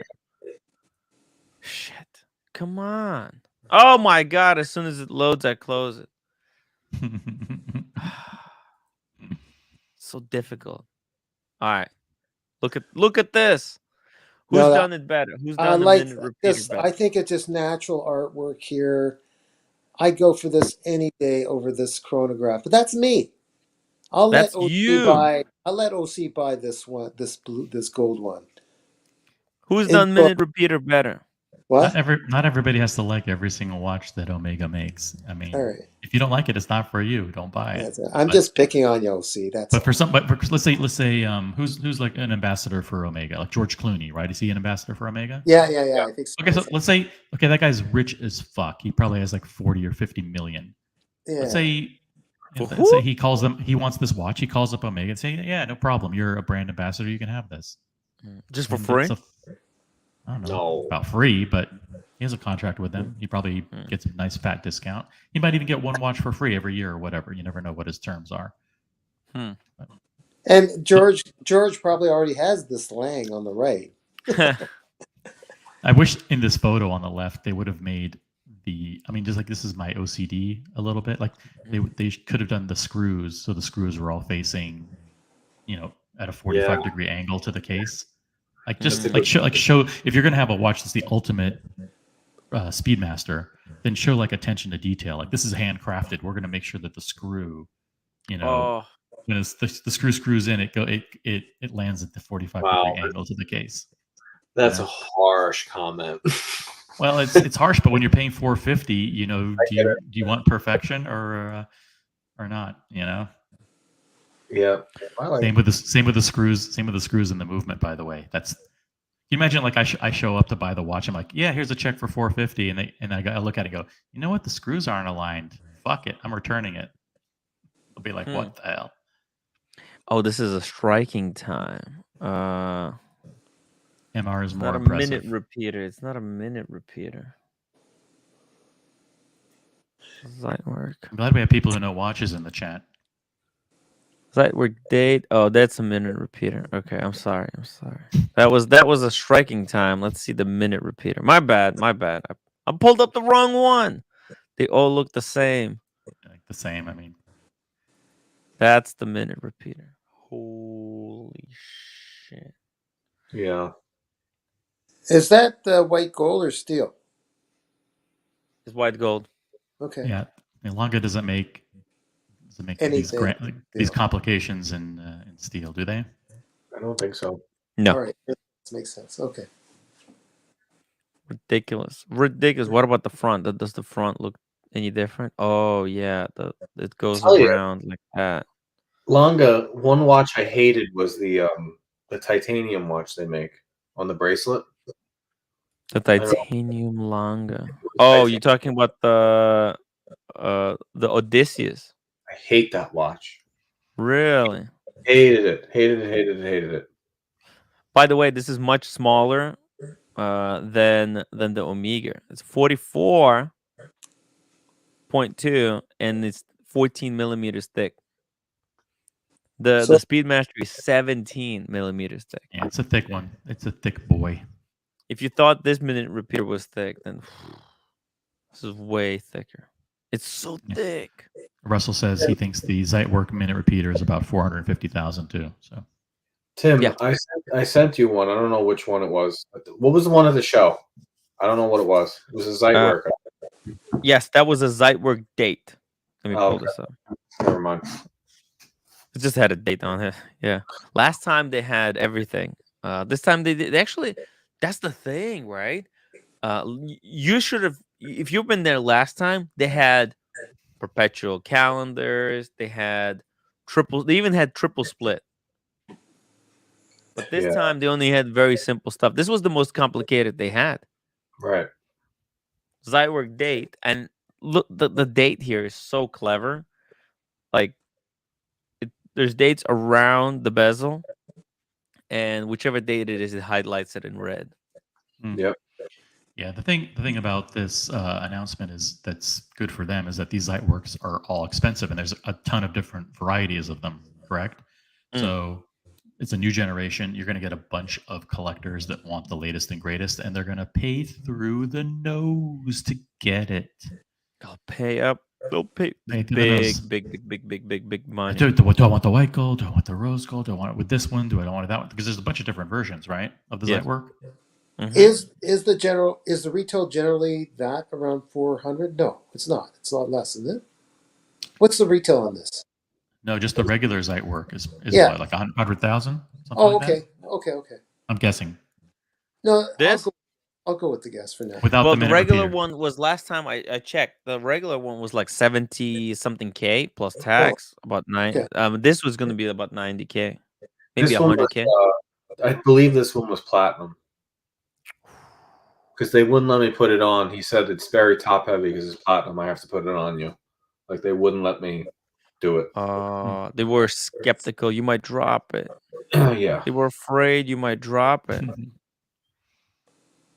I like that one better. I like the World Time better. Longer one. Interesting. Aw. Yeah. Zeitwerk movement architecture is like a city. That Omega is definitely not. Maybe a city in the caves. Nice. Harry, Tim, split screen, the minute repeater, Mars timer, and the moon watch. Omega needs to figure out where they want to be. Right, that's what I'm saying. They're trying to be everything. Okay, they're trying to be everything.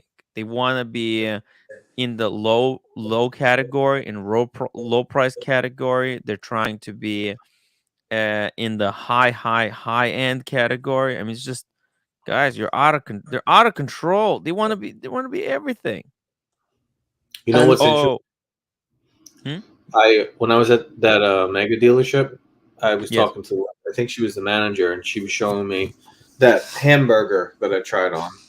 Yeah. It said, you notice that we took off the helium escape valve. We don't need it anymore. So I said to her, why can't you do that for the Seamaster? And she gave me a very weird look and said, maybe we will.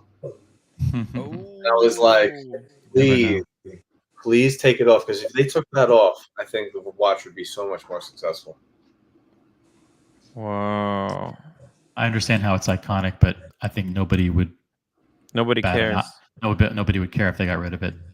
They put up with it now, and they say, it's part of its heritage. But right, people put up with it. They put up with it, but the second it's gone, they'll be like, "Yeah, we didn't need it. We didn't need it. No one's taking this thing." And also, and at the same time, all the previous Seamaster 300Ms, they're gonna drop 50% in volume. What was the watch that recently came out that got rid of the helium escape valve? The Planet Ocean. Planet Ocean. Okay, gotcha. Yeah. It's Check horrible. Out this. The photo?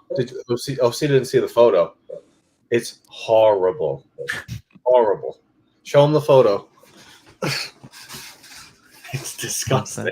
Man. Pull it up, Timmy. Pull it up. Pull it up. So, by the way, check out this. This is probably the most collectible Zeitwerk. The Lumen, the Zeitwerk Lumen. Yeah. Where they do a dial out of like sapphire, but it's like frosted. Yeah, I don't get it. What do you mean you don't get it? What don't you get? Yeah, so that you can see the numerals underneath. It's just confusing. It's just a mess. Look, what do you mean? What's confusing? You only look at the numbers here, but you can see them everywhere. That's cool. The watch. That's the watch that Doctor Strange should have been wearing in the movie. Exactly. Not the JLC. Not the JLC. No, this watch. It should come with its own UV flashlight so you can show it off. You know. It's so fucking cool. I love it. I love it. It's like the most like. See, here's the thing. Lange, they know how to do limited editions. Okay, they got their base Zeitwerk, and then they'll make like 30 of lumens, 30 honey gold, and 30 tremblages. It's very, very cool way to go about making limited editions. Okay, let me pull up this. Buckley tried on. Horrible. Look at that. Oh, it's a brick. Look at that thing. It's a brick. It's like, what are we talking about here? Yeah, that doesn't look particularly good on your wrist. No need for helium escape. No, who's buying that? I don't know. The thing is, it's a James Cameron competitor.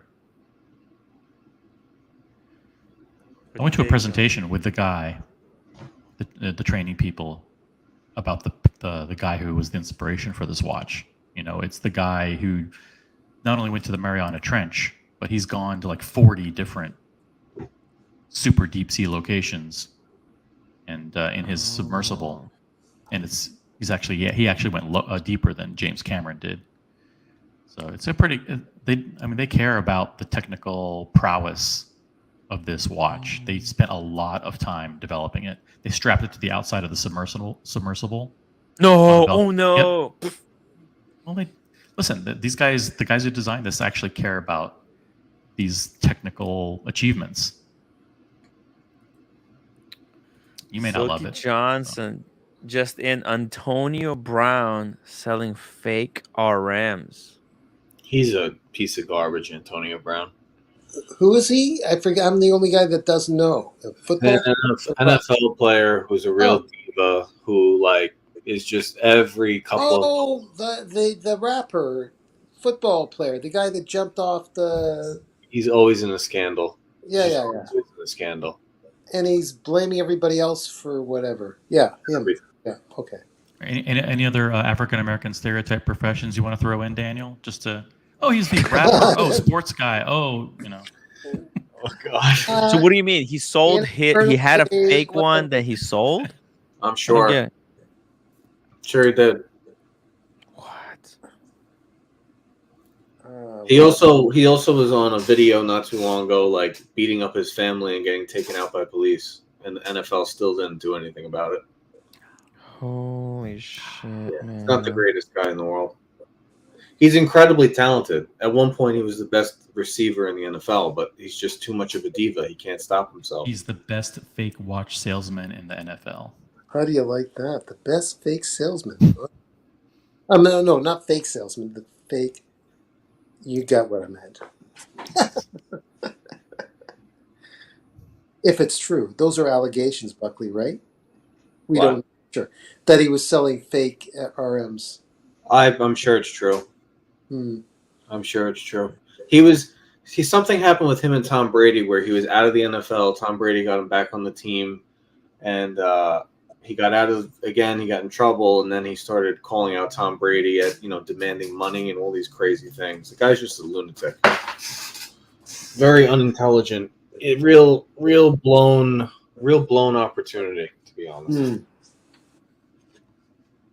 Speaking of blown, the helium escape valve is like the Rolex crown.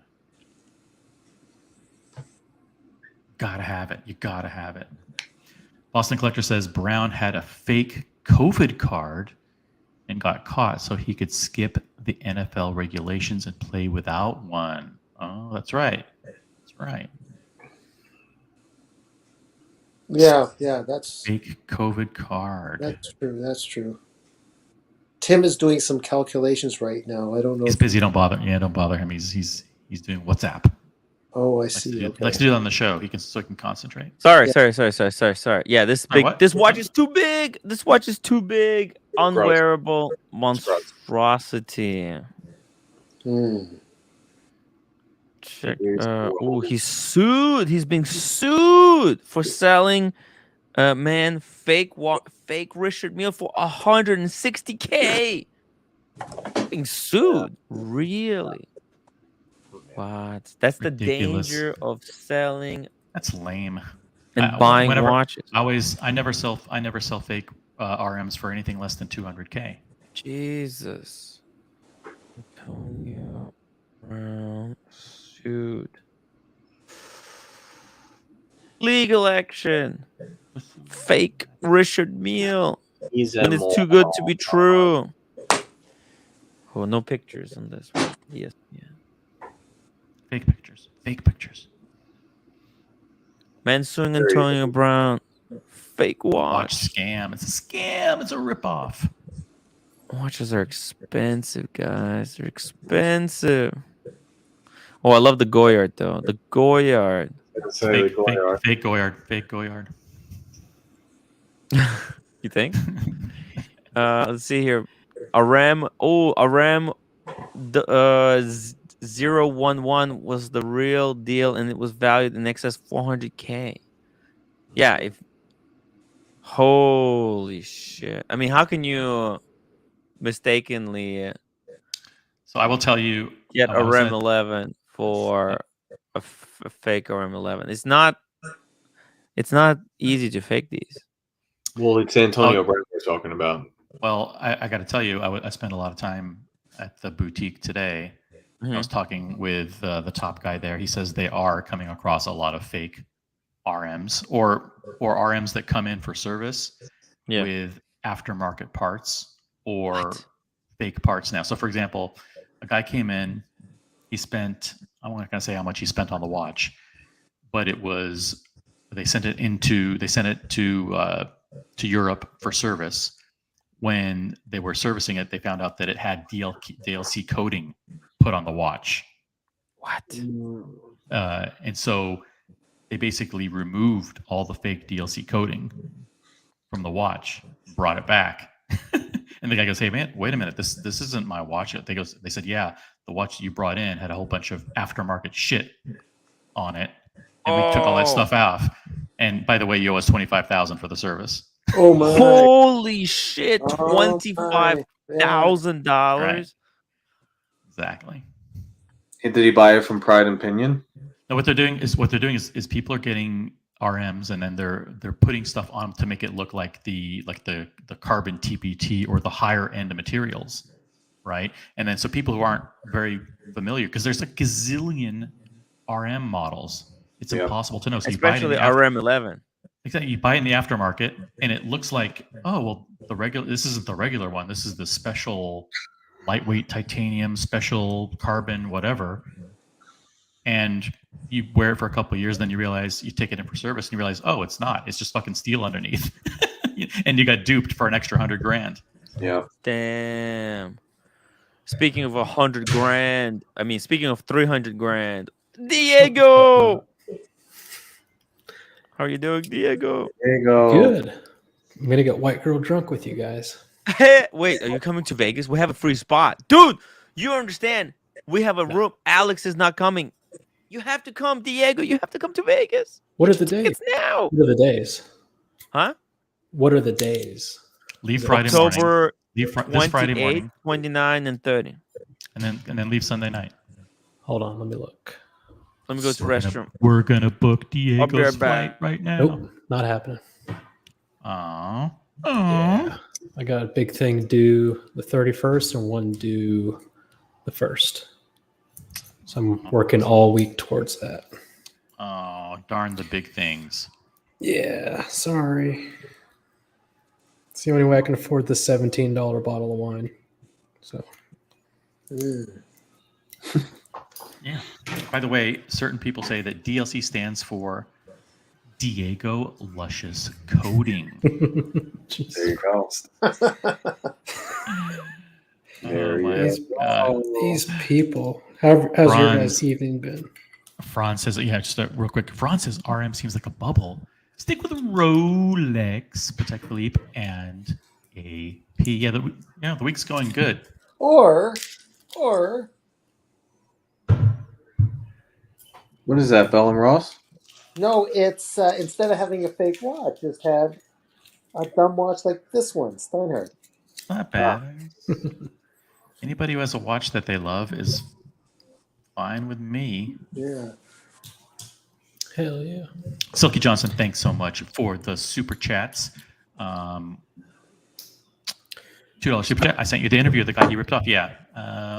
We will remind Tim to pull it up. Where is Tim? We don't need Tim. Oh, yeah. We don't need low energy Tim. We don't need Tim. Okay. Goodbye, Tim. Goodbye, Tim. Diego, what are you winding up, Diego? Oh, it's the wine. I'll do my Sheen impression. Beautiful bottle of Verdicchio. Oh. Italian. Hey, guys. He always joins the stream the same way. Hey, guys. Yeah. How's it going? Yeah. Your Sheen is far behind the Spanish Bear and the Bufaris. It's not that bad. It's not that bad. Hey, guys. It's not great. Hey, man. What kind of wine is it, by the way? I guess it's from Italy, but it's the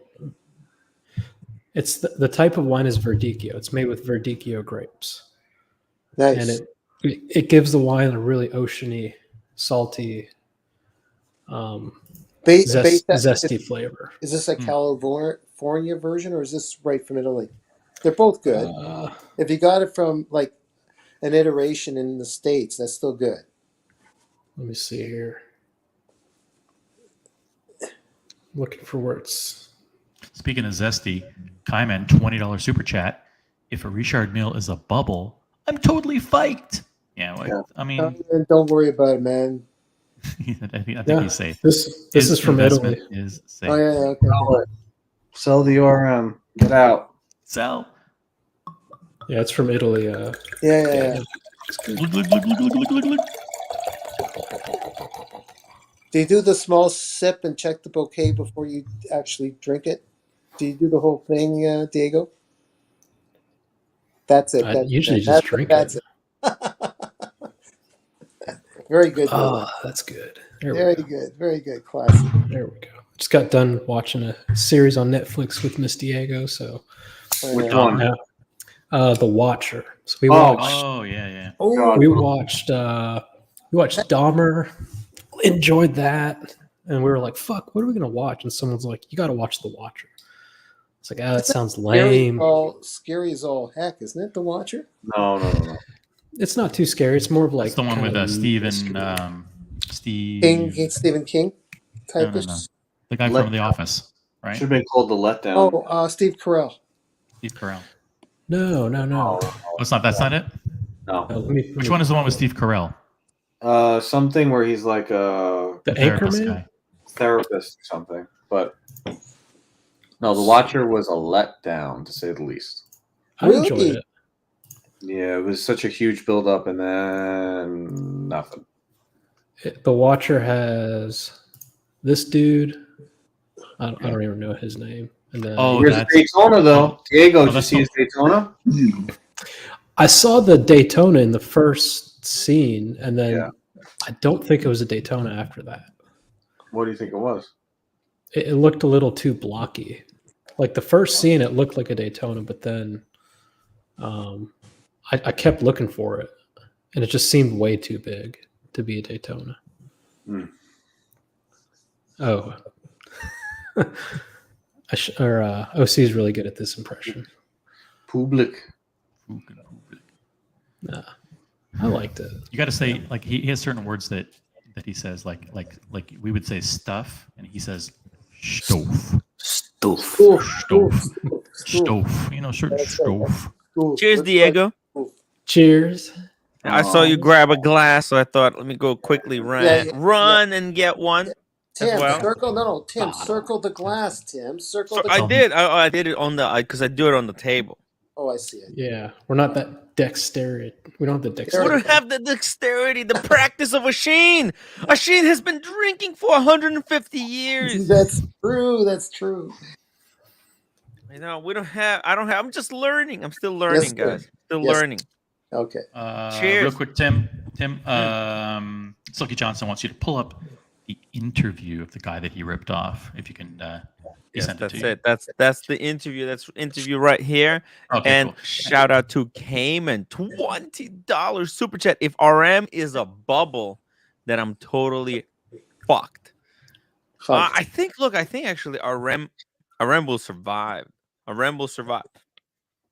I think because let's be honest, other brands are trying to be RM. Like, what do you think? What do you think? Omega is trying to be with this minute repeater. They're definitely trying to be like RM. They're trying to increase their prices to match with RM, but nobody will beat RM at being RM. Okay. What's the watch company that OC hates with a passion and tries to be like? So many. How many? Yeah. there's Moser, Tudor. You can rattle off a huge list. Yeah. No, I like it. I like all brands. All brands I like. All right. Okay. Yeah. Actually, I heard a rumor that Richard Mille factory is shutting down. They're going to 50% production because they can't get those rubber gaskets for the crowns. Did you what? Did anybody watch? Anybody watch Paul Thorpe? Anybody watch Paul Thorpe's video today? What happened? What happened? Tell us. No, he said that Tech has been telling their customers that they're not taking any more orders until 2023. No more delivery from the Patek factory. God, when are the lies going to stop? When are the lies going to stop? I'm just here to deliver what he said. They don't take the only orders they take. Delivery. Diego, delivery. Like there's no more pieces coming for the factory until 2023. Oh, okay. That's allegedly what they said. But why would a company whose job it is to sell watches, make and sell watches, not sell watches in the last month and a half of the year or the last 2 months of the year that are the most profitable time to manufacture and sell watches? I'll ask my sources the next few months and we'll see if that's true. That's all I heard. I don't know. I don't know. Russell will know. It would be that's the equivalent of like saying like Best Buy is not going to do Black Friday this year. Yep, not this year. Yeah, not this year because you know what? The inflation. Too much inflation. What is this interview we're looking at, Tim? Hey, well, let's just hear a snippet here. Let's get it off the screen if we're not going to watch. Whoa! I just clicked the wrong button. What the hell? What am I in? I'm in uncovered $1 billion fraud. Yeah, okay. What it do? It's your boy Stunt Lifestyle, and you're watching the We in Miami podcast. Oh my God! And today, Whiskey Reaper was a guest. Brian Kane in the Whiskey building. Reaper. How you doing, Stunt? Oh, I love those sounds. The Whiskey Reaper record sounds. Label owner, and he also happens to be part owner of the We in Miami podcast. How you feeling? Shakira, make a noise. Fucking douches. This guy bought the RM. It was win that one. big. I thought I bought one from AB. Found out that I didn't, so I went out and bought one, a real one. So, how did this happen? Like, how did he sell you a fake Richard Mille? Because the news is saying he bought this watch in Dubai that's worth $200. He told you it was worth over $400K, and you bought it from him for $160K.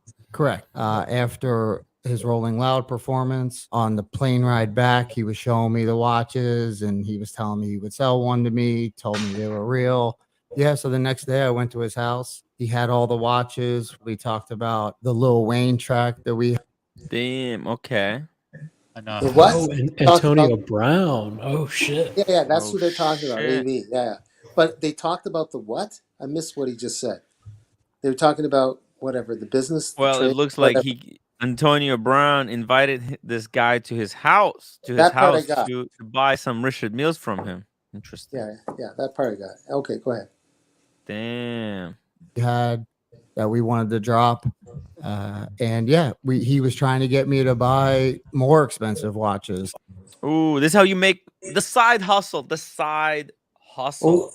Oh, that's what this is called, the side hustle. Thanks, Tim. But how did he think he was gonna? Dude, this makes no sense. I mean, what did Antonio Brown think? He's gonna sell a fake watch and get away with it? Like, how would that be? Like, it's gonna come out. Like, the problem with selling fake watches is that later it's gonna come out. Like, I don't get it. I think if it goes from person to person, what happened? If it goes from person to person to person, it's very hard to find out. You see, Tim, it came from me. I sold to AB, and then he went and reached out to him. So what? Antonio Brown's gonna say, "No, I never sold him the fake one." Like, how? I don't get it. Or he didn't know, he bought it from somebody else. I had no clue. Here's another story I heard today. I'm not going to name the name of the dealer. High-end dealer. Mm-hmm. Somewhat, they buy all their watches, but when you have a very trusted client, once in a while they'll take a piece on consignment. Yeah. Okay? And these are all high-end pieces like Richard Mille, all the skeleton APs, things like that. So they took a piece in on consignment. They showed it to somebody, and when they were showing it to someone they swapped it with a super clone. Oh, shit. And then put it, then it went back in the case. Oh man. Okay? So then the watch doesn't sell, and so they send it back to the client. And oh my God. 2 years later, the guy sends it in for service, and and the company says, "This is a super clone. You have a fake watch." Wow. So 2 years later, he calls back the dealer and says, "Hey, the watch I got back from you was a fake. Someone must have swapped it." Yeah. And they had to, make the guy good. Jesus Christ. But if that guy wouldn't have been a trusted client, he would have been fucked, because they would have said, "What watch was it? Was it like a Rolex?" I think it was like an AP chronograph something. Yeah, how did that end, OC? Holy. How did it end? How did the dealer covered it. The dealer covered it. Okay, because he was a trusted client. So somebody who's was working for this great dealer swapped it? I don't get it. No. So someone who came in to look at the watch to buy it. Oh, no way. That, like, the guy quickly, wasn't looking. like, sleight of hand. They do How it all do the you time. They do this all the time. If you go to sell your watch and you think you're going to meet somebody in a parking lot, like you have a Submariner that you want to sell, it only takes a split second for them to switch it out with a super clone and say, "Oh, you know what? I don't need the watch. I'm good." And then they walk away, and before you even realize it, you're done. So anyway, that was it. Have you checked your Moritz Grossman lately? You were giving that thing out like candy. I've been giving it out. That's right. I was giving it. He's got a super clone. Thanks a lot, Diego. For what? You put me in the mood for this. Thanks a lot. All right. Oh, cheers, Buckley. Yeah. Cheers, guys. Daniel, go get that Japanese whiskey. Get crunk. Let's go.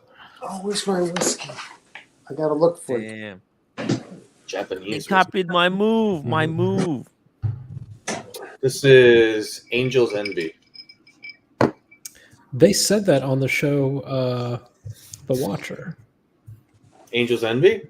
The very last episode, the girl says, "What, do you want some Angel's Envy?" I didn't know. God. Yeah. I think it's a girl's whiskey. I don't know. It might be. I'm just busting. You're drinking Angel's Envy? Angel's Envy. You know what I like though at that event I hadn't had in a long time, and now I have a craving. The Macallan 15. I'm gonna have to buy one. The Macallan 15 was so good. Yeah. Zenith. Zenith came out with a new watch, guys. Zenith. Look at the color. Is that how it looks, or is this the reflections? It's well, you know what? I think this is just a little bit artistic. Oh, it's the same guy. So he's made a second edition for them. I got a question here, and don't take it the wrong way. Whole panel, everybody. Would you wear a rainbow watch? Yeah. I don't like this one. This one, when they do shit like this, it veers too closely to Hublot. It's very close. Well, you know what? That's like not who they are. This is Zenith trying to be kind of actually Richard Mille. No, what is it? FP #1. You just don't get it, OC. They're artists.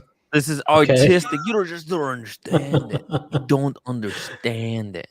I don't know if I could wear a rainbow watch. I could. Is that sapphire? Is that sapphire? The right environment. Where the pushers are? Is that sapphire, or is that like a? I think that's a blue sapphire. Yeah, it's either blue sapphire or blue something. Look at it. It's like see through, right? Shit that they're doing is like very Hublot-esque on these kinds of Defy Extremes. Is this a new thing? Yeah. Yes, this is the latest edition from Zenith. Defy. Or if you put Daniel Katz's glasses on, it's a yes, maybe. A little too much. There we go, Dirk. Thank you for the flag. Because they made a limited edition G-Shock Casio with like a rainbowish dial going on in black. That's kind of cool. I just don't know if I could wear a rainbow. I don't know if I could do it. Technically, it's not so rainbow. It's not rainbow for kind of, you know. It is that blue heat or something. Oh, it's a remake. Oh my god! Let me show you guys. This is kind of a remake of the vintage collectible. 1 second. This is good catch. Good catch. See it? Now they're remaking this one right here. I tried this watch on in the skeleton dial in all the black. It was cool. Cool watch. I think it was like 18.5 they want. Shit. What do you think? I admire the fact that they're trying to do a remake. That gives it a little bit more credibility, but it doesn't make it any less ugly. Are you talking about these, Buckley? These ones? No, that's the IFL limited edition ones, I think. This is one that actually, G-Shock actually released. Damn it! What are you doing? What are you doing, Diego? Come on, show it. Show it. Otherwise, come on. What happens when you have three producers running the show? All right, let me find it. Unbelievable. If you go to their website or if you go to Hodinkey's like G-Shock section, it should pop up. Right now, there's a mall by me that's not in the greatest neighborhood where nobody cares less about watches, and there's Macy's, and all these rare G-Shocks and Seikos that people like are just sitting there in droves of 10 and 20 in the case because there's no customers who are ever going to buy them. Damn. Like remember when Oshin made that video about the Seiko turtle with the grenade dial that everyone was crazy about? Yeah. I bought that watch for like $250 at this Macy's, and there was 5 of them in the case. But I feel like if you're buying a I feel like if you're buying a $250 G-Shock, it's a playful, casual watch where the rainbow makes sense. But if you're paying $10,000, that's what I'm saying. For the it gets watch, a little bit. It's like weird. You really don't want that gimmick in a $10,000 watch.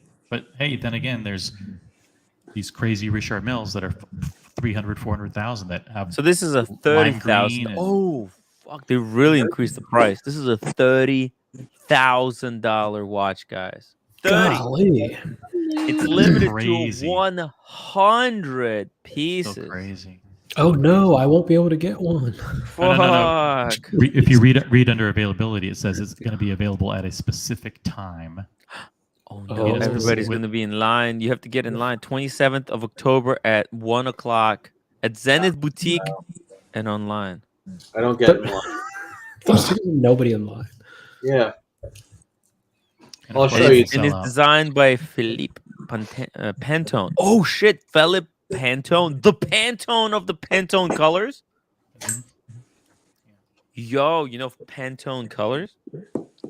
I forgot. Pantone? No, what is that? Austin Collector says that they made a white Defy Pantone limited edition that he particularly likes. Daniel, this is the one. Oh yeah, well, good for you, man. Because turtles are more expensive than what you paid for.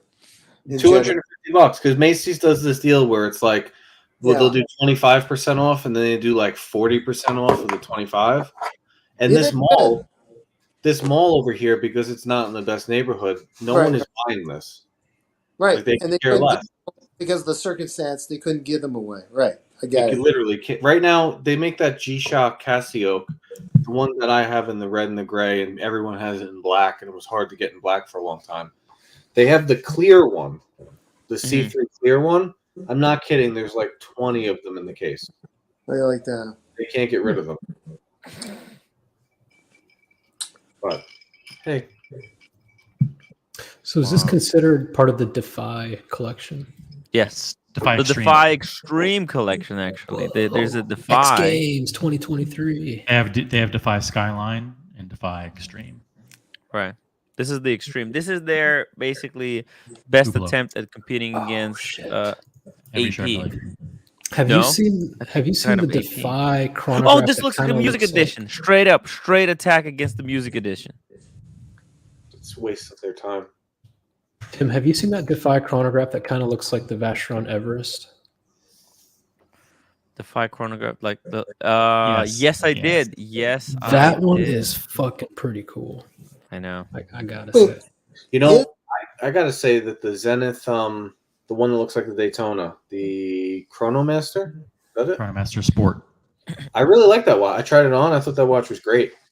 I don't know. I know people hate it because it's a Daytona ripoff, but it's really nice on the wrist. Only problem is the clasp. The clasp is dog shit. Yeah, it wasn't as good, but still. If you want that Daytona look, right now they're in the case. They're in the case. You get a discount on them right now. I gotta find this Zenith Defy because I love it. What is the meaning of Defy? Defies gravity, or is it that hand that goes all the way around in 1 second? What is defies all expectation? Oh my god, their website's down, Tim. Who? Zenith. I was trying to look at it. Oh, I'm sorry. No, I'm on the website right now. It's 1 day, 11 hours to go. It's all the people in line. They're gonna crash the website. Everyone waiting to buy this watch. In that photo on the blue strap, it looks kind of cool. Whoa! Well, I wonder if you get multiple straps with it. You mean in this? Yeah, I think you get 3. You get the metal, you get the rubber, and you get the Velcro. And they copied that from the music edition too. No, they cut. No, the music edition you get 5 straps, right? Yes. See, I like it in the black. The black skeleton was cool. Look at all the different versions. There's the carbon. Oh, there's the white one. That's the white Pantone edition. That was only 14,000 though. Tim, Defy Extreme was at the Dubai Watch Week. I'm pretty sure. Right there. Wait, which one? Like? Defy Extreme, right there above the picture on the right. So, yep, that one. This one, Defy Extreme. Okay. Pretty sure that was at Dubai Watch Week. That was cool. Expensive. I mean, 18K. It was not that bad. This is titanium, I think. Yeah. Yeah. Titanium. Yeah. Titanium bracelet. It's wild. It's Zenith. You know the insides are good. Yeah.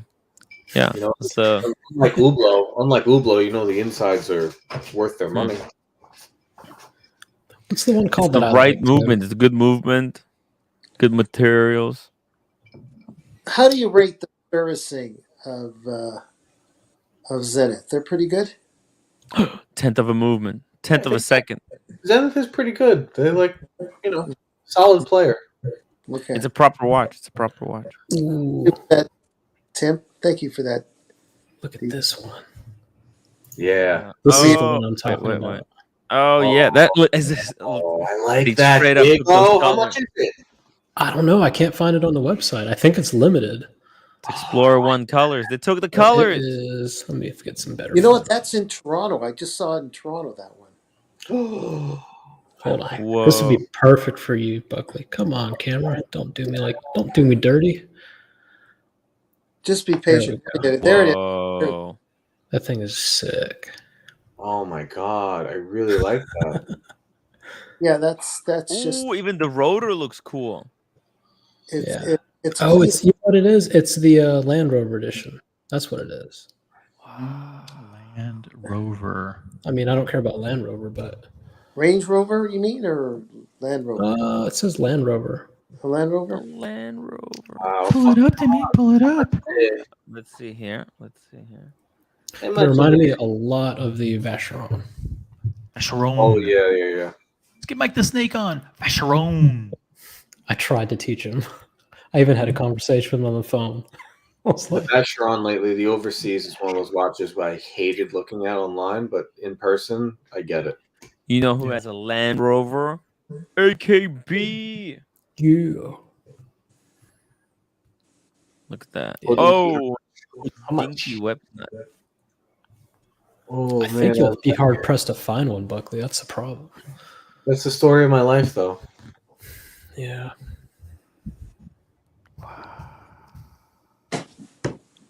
It's in the window of Bandiera Jewelers in Toronto. This thing. It's been in the window for a while. And they can't sell it. Wow. Offer 50% off. See if they bite. Have you guys? What's the most discount you ever pushed for? I've heard as much as 35%. 25. 25. You've gotten 25 before? No, I was almost gonna take it was one of the first Omega in space because the side of the case had a big scratch on it. Not the big scratch. The strap was all fucked up. And they're like, "We'll give you 25." And I was like, "Nah, I probably should have done it though."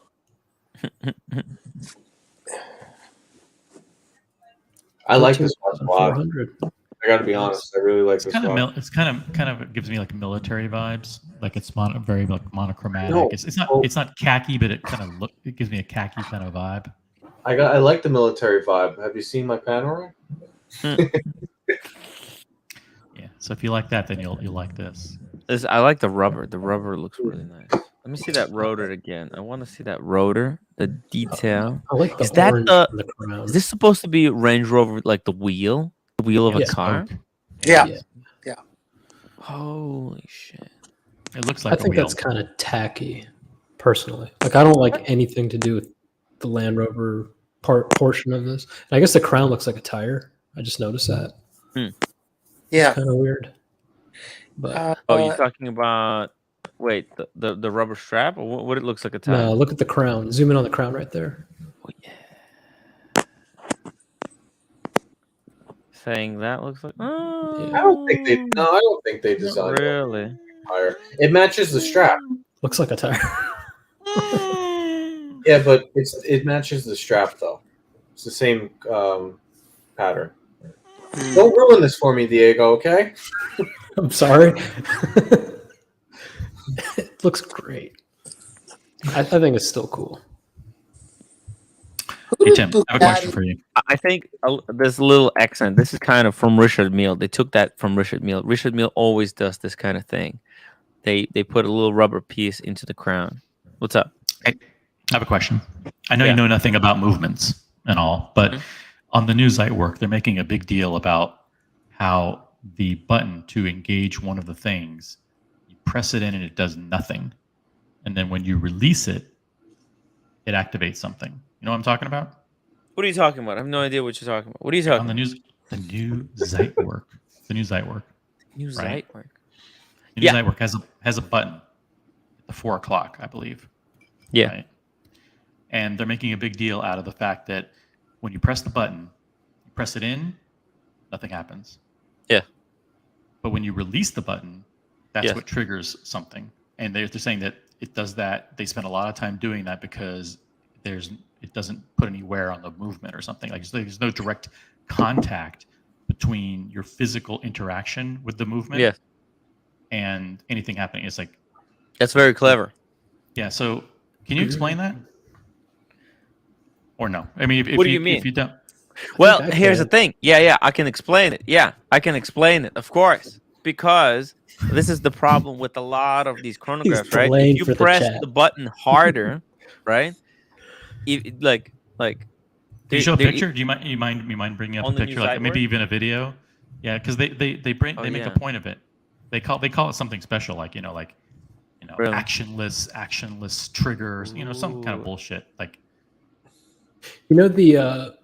the flyback chronograph on the Breguet Type 20, when you push the bottom chrono right here, if you push and hold, the chrono just stops. It's only until you release that it flies back. I don't know if you're aware of that, OC. You know what? Only when you release it? Wow, Puerto Rico. Yeah, so like it's flyback, but when you hit that reset button, if you hold it in, the chrono is just frozen. And when you release it, flies back. It was pretty cool. I guess it's the same kind of thing. Oh, here we go. I think it makes mechanical sense though, because the release is, what's the word? Not predictable, but because when if you're pressing, if it's the press that does the activation, then you can, if you press harder, you can kind of break the movement.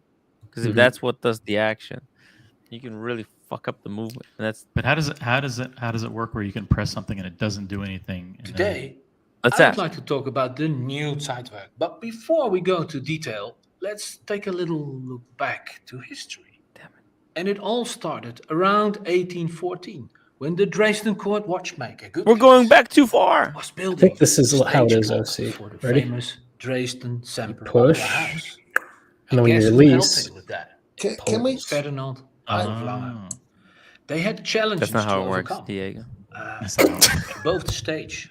Huge time indications. I like how they show the history of where the inspiration of the Zeitwerk. And of course, without with that museum.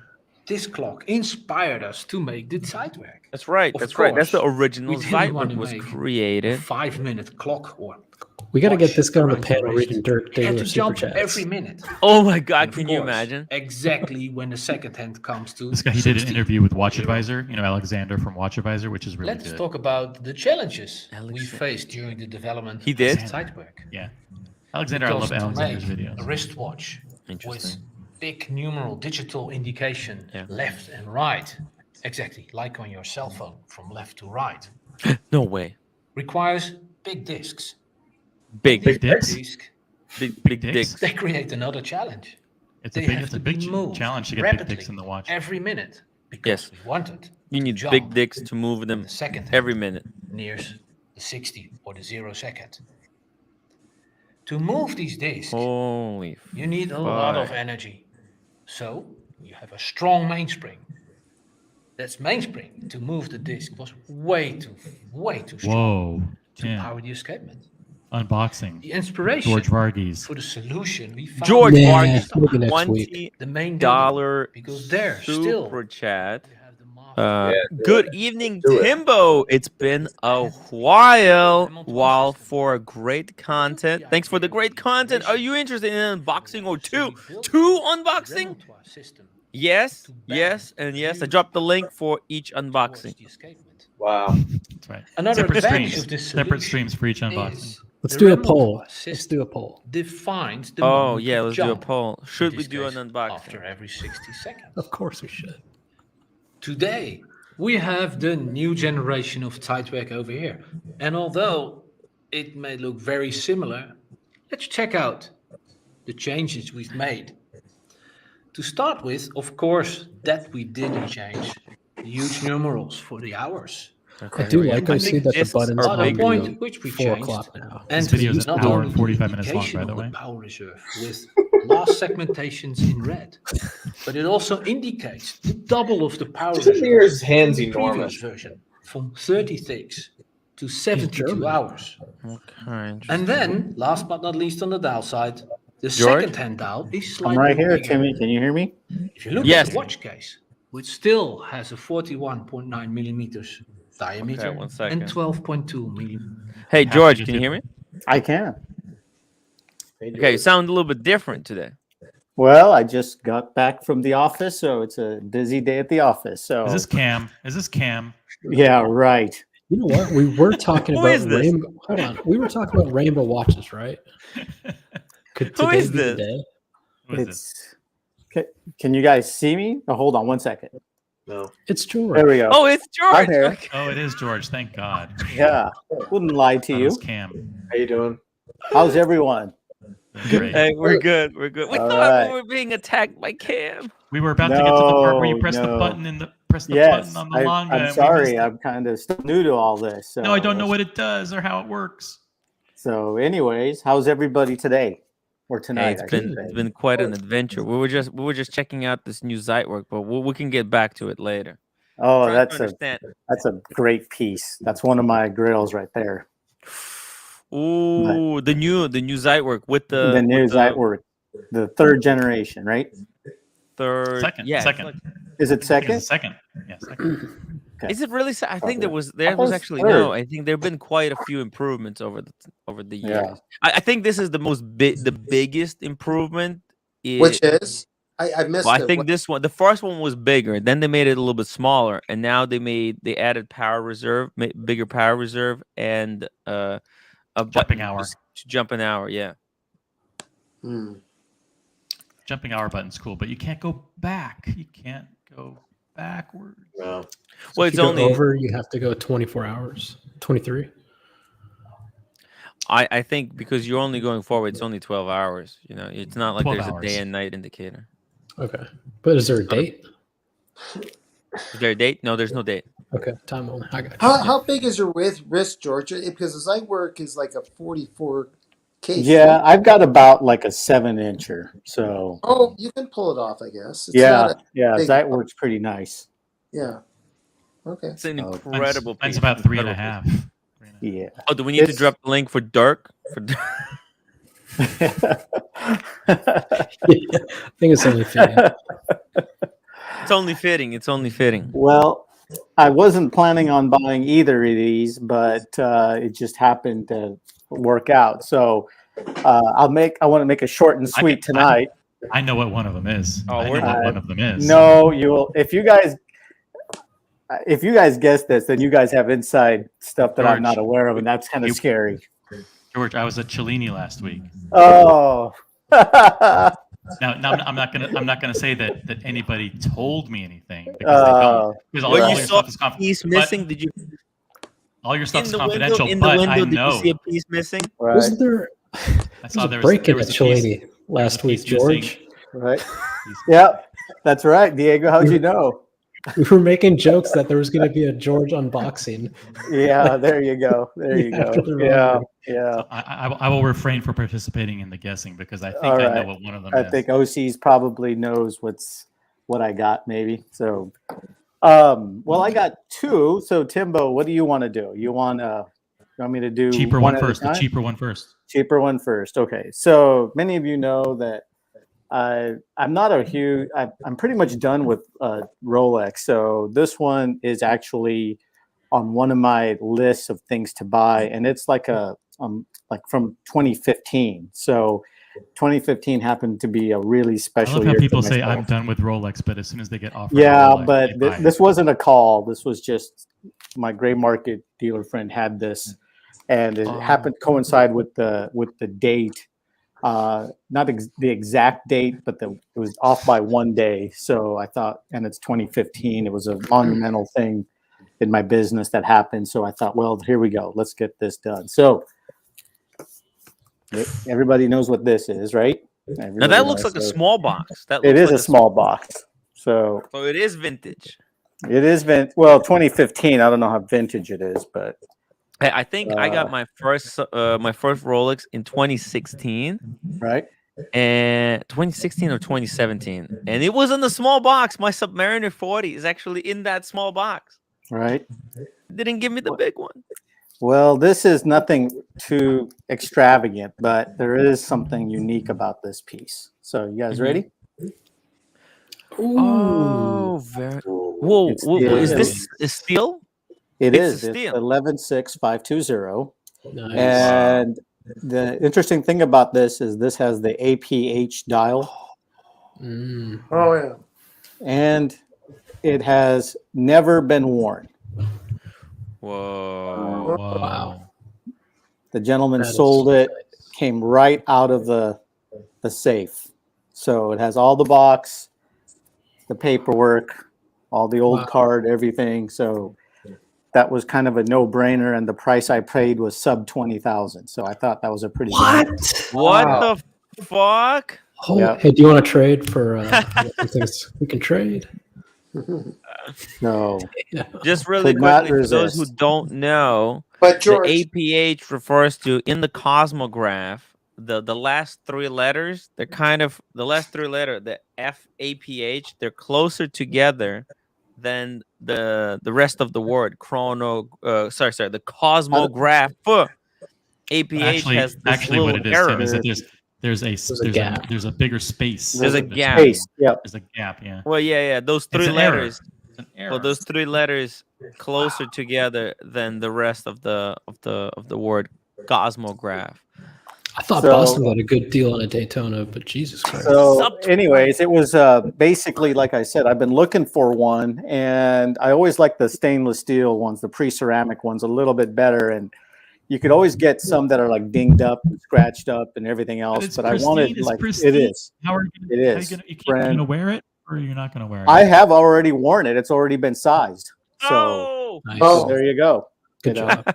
Yeah. So I have worn it already. I got it last week. So What's the date on the card? I'll tell you exactly. It should be 5. Let me tell you. It's one day away from his No. birthday, so I'm sorry. It should be 11/24/2015. Because on the 25th I had a certain profitable thing happen in my life. So to celebrate, I couldn't get the 25th, but I got the 24th. So Wow. so there you That's go. pretty cool. Can we see it on the wrist? Amazing. Oh yeah. my ignorance is Very just cool. asking this question, George. Yes. No, it's a new watch, hasn't been worn. Does the oil have to be changed, or is it? You think it's okay, or what? I don't even think I don't know if it's ever been. It wasn't sized at all either. You know, it's just yeah. Nice. So Tim is a big believer yeah. that the oils evaporate and that the watch is Yeah. completely dry on the inside. yeah, I don't know all that, but we'll find out together. All right. So, Okay. but anyways, it's absolutely never been touched, never been polished. It had all the, it had a couple of stickers on there that I took off. I know I shouldn't, but I did. I don't care. And what a relationship So- you have with your gray market guy. Yeah, He passed well, along a lot. yeah.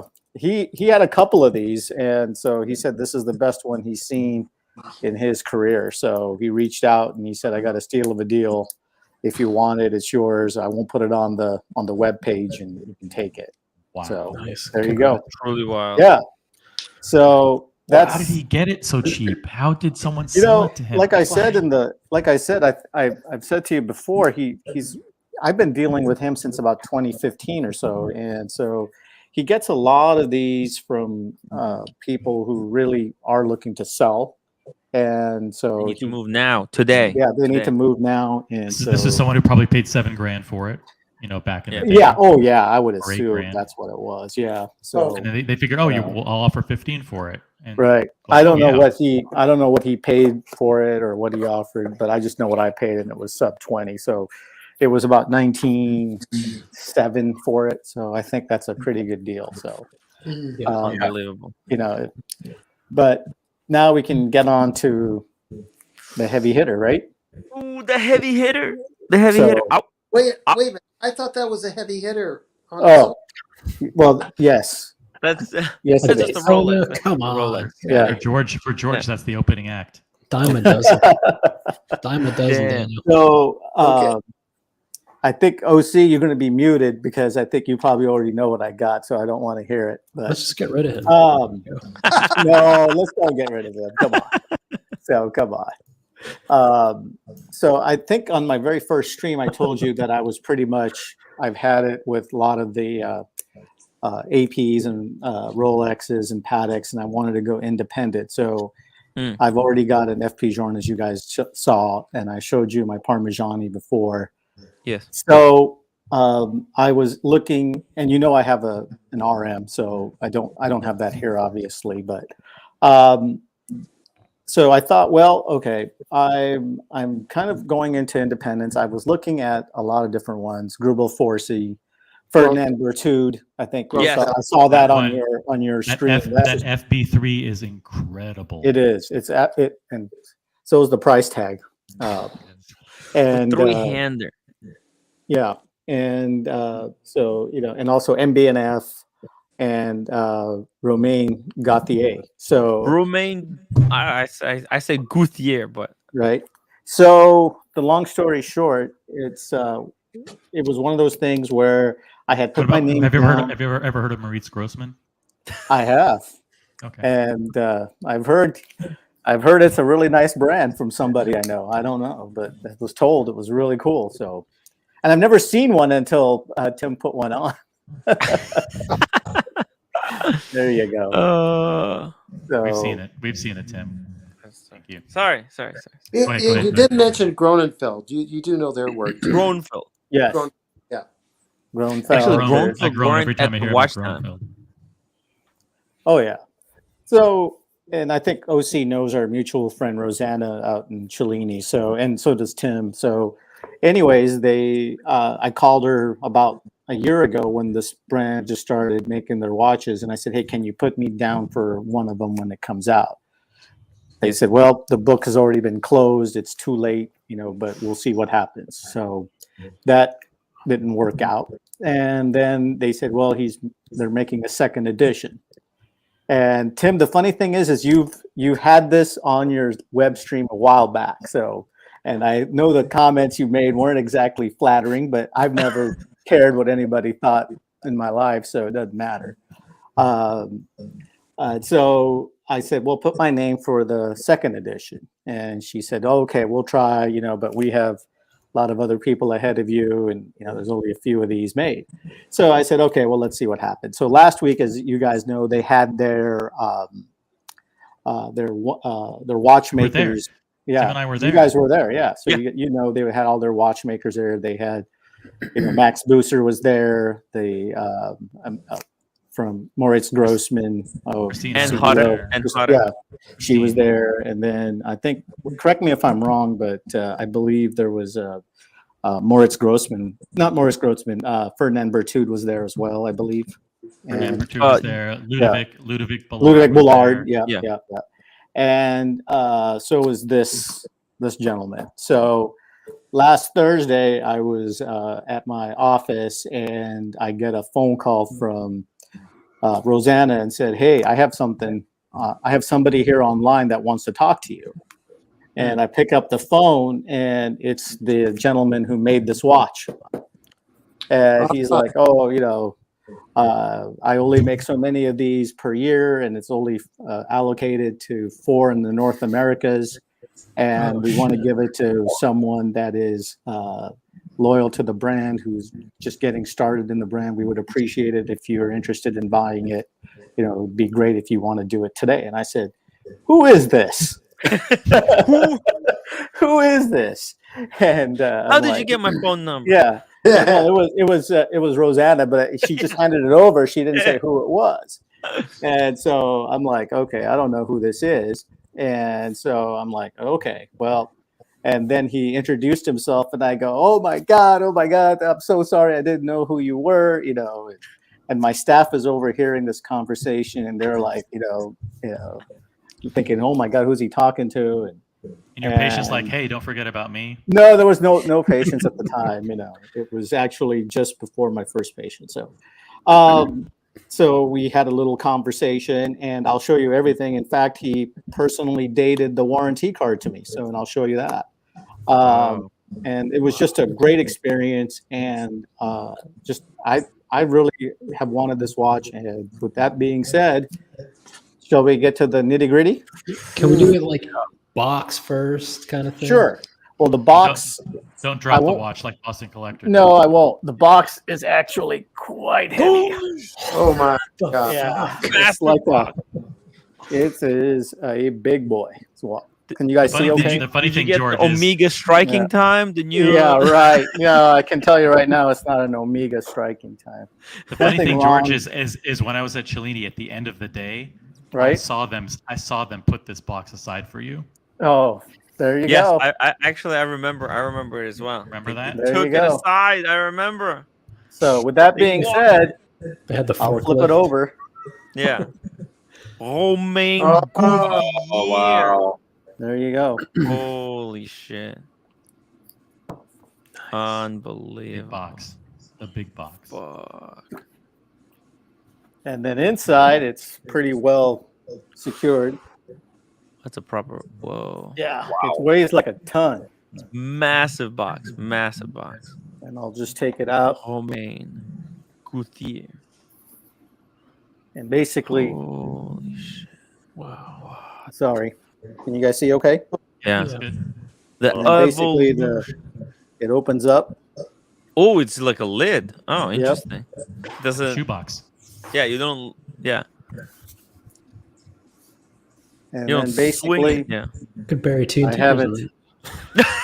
Yeah. Right. I haven't even. You guys are seeing it first. I've never wore it.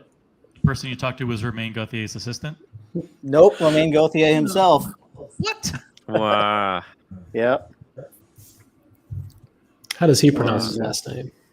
I think he said Gauthier. Gauthier. French. Yeah, that's he spoke pretty good English. Not the way. So, you guys ready? We're ready. Let's see. Oh, the sport.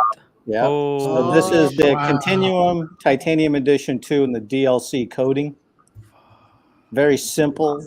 It is. I haven't worn it, like I said to you. Oh my. So shit. Wow. You know what? It's both simple. What's the house shit? What's the word? Wow. It's so clean, and yet so elaborate. And I love the salmon in the. It's actually orange. Oh God! Yeah. Really? Yeah. It looks salmon. Kind of like a light orange. It looks red on my screen. Okay, it might be different, but. Anyways, it looks fantastic. I was just talking like this whole week. I kept talking about the DLC. That there's not enough DLC.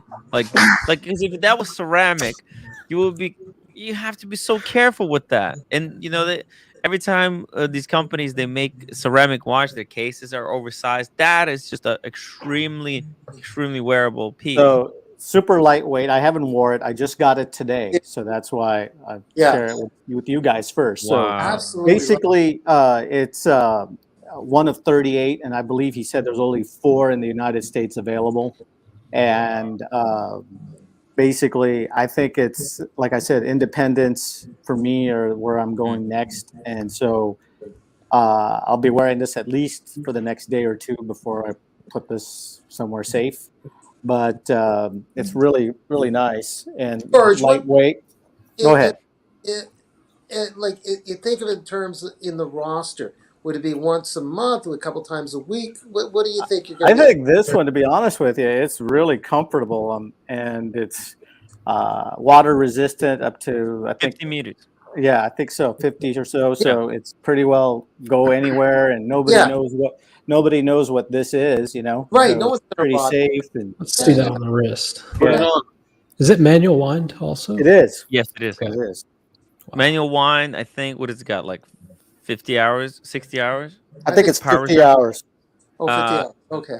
50 hours. Okay. And what's I actually have a story about that watch. Don't tell me you tried this on.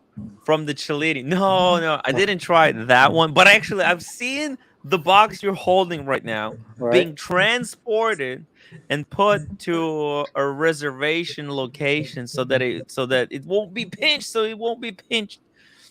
Wow, that's so. So the crazy thing, there was a guy with the version 1, right, with the edition 1 in gray, And I saw this guy. He's like wearing it. We're talking to him about Romain Gauthier because Humble Pine's good friend was also there, and he had Romain Gauthier on.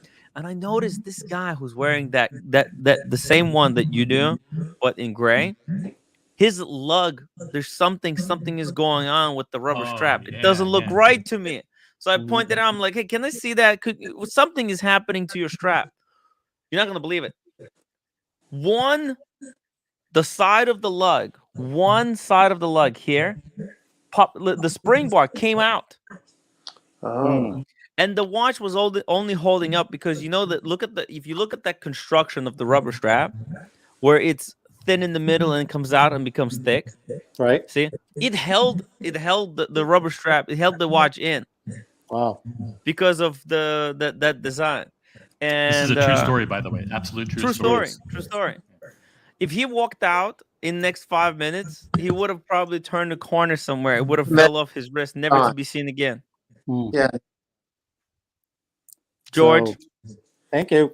But dude, congratulations. But anyways, what I just want to show this to you, and then that is his personal signature. Whoa. Oh God. You know what? And it says my name, and it says with all my thanks. Wow. Personally signed on the warranty card. Look, George, So, really nice. You know, you don't get that from like Patek or Rolex or anyone else. You know, this was a chance meeting, get it. You know, but it was just really nice of him to sign that and put my name on there. Yeah. You know, very cool. Can't beat that. So, how much are those? If you don't mind saying, like, how much are those at retail? Retail 43,500. 43,000. It's not even that bad. 40. You know, it's. And I know Boston is listening there because I see him in the chat. And what I do know is this. And I do know is this. He had one that he made for an auction event about a year ago. The same the edition version, and I believe it sold for over 100,000 Swiss francs. Wow. And yours will be looking it up right now on the phone. George, with that letter that you got from the founder, right? That adds guaranteed added value. Now you want to keep it for the rest of your life. I don't blame you. But if you sold that, or your generation sold it afterwards with that letter to go with it, that just adds way more than box and papers. You know, Dan, I've never seen watches as investments. If this watch is worth nothing, it's okay to me. I like it, you know, and you know, if my son wants to wear these, he can wear it, whatever he wants to do. But, you know, for me, I enjoy wearing these on the weekends. I enjoy, like I said to you before in the chats, I have friends who likes to borrow them, and that's fine with me as well. Cool. And like I said, I wear this and I'll get use out of it like I do all my other ones as much as I can. And for me, that's good enough. And if I ever do have to sell it, which God forbid, I'm expecting a value of 0. Yeah. So these are being passed down to your kids. They'll be all passed down. There's nothing. Do you have a daughter that is single? No, just yeah. Is your son single? He better be, you know. Okay. Cars and Chrono has a Romain Gauthier, correct, Tim? He does. Yeah, but he has the one with with the little button on the side that you press to wind the movement. Oh, that's right. Yeah. And actually, Humble Pine's friend, he's got the same one but in different coating. Actually, Cars I think it's limited to 1-to-1 because it's got got some kind of a rubber coating on top, so it's not supposed to leave fingerprints or anything like that. So it's weird. It's really weird. Well, like I said, you know, this is one of 38. So, and there's only 4 in the North Americas. Okay. I freaking love that one. Like, you know what? Like, George, I could easily go for that one over the Moritz Grossman. You know, like, well, you know, it's just your watch is very classy, to be honest with you. When I saw that, I said, you know, sporty. That is real class. Yeah, and this is pretty much sporty. I'm not really a like a sports, like a dress watchy kind of guy. Even though I have a couple, I don't really like to. I think these days, sport watches go well with just about anything. So right, and let me rephrase what I said before. It's just so. Never mind about the investment. It's so neat that you got that little piece of writing from the founder. To go yeah. Yeah. And Daniel, you're right about that. I think just like I just spoke with him for maybe about a minute, and that just meant the world. Yeah. Just to say hello, thank you. We saw people taking pictures with him, and at the end of the day, Tim and I are like, "Oh, there he is! Should we take a picture with him?" And then we went over to, and then he was on his way out the door. It's like boom, he zoomed out. We're like, "Okay, well, that answers that question." When you get a call for a watch like this, I assume because you don't live there, you have it shipped. But has there been watches where you're so excited that you just fly to get it because you can't wait? You know what? I haven't had that. No, I think, like I said before, Diego, for me, this is a hobby, but it's not like my life. Next time we told Rosanna to hold the next piece hostage, and you have to fly to come get it. So, like I said.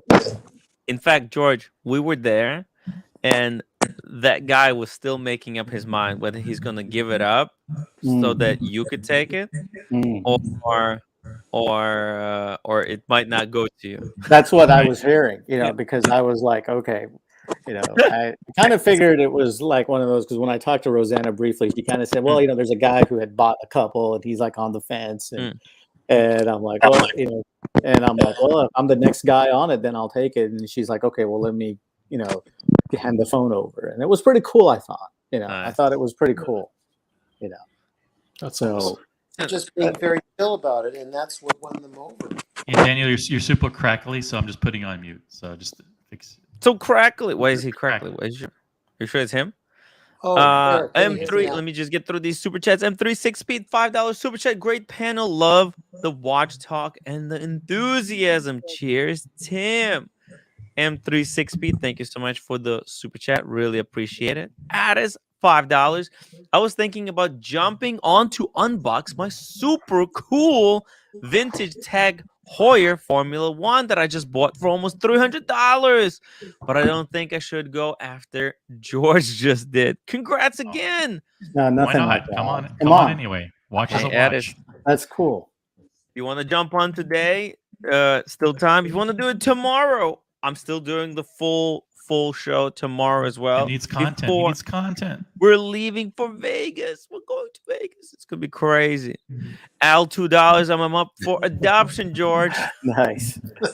So basically, that's the story behind it. And so it was kind of like I said, and you guys know the story as much. You guys were in the background, probably hearing all the conversations. It's a great story. And anytime we're at Cellini, you get a watch.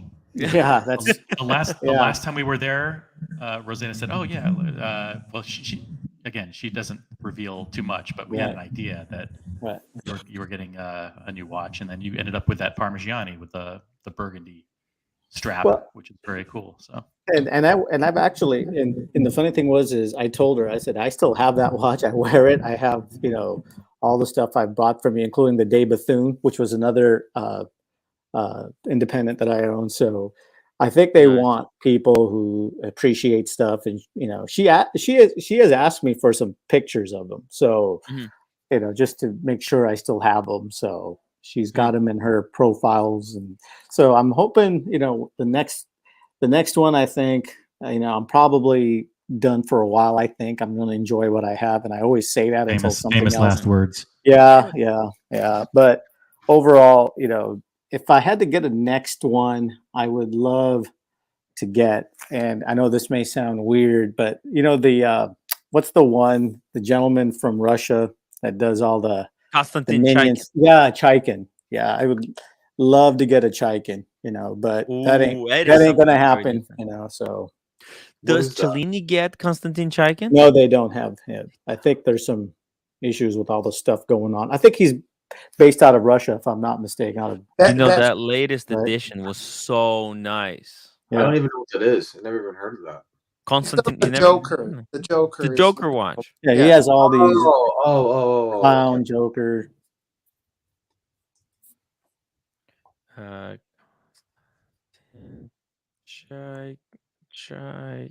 He's done the super complication, amazing complication also, Sharenko. including time in Mars or something. Oh, this okay. Oh, this is the Harley Quinn. Interesting. He called it the Harley Quinn. Joker 5. Whoa. Can he do that even? Like putting actual Can he do Joker that? on? Man, these Russian Well, people. he has to get permission from like DC Comics or whoever owns those. Do you think he got the permission to do it? Sure. Of course. And the Minion too. You think, oh shit, look, it's even Daniel Katz. It even says Minions. I'll take that as a compliment. Wow. Holy shit. I didn't think they would give him the permission. Ridiculous. Dirk Diggler, thank you so much for the $2 super chat. Good show, Tim. But George passed down to drink. To Dirk. Oh. To Dirk. Oh, pass it down to Dirk. Okay. Whenever I think of Dirk, I'm thinking of drinking. Yeah. That's a cool watch. Yeah. Shit. By the way, Cellini and Watch some Time. adult wisdom. Yeah. But not wanting to fly in to buy a watch. I'm the interest still a in the kid. independent brands was off the charts. So, I just want to give a little bit of like wisdom and knowledge. So I have a good friend of mine. He's much older than me. He's probably in his 80s now, late 80s, early 70s. He's a jeweler, and he was based out of La Jolla. And he told me, once we were talking, and he got me into actually precious gemstones, which is his forte. And so he educated me on it and everything. And he had an interesting story about about collections and stuff. When he was a youngster, him and his sister were in Germany during Nazi occupation, and he's Jewish by religion. And so his parents owned a jewelry store. And he told me the story about how when he was about like 4 or 5, how his parents split Germany during the Third Reich, and how his parents bribed all the SS soldiers with precious stones to get them to let them go and catch a train to Switzerland, where they moved to. And I thought that was one hell of a story, And so I think there are things in life that are investments. And for him, he always says, I don't own any stocks. I don't own watches. I don't own bonds. I just own my precious stones because I remember what my parents taught me. I think like for everyone considers investments in watches or whatever, it's based on your own beliefs and your own experiences. And for him, it was a life-saving experience, because if his parents didn't have it, he said, I probably would not be here sitting to you. So he said, for him, he always thought like that is the way you survive, because, he says you can always take a bag of rubies, emeralds, diamonds, and sapphires and split the country, and nobody will think anything different. And you can go to another country and live a good life, So just a little word of advice, and, something that he's kind of taught me over the years. Yeah, it's a good point. I mean, it's kind of a Rolex can not just a Rolex, but a watch could also save you at some point. If you're somewhere, you can you give it up, then get a ticket. That's your ticket out of the country, almost out of any country at Explorer 2 like this, or any good watch could Absolutely. get you out of a jam. And I'm pretty sure you heard all the stories about, what's going on in Ukraine. I have a good friend who's from Kiev, and she was telling me, her son is actually in the Ukrainian army. And, a lot of people who left Ukraine, the ones that had something to grab onto are a little bit better off financially than the ones who have nothing. So, these are, at best, stores of value. Like those rubies, emeralds, and diamonds were to his parents. They're just stores of value, and when you need them, you hopefully can sell them and get a little money out of it. But yeah. Good point. Speedy Hernandez, $5 super chat. Hey Tim, still a little lean on the gift. Speedy at GLC Master Geographic application. Gonna keep accepting applications for another day or so. Guys, remember, if you have a spare, or doesn't even have to be a spare, a JLC Master Geographic that you don't want, remember, it has to be the sector dial one. Please send it to Speedy Hernandez. And M36 Speed, $5 super chat. As a Rolex fanboy, I'm enjoying learning about these cool and talented independent watchmakers. Hashtag broadening my horizons. Yep. I'm right there with him. Oh yeah. I think like even what John D was just saying here. See it, like John D, I met him at the Watch Time New York. By the way, George, you have to come to Watch Time New York next year. It's the place to be in. I was supposed to meet all of you guys when we were supposed to have the watch time in Los Angeles when they canceled that. Yeah. And no, you know what? What really pissed me off about the Watch Time in LA? They canceled it, and then they did another one. They created a different event, but they didn't let anyone know until like a week or two before they launched it. And I was like, I couldn't go. So it was really it really disappointed me that I couldn't go to that event. But John D, who's also like a lot of people who come into this hobby, they're all Rolex fanboys, Omega stuff.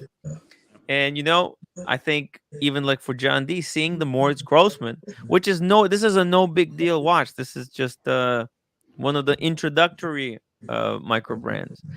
Is surprisingly nice in person than in pictures. George, you ever look into Chapek? You're a fan, not a fan? I'm actually a huge fan of Chapek, so so stay tuned. I might have something in the future for you. A Chapek coming. All right, fair enough. It was nice to see the way Chapek did quick chain strap system. And they added the micro adjustment in the bracelet for the new Enter Teak. Quite incredible the way they did it. They added all the different straps. Now there's a rubber, there's a leather, there's a metal band, and the micro adjustment. You guys have to see it. Watch the live stream to see it. It's just the way they did it is just amazing. Amazing tech. I can just say, everybody here like rips on RM, and I'm gonna put my 2 cents in. Yes. RM, as you guys know, and when I go back, I promise you, I will get it out of the vault and bring it out and show you all the box and everything and show it to you. But I still believe, RM is just so good in so many ways. There was one in the case. I could have purchased it. Oh, that was not. What do you think about this RM? That this is the new. No, this is not the new one. This is the old one. The viewer, one of the viewers actually has this one. The Cayman. I haven't seen this one. I must admit, I have not seen this one. I thought everyone is making fun of the complication. I think it's brilliant. It's just a fun complication. See, it's got these 5 digits here at the top, right? And what you do, there's the 2 o'clock button is a selector. So you select between the digits, right? And then with the left button, you advance the digit by 1 number. So basically, you could put any number you want here, up to 9999. And what? Use it as a counter. So you could use it as a counter. You could use it to count some kind of. Let's say if you're doing let's say if you're training, right? You could be counting miles, how many miles you've done every day. You could be counting push-ups. You did 100 push-ups every day, so you do your 100 push-ups. You put it in here. And you keep track of how many you did. It's just a kind of a counter. It's a free for all counter. You could be counting anything you want. You could be counting if there's some kind of a, let's say you got 2 teams. Let's say soccer, right? You can have, if you put a dash in between, like the way they did it here, right? you could be keeping score or something. I don't know. It's just a number counter. I think very clever complication that I haven't seen executed. I don't know how it works. How do you reset it? Well, you just go through each number and you set it to 0. Okay. Yeah, there's no hard reset. Very, very unique. Yeah. Oh yeah. The case is just wild case. You know, it's definitely unique. That's for sure. I haven't seen this one. This is new to me. Yeah, this is from 2017. It's an old model, but just kind of cool. Kind of a cool different RM that I didn't know what it was, but I don't know. I found it to be very, very interesting. It was 800K though. 800,000. It looks like it's made to be worn on the right wrist though. If you go back to that bike. Oh yeah, on the bicycle, the way. Yeah, I couldn't imagine that watch on the left wrist. Yeah, it's gonna dig into your. George, did Tim interrupt you with something you wanted to say about? I think. Yeah, I was just going to say. I think when we're talking about all these big watch companies and everything, if I had $1 million and somebody forced me to buy one watch with that money, you know, and I could buy $1 million Patek, I could buy $1 million AP or whatever, I'd go straight to RM.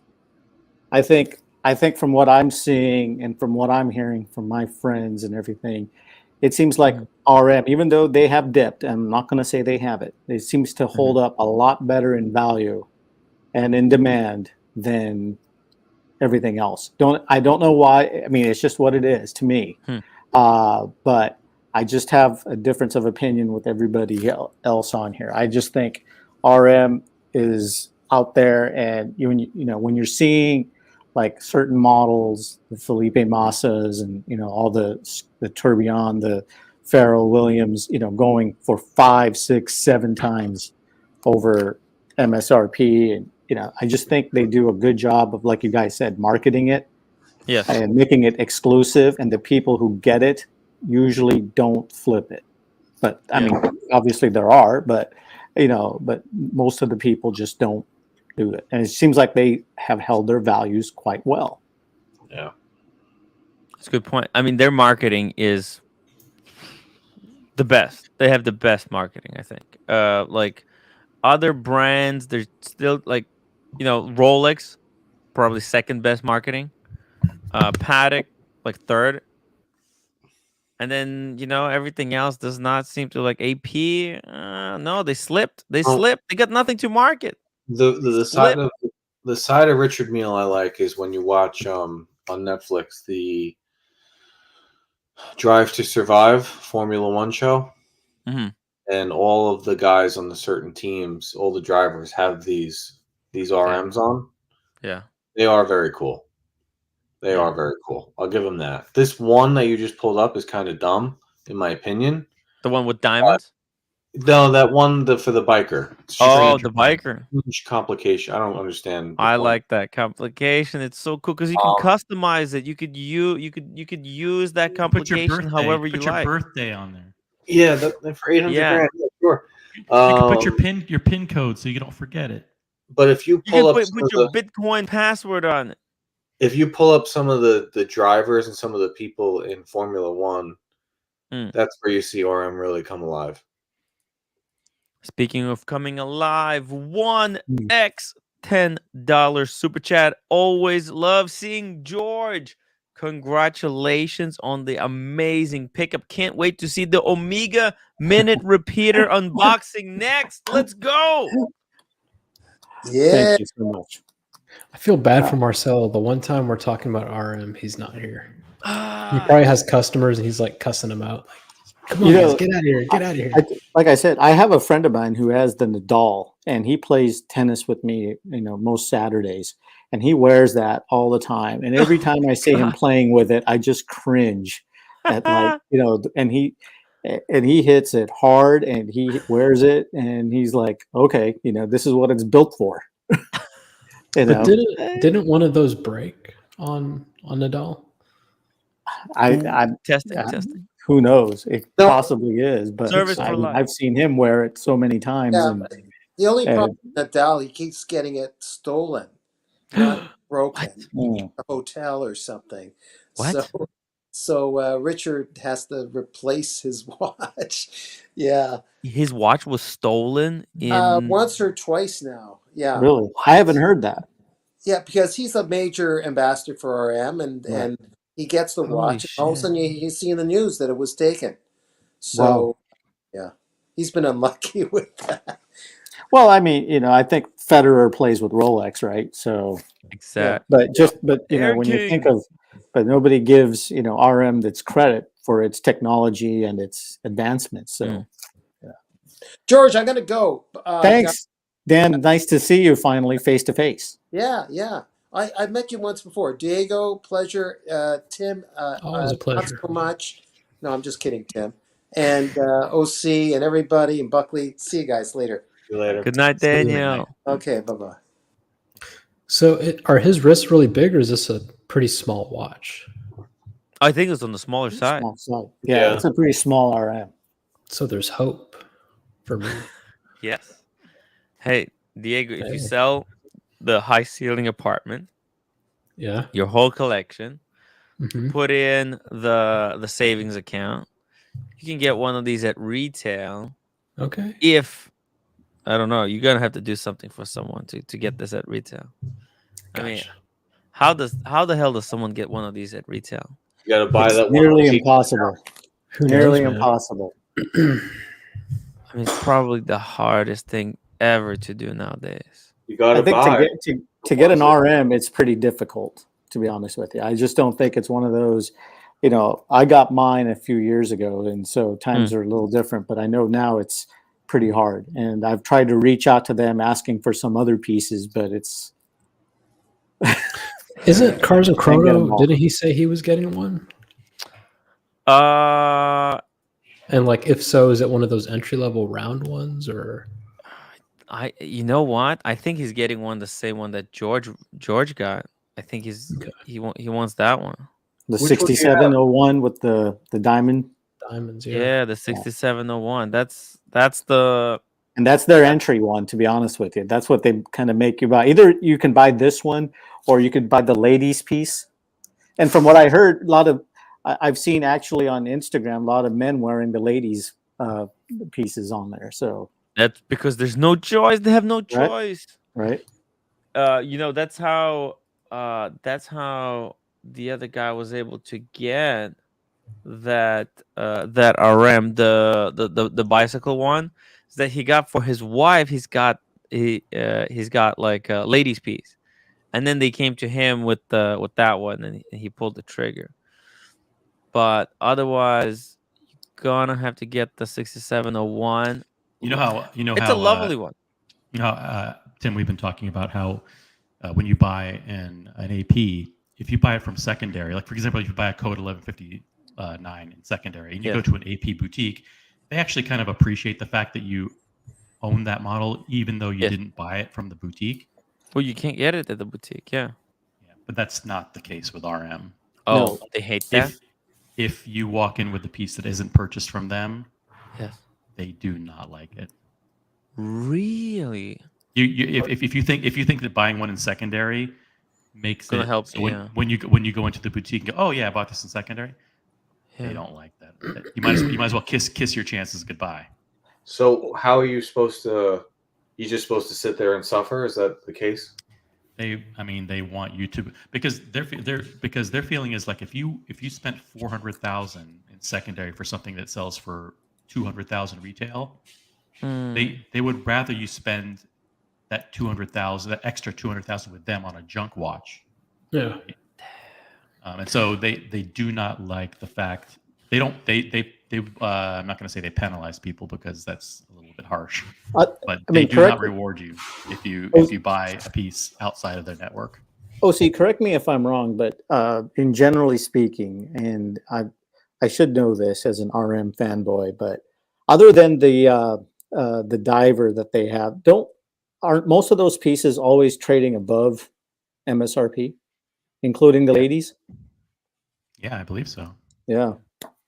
So, I mean, they used to trade above retail like crazy 3 months ago. Now it's a little bit more difficult nowadays.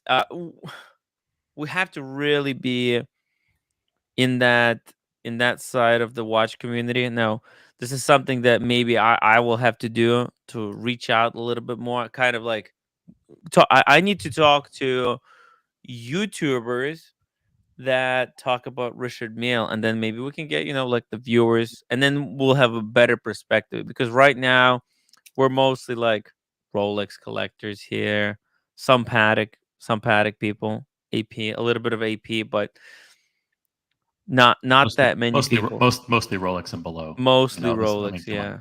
Mostly Rolex. Michael Paris, thank you so much for the $6 super chat. How about Hublot in F1? I think the driver crashed into the wall. What? That's not good. That's not good. That's not good. I gotta say, it's not a bad Hublot. I've seen worse. F1 Hublot looks cool. It actually looks cool. I'm sorry, guys. The bezel looks like the disc brake or a brake disc. Disc brake.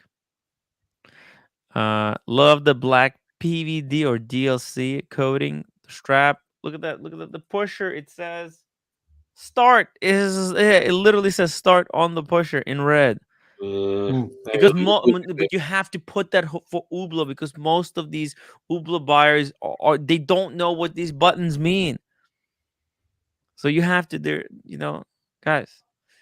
Hublot owners are just a little bit slower. You gotta understand. Oh, but seriously, the new Omega. I don't know if where it is on the website. Where is it on the website? It's on the front page. Did you guys figure out how much that thing costs? $500,000. 450. Yeah, $500,000. No way. Yeah. Bullshit. They're ruthless. 450,000 Swiss francs. For this Omega? Are you kidding me? Yeah. This is Omega taking. They think they're Richard Mille. This is what they think they are. The ego. It has the horrible 3861 bracelet. Ooh, there's probably not even a micro adjustment in the clasp. Jeez. It's Chinese gold. Wow. Chinese gold. Oh, but look at the box. The box is impressive, guys. Oh, okay. That makes up for it. No, they went over the top with it. It's a chronograph with a minute repeater. It's got a Venturine dial, a Venturine bezel. It's got the exposed hammers from the front, so you can show it off. It's got, I mean, if you are a Omega guy, super rich Omega collector, maybe something that you want. I think Tim said it best. Another watch nobody asked for. Oh yeah. When did this? I mean, seriously, I think this is Omega's way to kind of. It's Omega's. A lot of the shit they come out like who asked for a yellow gold Tudor Black Bay? Nobody, right? Trying to push. They're trying to push the value. They're trying to compete against Richard Mille. Is what they're doing. Or are they just saying we can do it too? Step aside. They want that Richard Mille. They want the Richard Mille market share. They need something to compete with. So because think about it this way. This is how sneaky they are. Think about it. Think about it this way. Think about it. They probably have some people who are already collecting Omegas, and now they're thinking of getting a Richard Mille. Getting something really. I'll be right back, Tim. Yes. All right. They're thinking of getting something really, really high end, right? They're thinking of getting a Richard Mille.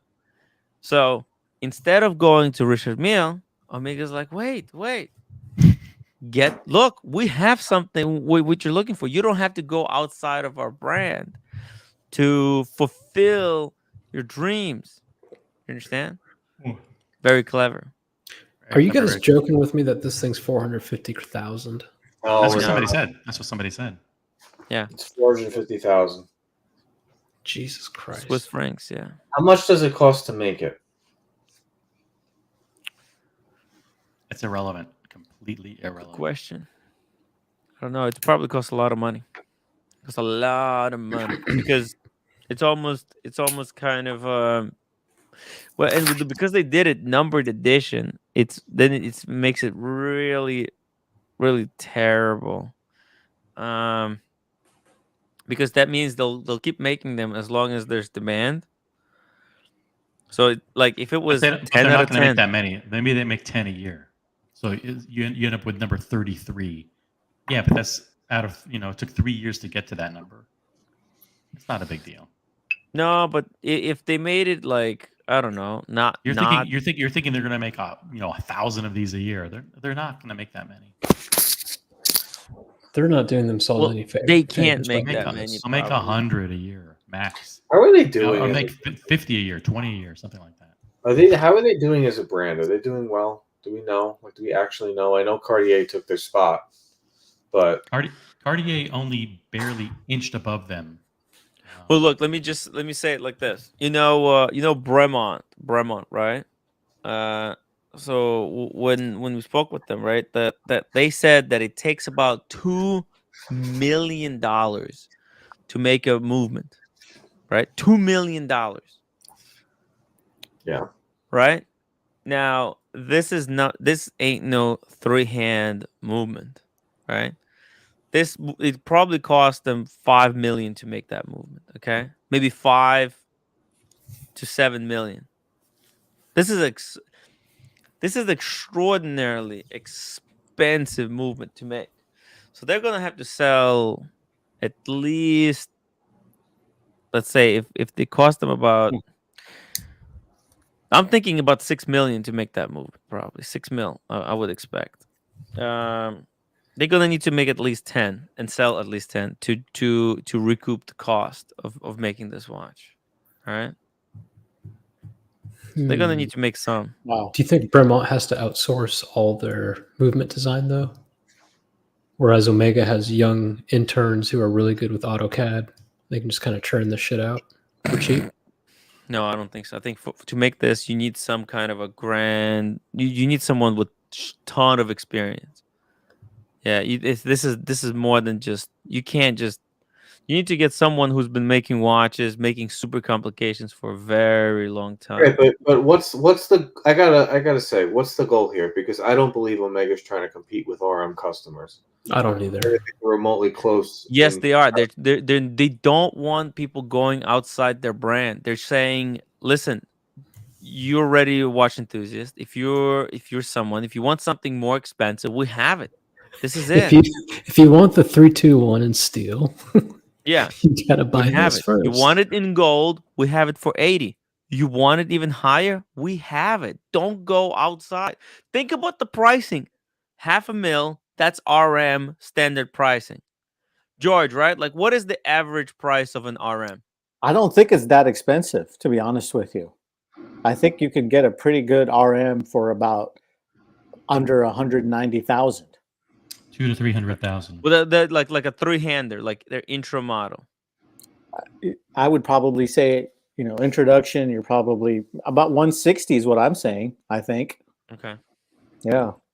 But what is like that mid-tier? But then again, that's my recollection is from 2020 prices. So I think right now, that $500,000, because think about it this way.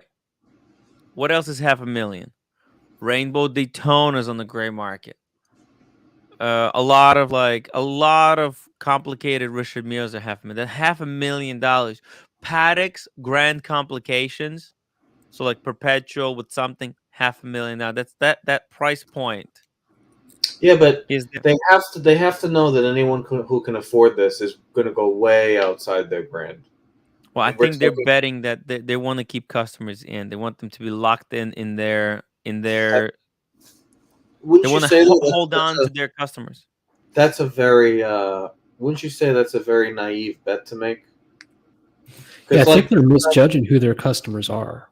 Yeah, they're diluting the brand. They're diluting the brand. Yeah, I don't think, because their customer is like the guy that's like, I don't know whether to get a Black Bay or a Seamaster.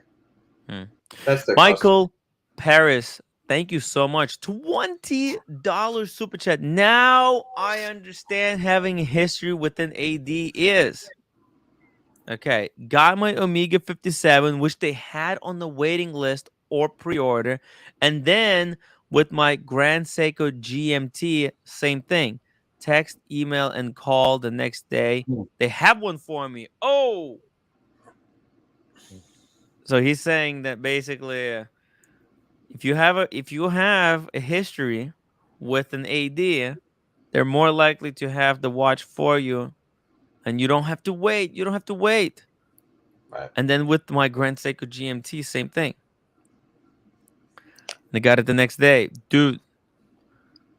That's what it means. They take care of you. You're the first one to get pieces. They love giving watches to people who already bought from them. You know, they want to give good customer service. Call me naive, but does anybody think that when you think of minute repeater, the first brand you come up with is Omega? No. It's the last brand that I think of Omega. Yeah, so I'm just a little confused about that. Yeah. Usually you think of Patek or something like that, but certainly not Omega. I think Ada says it. I mean, this is what I'm thinking. It's just a flex to show what they can do.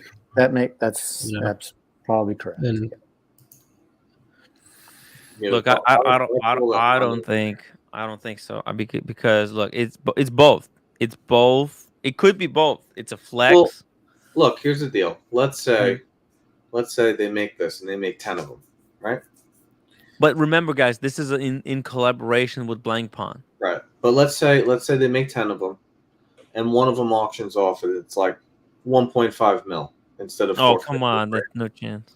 But I'm just saying, let's say one of them auctions off way higher than retail price. You're going to need to buy a lot of watches to be able to qualify to buy one of these limited editions. So their whole goal would be to move Steamasters off the shelf. Because their brand, like, I just can't see them trying to compete with an RM or a Patek. Their guy is me. I'm their customer. The $5,000 to $10,000 range. George is at a crazy level of collecting. He's not necessarily the guy walking in. He's not even interested. George, I'm not interested in this. That's for sure. Yeah. If I had $500,000, this is $500,000. Yeah. Yeah. Oh, forget that. What I'm saying is you would buy a Patek. You would buy a Patek minute repeater, right? Oh, 100 times over. Yeah. Right. So George is not their customer. Boston's not their customer. Cars and Chrono's not their customer. No, Buckley. This is what you don't understand. This is what you have to understand. Okay, what does Omega have? They have a big, broad customer base. Okay, imagine if George didn't know about watches like so much as he knows, right? Let's imagine that, right? Right. But he knows Omega because Omega was on the news. The Omega was they made these plastic garbage. It's all over the news, right? The moon swatches. And maybe he knows Speedmaster. Speedmaster is just such a common watch. Everybody knows it. Maybe he thinks, hey, let me get the Speedy, right? Gets the Speedy. He loves the Speedy. He hears about this. Then he starts getting into watches a little bit, right? And, he's got the disposable income. And he's like, hey, I want to get something better. Well, he already has the Speedy. Let's go check Let's check Omega if they have anything better. And then they bust out this thing and say, this is the greatest thing we have. This is for very naive buyers. People with a lot of money who doesn't know very naive. Yeah. So it's a money grab. Yes, it is money grab. The bet is they want to get that customer who will buy, who wants a minute repeater or something really, really high end. But they don't know Patek. Let's be honest. Most people, they don't know about all these brands. They don't know Lange. They don't know. Right. But to find out what a minute repeater even is, you have to be deep in the watch world. Right. You have to be very, very deep. So the two things you're saying conflict with each other because you're never going to even find out what a minute repeater is until you're deep. And once you're that deep, you're not walking into the figure for that. No, but here's the thing. The minute repeater is easy to sell. You click the button. What does it do? Oh, you click this button and it does audible thing. Do you understand? Instead of having some kind of a star chart on the back, how can a salesperson see? This watch is designed to be easy for salesperson to sell. I think the person that buys this watch won't even know what a minute repeater is, to be honest with you. And I think when they show it to why him, it's brilliant, because you show it to a customer, someone who can buy it. Let's say someone who can buy it, they have enough money to buy it. It's easy for someone to sell this to them, because what does it do? Oh, you press the button and it goes boom, boom. It's pretty. It sells itself. Yeah, but they're not going to go, oh, okay, I'll give you 450,000 in that case. But think about I it. wasn't How going do you to explain before. a tourbillon, for example? How do you sell a tourbillon? You know, most people. Let's say if they put a tourbillon in this watch. Horology. Yeah. Let's say they put a tourbillon at 6 o'clock. Right? What would somebody do? Somebody with them, they would think, "What the fuck is this? Why is that worth money? Because it doesn't make any noise. It doesn't. It's just a thing that kind of spins in the center. To most people, a hairspring is no different than a tourbillon. The thing though, but you play this to someone who has never seen watches, they're gonna think this is like a fucking magic. Yeah. But isn't this by order only? So you have to pay for it up front before you even see the watch. It's not like these boutiques are going to have them in the back. I think they might have one or two. These are not going to be selling. Yeah, because it just seems the whole thing seems so weird to me. It's like people are in the comments are saying they want to show off. I mean, maybe I'm being a dick, but you're not showing off your minute repeater if you can't even sell your Seamaster on the shelf, and you won't offer a discount to move it. You really, Omega should really stay in their lane. I think they're just getting ridiculous. See, this is the thing, Michael Paris. These who buy minute repeaters know other brands. This is a minute repeater for people who don't know anything about minute repeaters. I think what's going to happen is there's either going to be, like, I agree with Boston, there's going to be 10 made, or they're going to sell these to people who are like the CEO of fucking Home Depot. Someone who's never going to fucking share that they bought this watch, and they're just going to go on the Omega website and search high to low. They're going to buy something. They're not going to tell a soul that they did it, but you know what I mean? They're going to wear it around maybe at events, but it's not going to be anybody at Hodinkee, and it's not going to be, I don't even think a sultan in Arabia would buy this. You know what I mean? It's a straight. Because they know their because they know Patek, they know in Arabia, they know their minute repeaters. Exactly. They know go to Patek. This is going to be a naive billionaire will pay for this, and when the AD says, "Oh, look, it's a minute repeater," they're going to go, "Oh, that's so cool. What's a minute repeater mean?" Is this a minute repeater? How many naive billionaires are there? There's a lot. Hold on a second. Oh, I think we're getting messages that this might not be even a minute repeater. Hold on a second.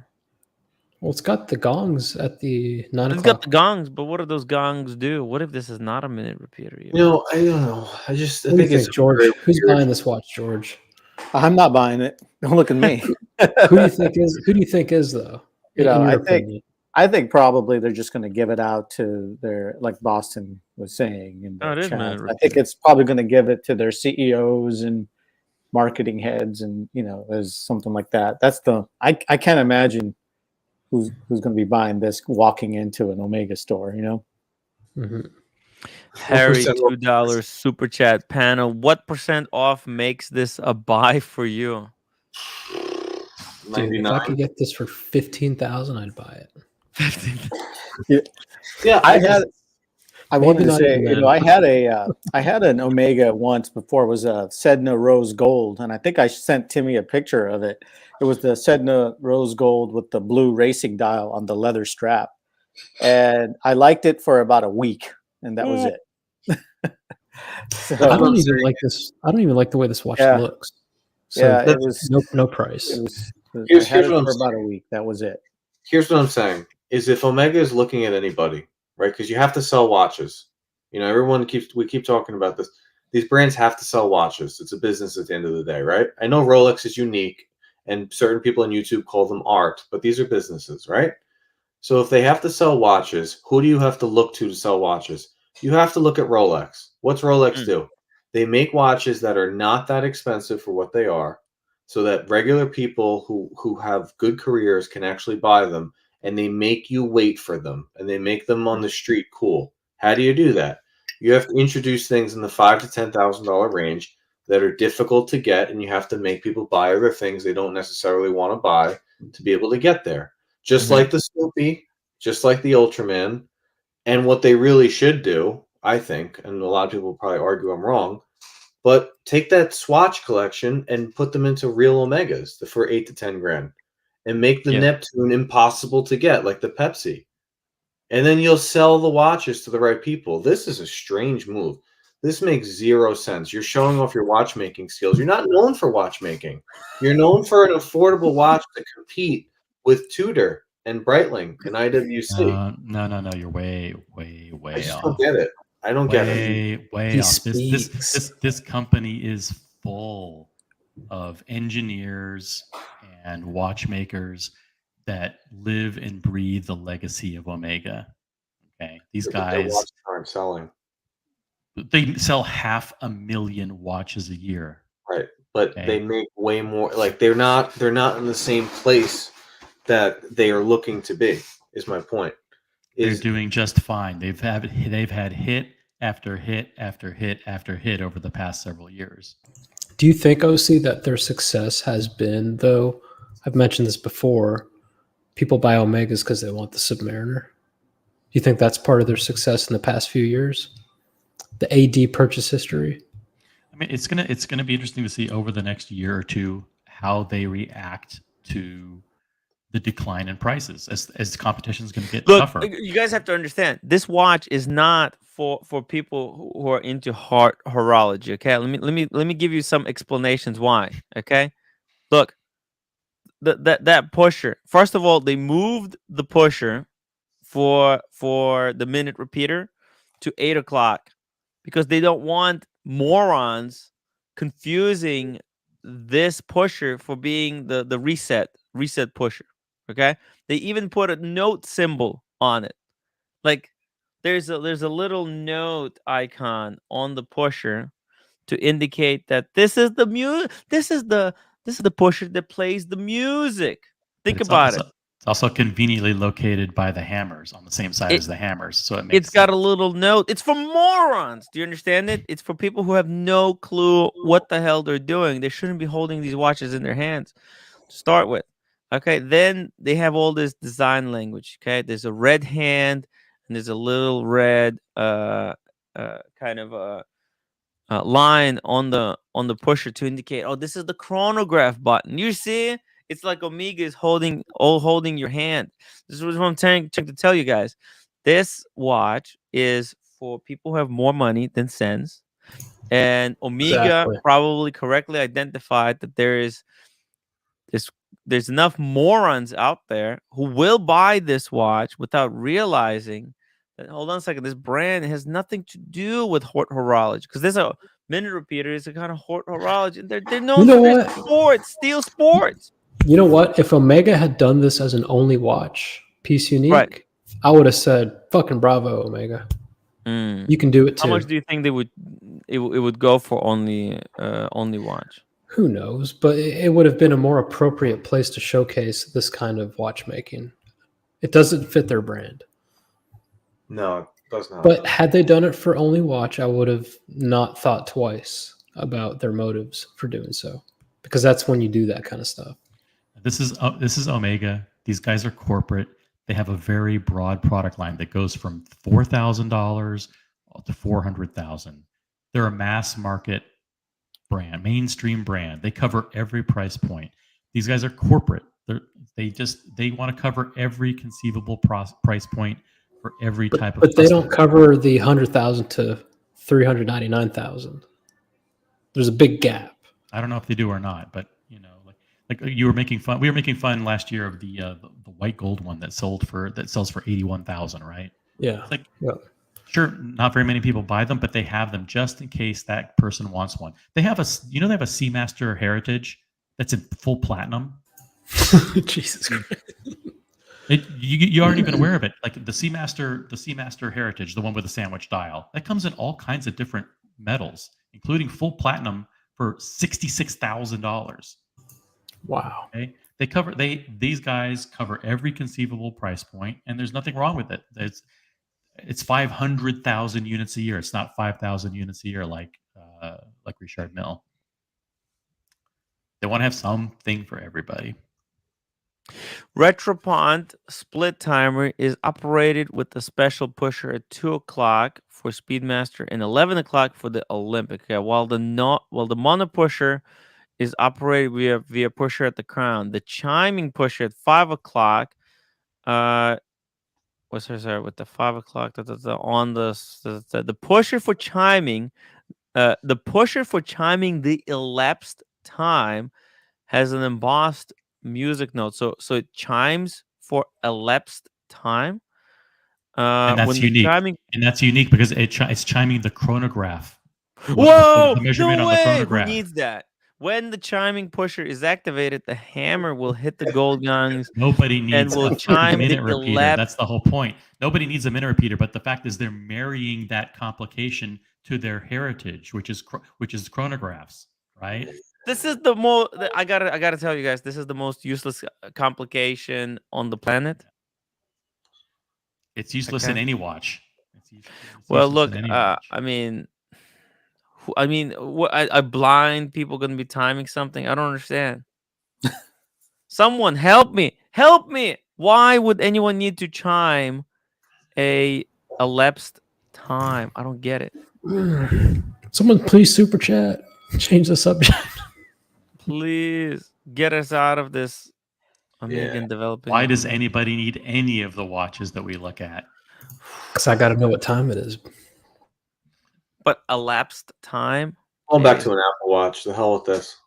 John D. Tim, the Fratello article in these says these are not minute repeaters, but a chime only and elapsed time. So it's like here they say it's a minute repeater, but I guess it's an elapsed time minute repeater. It doesn't tell you the time. It doesn't use minute repeater function to tell you the time. It uses the minute repeater function to tell you the chronograph elapsed time. It's even worse. It's so much worse. Michael Paris, $10 super chat. Thank you so much. By the way, honest, this watch is a gift item. Business closing gift, whatever. Send the corp secretary out with a corp credit card. She tells them it's for a gift for like a Fortune 500 company. They will have it. Wait, he's talking about. 1 second, let me go back.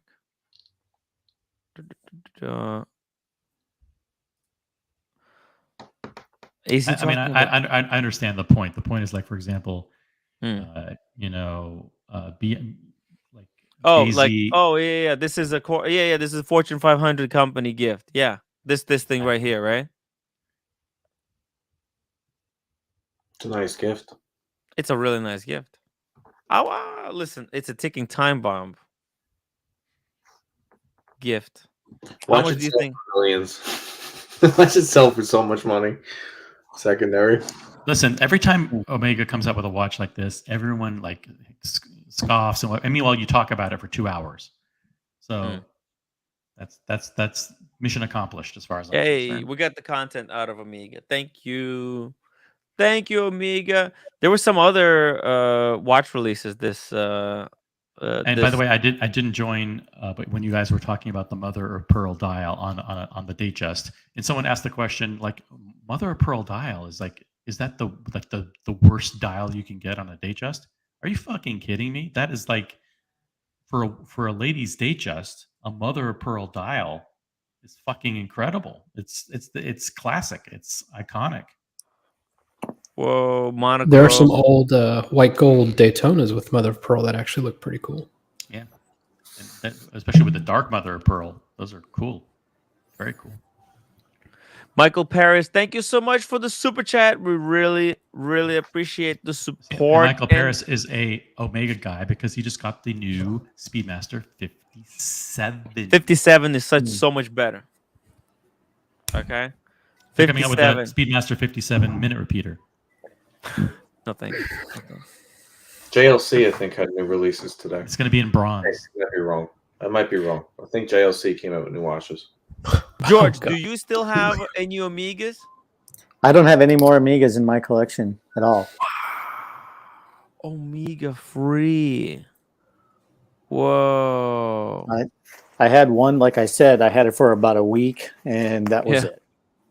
Wow. Yeah. Oh, well. Carolyn Martin, $2 super chat. Topic change. Why the fuck we're not up to 100 upvotes yet? Come on, guys! Hit the upvote button. It's free. Believe it or not. I know you don't believe it, but George is a huge collector who has taken the time to come onto the show and show 2 amazing watches. And we're talking about this bullshit minute repeater. No. Can we pull up Q's comment before we move on from the Omega? Q, pull it up. Pull it up. When the light is off, we need to know how long we have been banging on. And Q is still having that threesome that he left for with his roommate after getting the Aquanaut. I mean, Nautilus. He got the Nautilus. It's crazy. Unbelievable. Right. George, do you have any watch that you want to talk about? You know what? I just wanted to ask you a question. What was the most impressive watch you saw at the watch time? What was the most impressive watch? You know the crazy thing. I really like that Grubel, the handmade Grubel. That was nice, but I've seen it before. I think like most blown away, it was the Ferdinand Berthoud, that hairspring, the cylindrical hairspring. That was incredible because that watch was very similar to the Grubel handmade, but there we go. There's OC, but it's so different. The finish on it was just incredible. That complication, I love it. I loved it, and its simplicity. There's a complexity to simplicity. Something that I really, really appreciate. I mean, look at that hairspring. It's just freaking insane. And it's more accurate than the tourbillon, like that hairspring, and the way they did the case, so that it's a screw-on lugs, screw-on window to be able to see that very special hairspring. Just seeing it beat away inside the case is just remarkable. And then you have this entire escapement that's kind of elevated. Oh, it's gorgeous. A lot, but the whole show was just incredible. Max Booster, the MBNFs they had there with just the hairspring, like wobbling in the center without the escapement. The way they moved the escapement below the dial was very interesting to see. Actually, really like. I just really regret I haven't spent enough time at Parmigiani. Parmigiani, I think, is such a winner brand. And even I was there, I only had like a couple seconds. It was I spent some time with the Blondie. It's like the last 15 minutes before they kicked us out. Just freaking love the brand, and I didn't have the time to explain why it's such a good brand. I'm gonna have to freaking buy one or something at this point, because I really think that GMT, the way they did it, it's just so fun because you use the I didn't understand how it worked, but you use the 5 o'clock pusher to jump the hour hand, and then you press the button at the crown to reset it back to home. So you're traveling back home, you don't have to reset it. You just press the button and the time flies back to your hometown. I thought it was genius. Amazing. But So many good watches. Personality-wise, Max Booster was like the star of the show because he's just a big personality. But from a watch brand's perspective, I agree with Tim. Like Ferdinand Berthoud was a big hit. Maurice Grossman was a big hit. A couple of those like guys. The crazy thing, Kari Voutilainen was a little bit disappointing because he had no watches. He only had 2 watches and was like his personal watch and just one more watch that they had. You know, when I was at the Watch That's Pro, when he snatched it out of your hand and wiped the fucking thumbs shit off. He literally took it out of Tim's hand and was like, God damn it. You know, it's the same watches he had at the Watch Pro last year. And he had one less. He had less watches. It's actually, but I mean, when he told me he's pre-sold until 2027, I was like, fuck. No wonder. Wow. No wonder. Chopik was big too. Chopik, the CEO of Chopik, was there, and he was very nice. Yeah. Chopik was huge, and Laurent Ferrier. Unfortunately, they brought even me and Todd. We were pissed off because they brought the sports. They had the titanium one, which was fantastic. I love the titanium one, but they had the rose gold one in plastic, wrapped in plastic, in the window, sitting, just saying, F you guys. You want to see this? We're not going to show it. No, it's ridiculous. 1X, $5 super chat. George, why do you look for an independent? What do I look for an independent? Well, I just like the low production numbers. Why?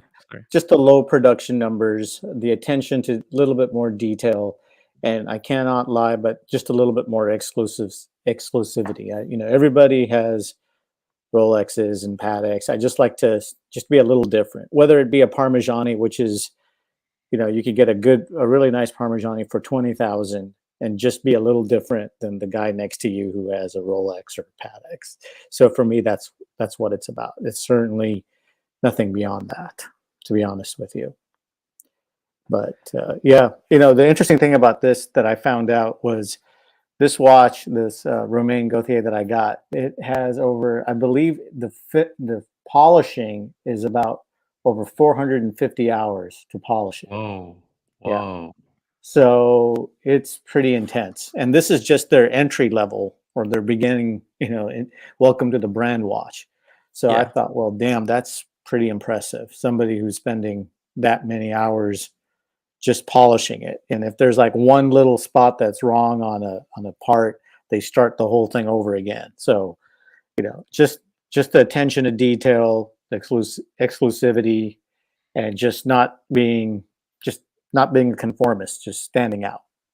And I showed you my Parmigiani, right? I mean, that thing is, talk about standing out, you know, red stands out really bad. So, but I still wear it. I wear it with suits. I wear it, you know, when I go out.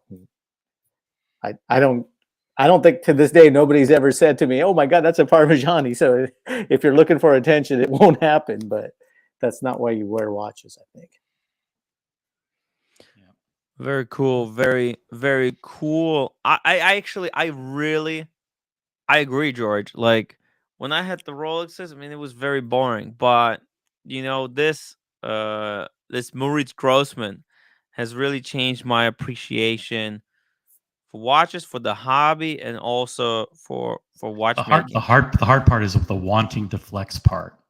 You know, when if you have the Parmigiani and say you're in an elevator with 3 people with Rolexes, what are you thinking to yourself? That, listen, I have something better than what they have? Or are you thinking, I wonder if they notice what I have and if they recognize that what I have is nice? It's like they don't. They don't. Like, or do you not think about what other people are thinking about what you're wearing? I really don't. It doesn't get to me at all. You know, I have a friend of mine. Let's just say he's very well-to-do, and he always talks about a quiet confidence. And what he means by that is he could walk by any brand and just smile and know that he could buy it, and he could buy multiples of it. So he says, you know what? Sometimes in life, just having a quiet confidence and being comfortable in your own shoes is about as owning any expensive watch or piece of jewelry or whatever. So for me, I really could care less, you know. And certainly for you, like being able to talk to Romain Gauthier or like talking to Ludovic Ballard or whatever. I mean, these guys, it's unbelievable. It is. And you know, the nice thing is like I said, he took the time to actually sign the certificate of authenticity for me. So, you know, it's like I said, I don't think you get that from, you know, Henri Stern or Philippe Stern or any of the Stern family. The experience, Tim. Yeah. And you know, the interesting thing about Moritz Grossman is I was actually looking at theirs. They have a World Time Traveler that I thought was an absolute stunner. It came with it came right when all the Tiffany blue dials came out, and I thought that thing was a piece of beauty, to be honest with you. And I was looking at that really deeply, and I think that's a real beautiful watch, to be honest with you, Tim. I think you did well with that Maurice Grossman. I really like that. I really do. It's a really special, really special watch. By the way, OC. Yeah, that one right there. There's one with the world timer too, isn't there? But I was actually confused. I was going to ask your opinion on. Yeah, I was going to ask your opinion on this one, and you as well, Tim. Oh, it's beautiful. We saw this one, and what's really unique about it is that the day is revolves around the ring of the dial. There's it's not on the front; it's on the back, and then it comes up from the back. Yeah. Let's see. Their photos are kind of bad. Right here. Look at the 11. Yeah, it's a little indicator that moves around the dial from the back. How much is this watch, Tim? It's $42,000. I believe it's in the ballpark of about 42 is what I thought. Yeah.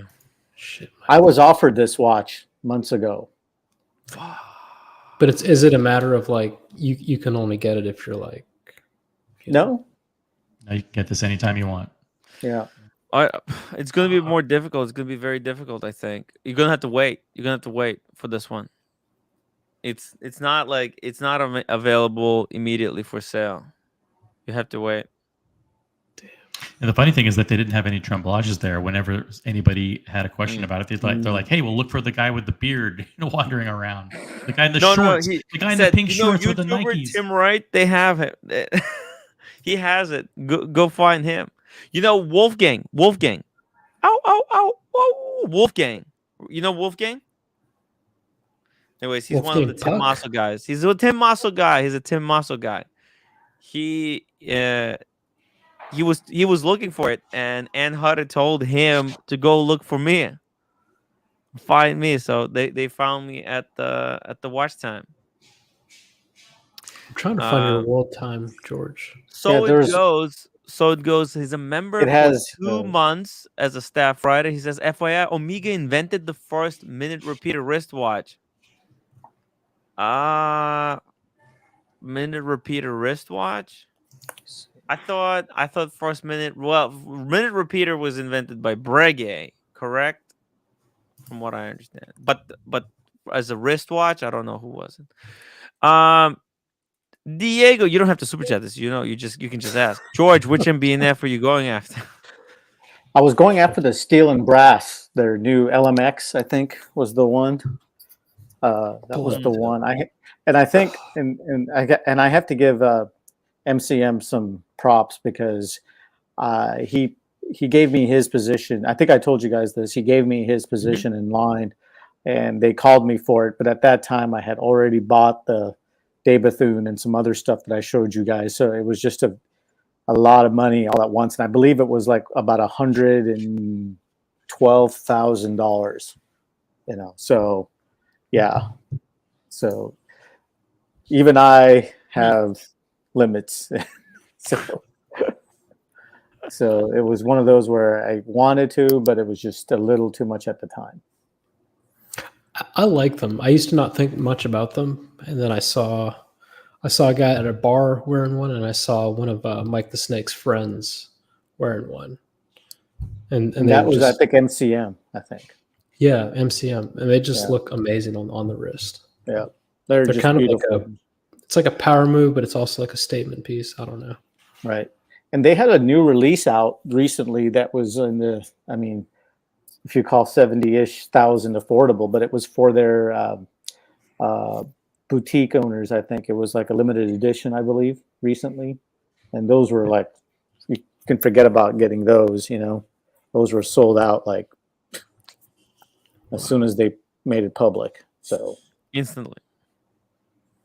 Right. By the way, Waterlinen did some dials for the Moritz Grossman, but those are as well. Those are very hard to get. And the Adam Moore was a hit too, although it looks just like a printed dial, and you have to really explain, like, oh no, it's a very complicated way. Oh, we're losing OC. We lost OC. Yeah, the way they cut out the Adam logo, they said basically that the guy who did it, he didn't share with them.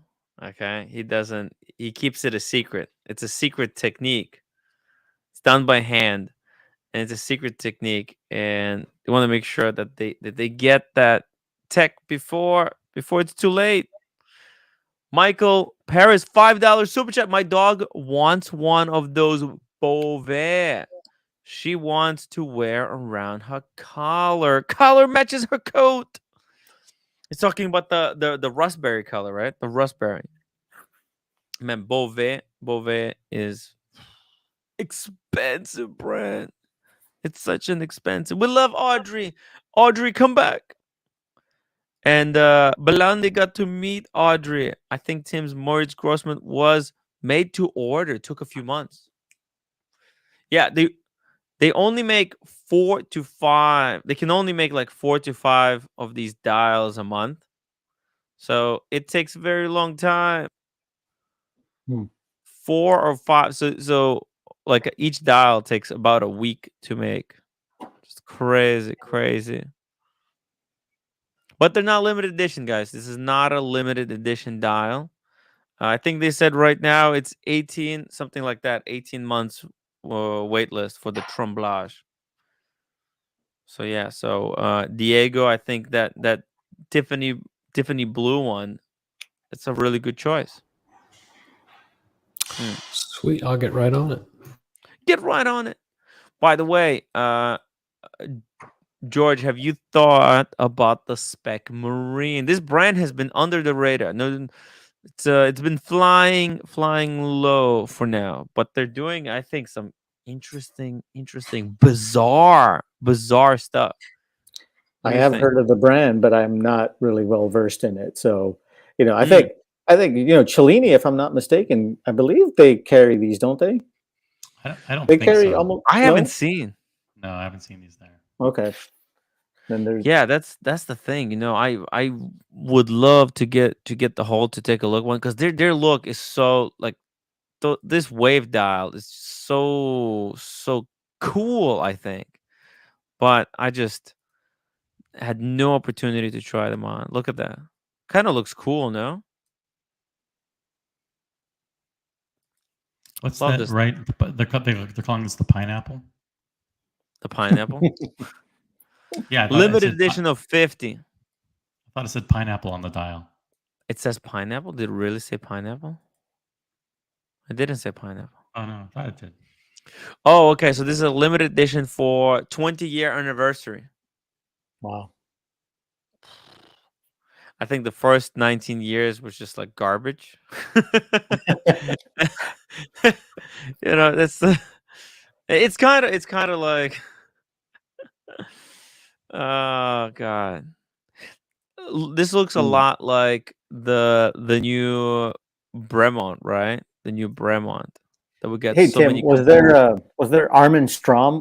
Were they there at the watch time? Yes, did you guys get a chance to see their watches? What did you guys think? Well, I thought they had some amazing stuff. Let me pull up. They had some amazing pieces there. I was doing some. I was just killing some time, and I was standing next to the Armin Strom booth. Yeah, and this guy was taking a break, checking his messages. So I was standing right next to him. So I said, "You're taking a break, huh?" He said, "Yeah." Then we got to talking for like about 30 minutes. Turns out he was like one of the top guys from Armin Strom. And we were talking about how a lot of these independent guys their main business goal right now is to try and to break into the mainstream retail.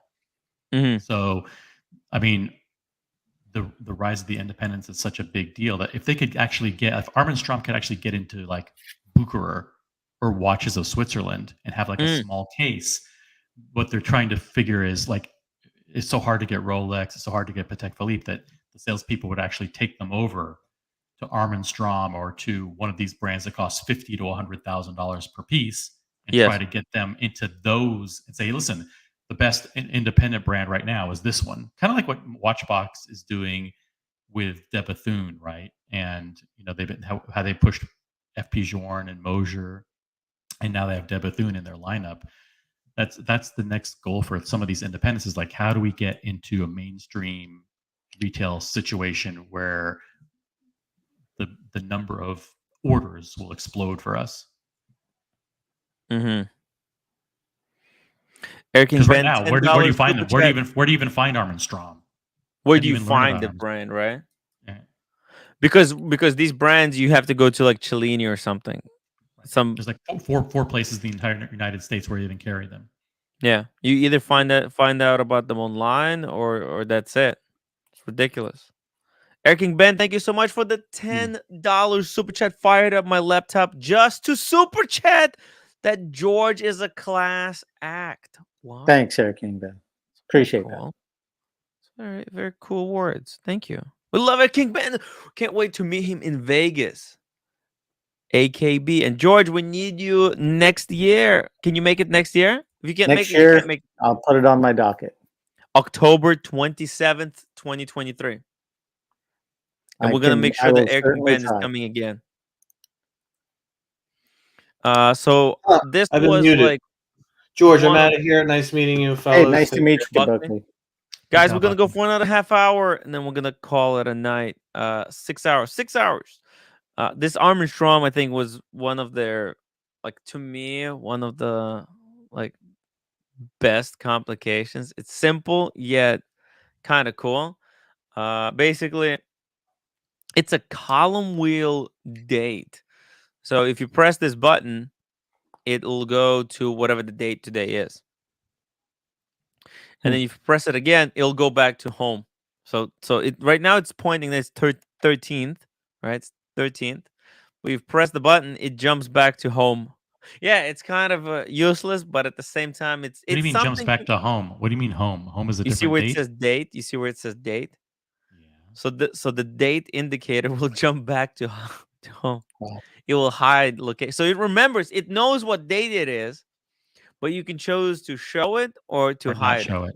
So your that hand can be in the 12 position looking up. Yes. And then when you want to know the date, you press the button and it'll go to the date. Yeah. It's bizarre, but it's cool because it's something to play around with. Because it's very cool to see this hand jump to the date. Eric and Ben, have a safe flight from Australia. Enjoy, man. Yes. Be safe. Can't wait. Safe flight. Safe flight, man. It's a long flight. But this is what it's also visually impressive watch because it's got the micro rotor here, it's got the barrel here. When you wind the movement, you can see all the gears moving.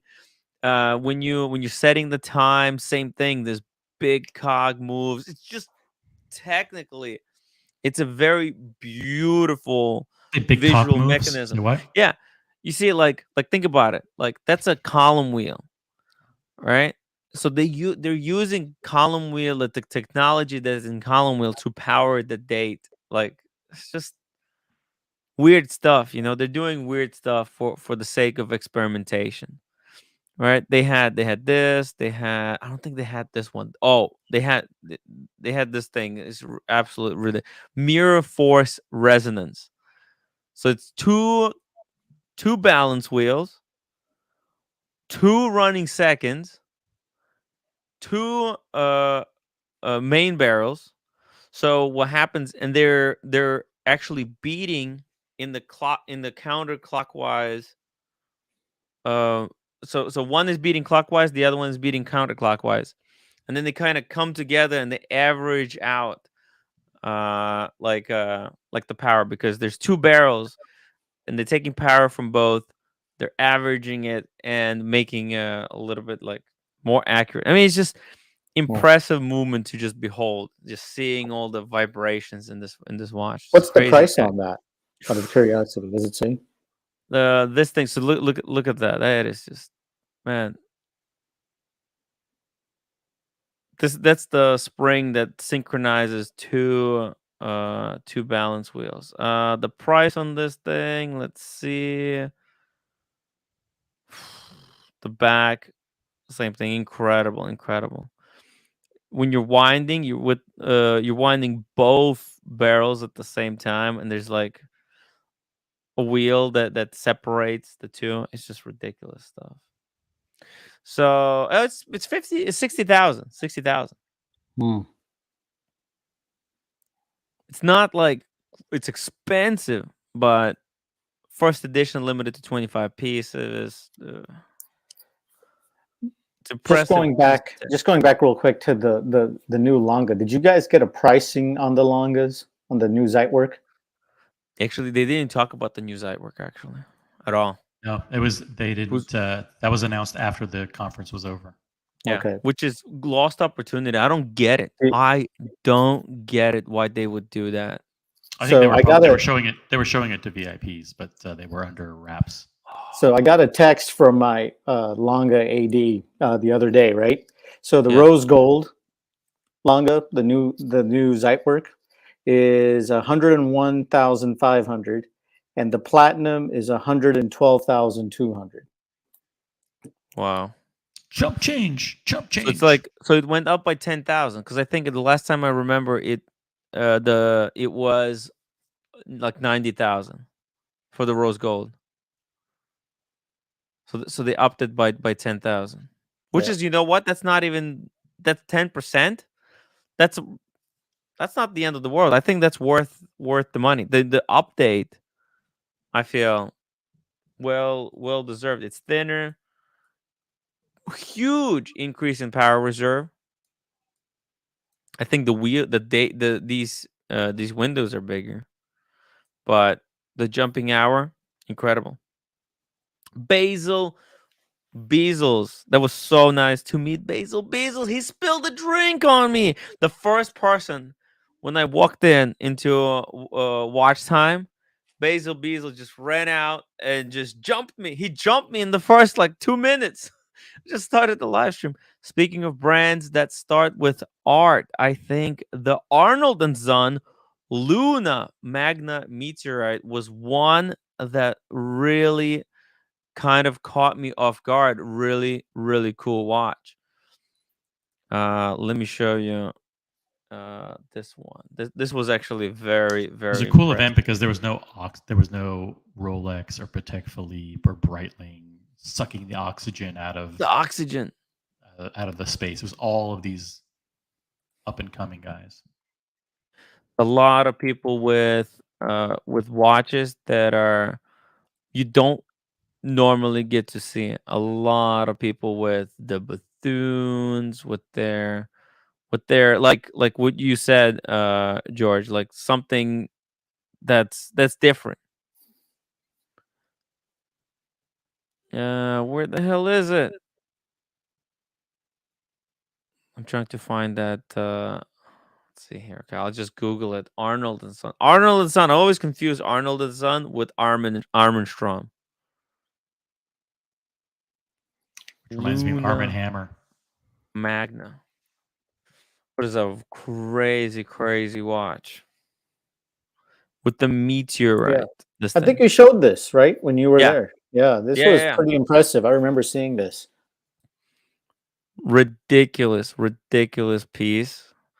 Meteorite, loom, incredible loom, and on the back, it actually explains it. That is what I really liked about this.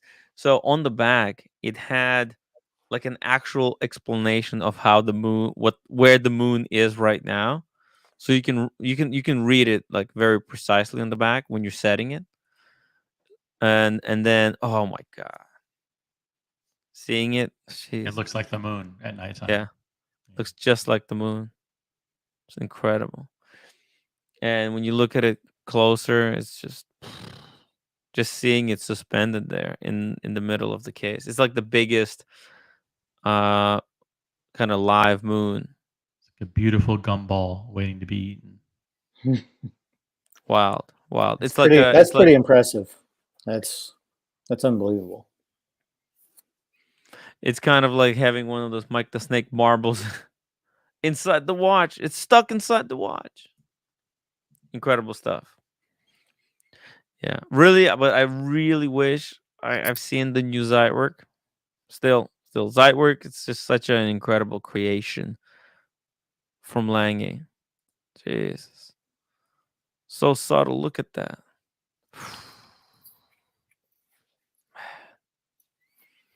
Just insane. Laurent Ferrier was there too, right? Yes. Okay. Yes. Yeah. Did you just get a chance to see their Tourbillon Sport? Was that available? The one, I think it's the rose gold with the black onyx dial or something. I think so. I think so. Yeah. So you're talking about this one. They had it in the case. They had it in the case. The sons of bitches had it in the case. They had it wrapped in plastic, and they wouldn't even show it to like Todd Levin. Todd Levin was there. He wanted to see it. And I thought, hey, maybe they'll take it up for him.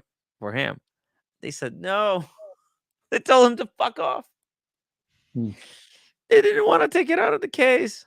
Maybe somewhere in the back room they did it, but they had it. They had it in the case. I've got a chance to see this one though. Put this one on. Something about that bracelet just looks a little off. I don't know. Yeah, I get it. It's very bulbous. Yeah, it's not good. The symmetry's not there. You have to understand, guys. This bracelet, it's titanium. It honestly feels like plastic. Like these bits. There's so many angles. Might as well be made of plastic. Look at the tolerances. Okay? Look at the tolerances there. They're really wide, Christ, but it doesn't pinch the hair. It doesn't pinch the hair. You know what it is? It's the way it's been made. So you see these edges here, they're sharp, but then the edge on the inside is curved. So it creates this weird illusion, like almost as if these links are made out of droplets of water. I think I would much prefer this in rose gold, but you know, it's actually a really, really nice. No branding on the underside of the bracelet. No, just really bad. Hey, it's just very, very. It's all kind of integrated, kind of. Now, Laurent Ferrier, it seems like to me they make a better dress watch than they do a sports watch. Yeah, I mean they're known for their dress watch. They're just really known for the dress watches. I mean, the gallery square is always nice, and I mean that's just beautiful. Yeah, the hands, the ultra thin hands, and you know they're always going to be known for their incredible finish on the movement. Just insane level of finish, and how small everything is. It's just crazy. It's just crazy. That's kind of the classic look. That salmon, that copperish salmon dial. That's beautiful. That's their iconic look. And I like their blue dial too. It's very nice. Yeah, it's just they have this goose has bolted. Laurent Ferrier for me, it has bolted. They're in that legendary status at this point. Laurent Ferrier, where they're kind of with carved wood align, and oh my god, look at this one. This thing is just that's absolute freaking insanity.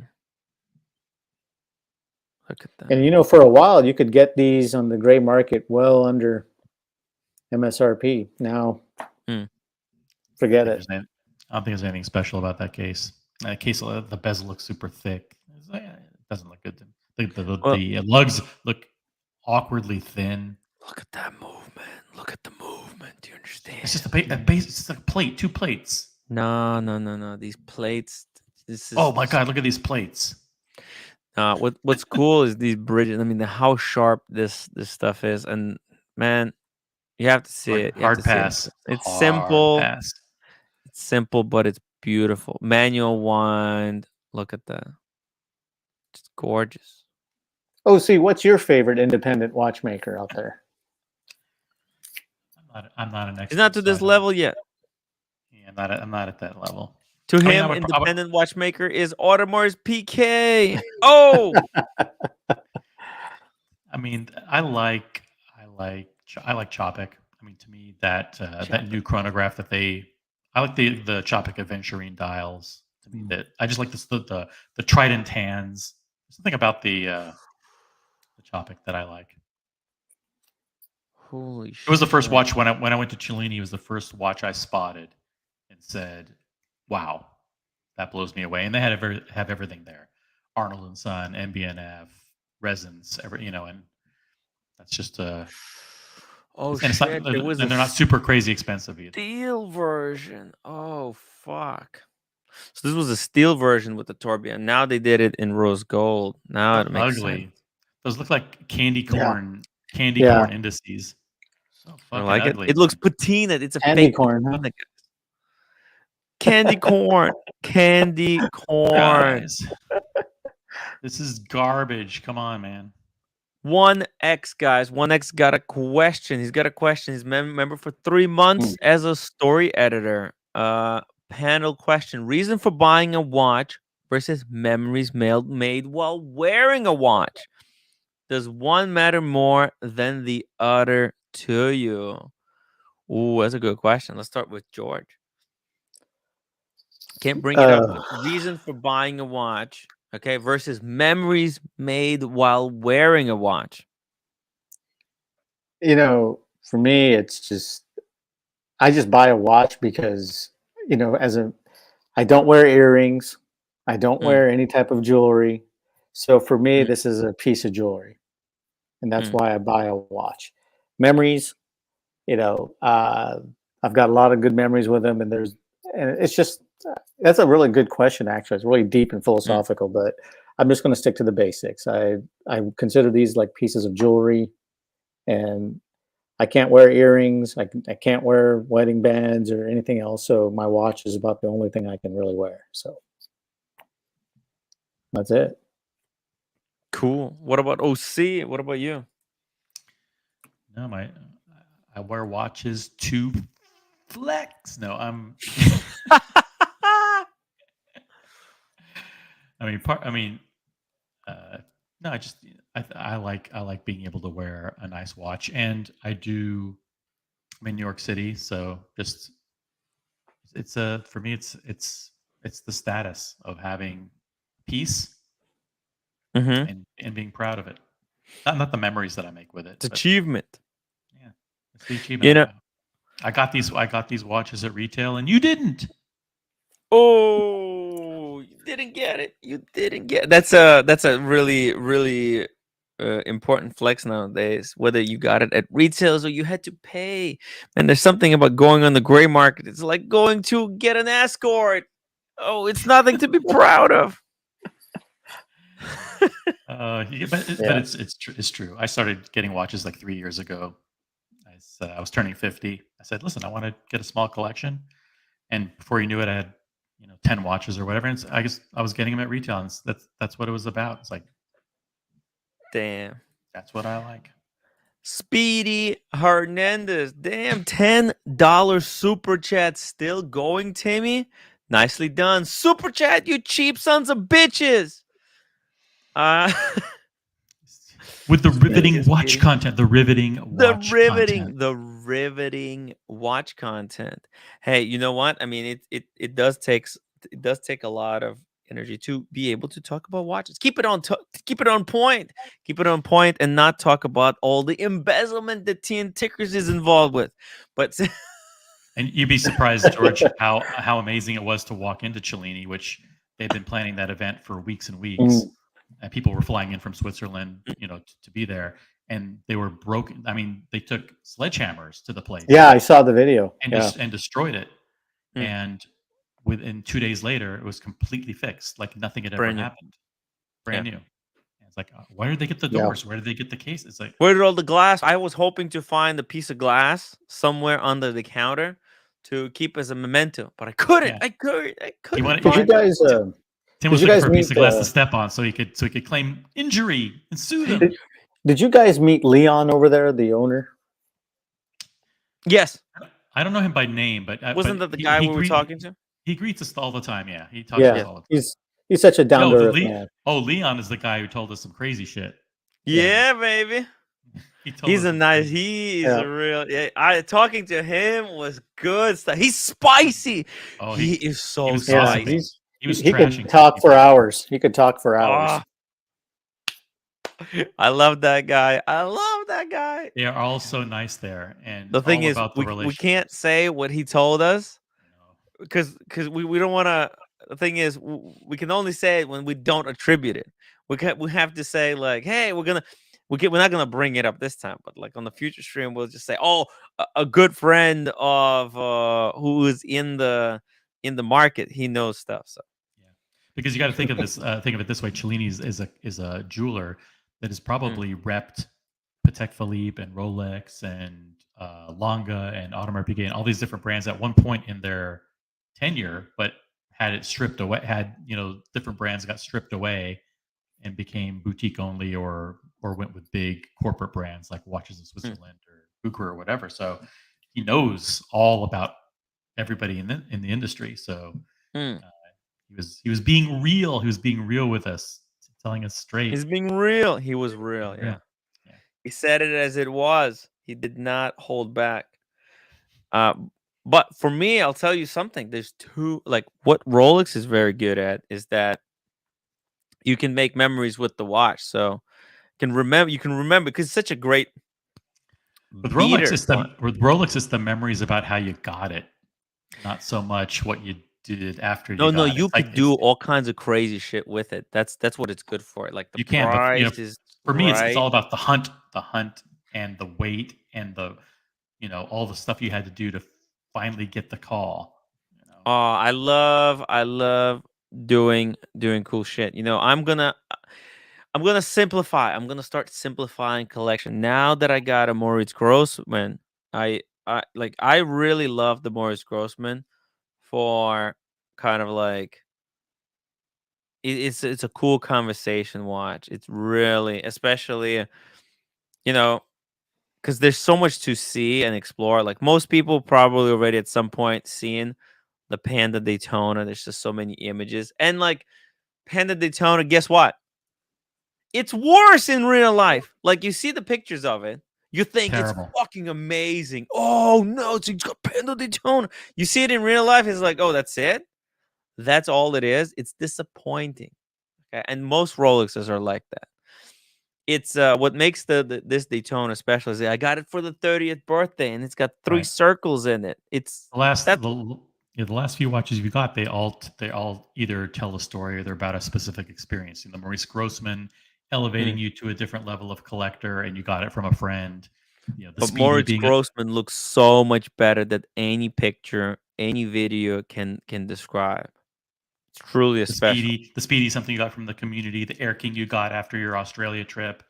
The Ming you got because you bought into the hype and you got duped. These all tell an important story. By the way, Wolfgang. Wolfgang.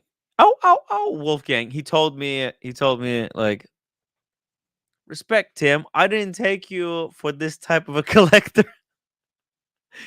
I thought you were more into hype shit like Rolexes. So it was very cool. It actually builds good, like it expands, it broadens the audience, because I think because I'm on every one of these streams, right? So people see me the most, and the watches that I have actually help me connect with the audience a little bit more. So having variety, having a Rolex, and independent, a Speed. You're buying the Grossman has already led to 2 additional sales of Maurice Grossman. Yes. In the past 2 weeks. That's right. That's right. Morris Grossman is an incredible brand. George, don't sleep on this. Find your favorite one before it's too late. Right. And I can talk to Ann Hutter to get you the best one. Blondie, whoa, $10 super chat from Blondie. Hi, George. I missed your unboxing. I'll have to rewatch it later. No, we can still show Blondie the piece. He's got it on the wrist. Wait. Romain Gauthier. Romain Gauthier. Yeah. Gauthier. Limited to 38 pieces. Holy fuck. That is just incredible. This is a titanium that's PVD'd black on the black rubber strap. Incredible. Incredible. Tim, everyone is saving up super chat money for Vegas Gonzo stream.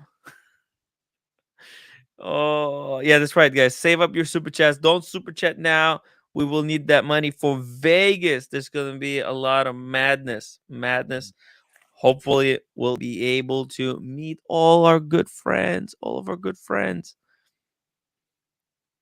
Gotta love Blondie. Aww. Blondie was terrific on your show the other night from Madison and Vine. She was great. You and Red Shovel and Blondie. George, have you seen that live stream? I went back and watched some of that the other day. I bet you did. It was hilarious. Oh my god! I have to admit, that was pretty impressive. I mean, I'm shocked how that stream kind of developed from nothing. I didn't even, you know what? Like that day, I didn't even feel like live streaming. I thought we're done. We did the watch time. Done. But Blondie was on the stream only for like 15 minutes before they kicked us out. So it was like, okay, we have to do something just to say goodbye at least or something. And then it just turned into madness. Madness, I tell you.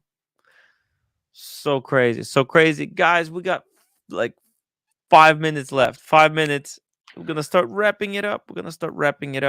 Send your final questions for George. Basil Bezos. Tim is an influencer. He is actually. Scarily enough. It's scary. It is scary. It is. I'm a little bit freaked out. Whoa, St. Peter, $10 super chat. Shout out to Timmy, Buckley, Kevin, Red, David, Basil, Bezos, Kelly, and special thanks to Humble Pine for hospitality. You met Humble Pine? Humble Pine. He met Humble Pine. Humble Pine treated everyone to a Korean barbecue. Wow. Yeah. Oh my God. It was unlimited. I mean, he bought us so much soju that Kelly blacked out. She blacked out. She did way too much. She lost it. She checked out. She doesn't remember how it ended, how the dinner ended. Still looking forward to meeting OC. Can't believe. Yeah, that'd be fun. I'd love to meet people blacking out while out. Like, so embarrassing. Who does that? I can't imagine that would ever happen to anybody I know. Can't imagine. Still looking forward to meet OC soon and others. But Watch Time Friday was fun. St. Peter, he's from Brooklyn. St. Peter, he's a Brooklynite. Oh, cool. You should come into the city one day. We're gonna do something. We're gonna do something together. And Basil said, "Humble Pie is the real deal, man. Humble Pie. He's out of control, George. Sounds like a good time. He's a wild dude. He's a wild man." Like I said, I just came on just to kind of show you guys this, and I have friends on the other channel as well, and I support both of you guys. You guys are both, good to me, and that's all that matters. And I enjoy your content. I enjoy going on theirs and enjoy theirs as well. And you don't have to choose. We don't force people to choose and like sides. I said, but when I do my openings or when I do any of these unveilings, I only come to you guys. So thank you.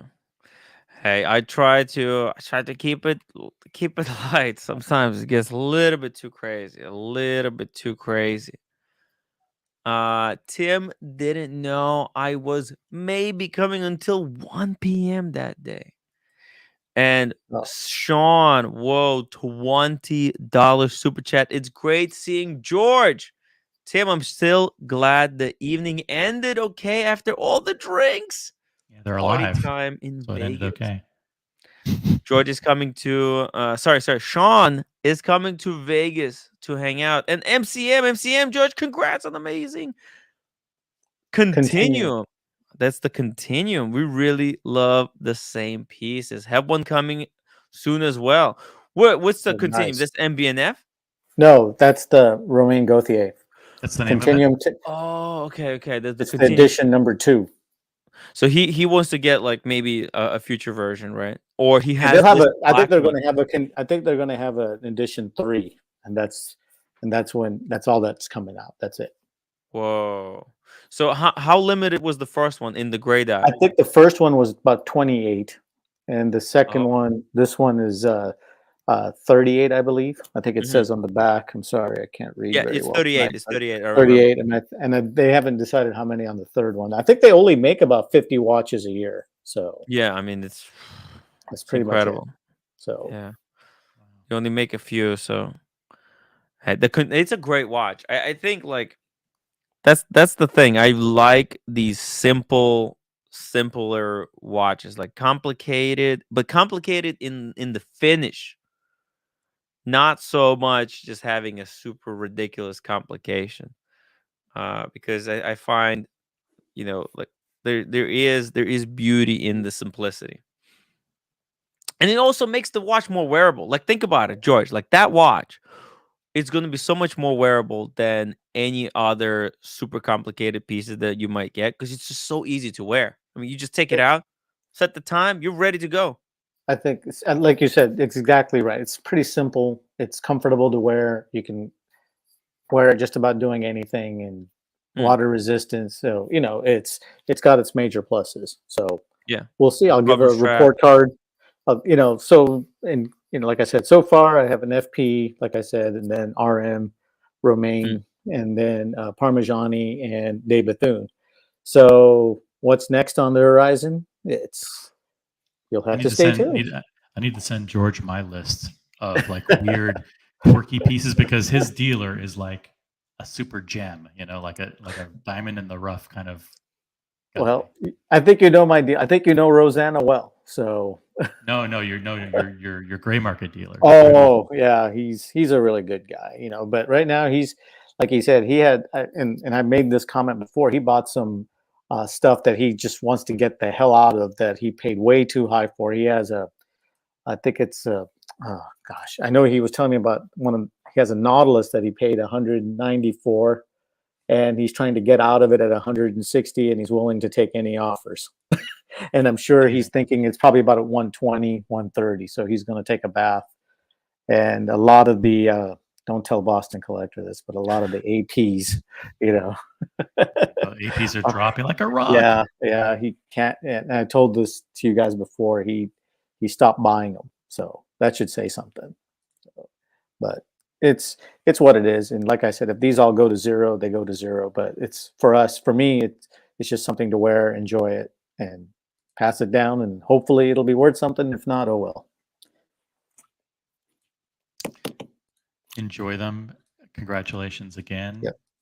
And thanks for having me on. I appreciate it. Hey, we got one more thing here before we can't leave you without showing you this terrible watch on the wrist.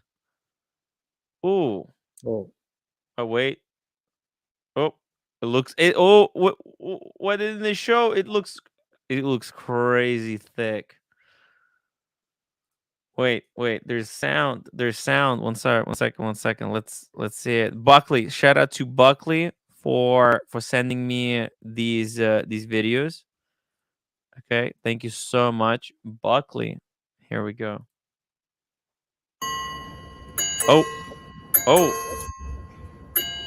Oh.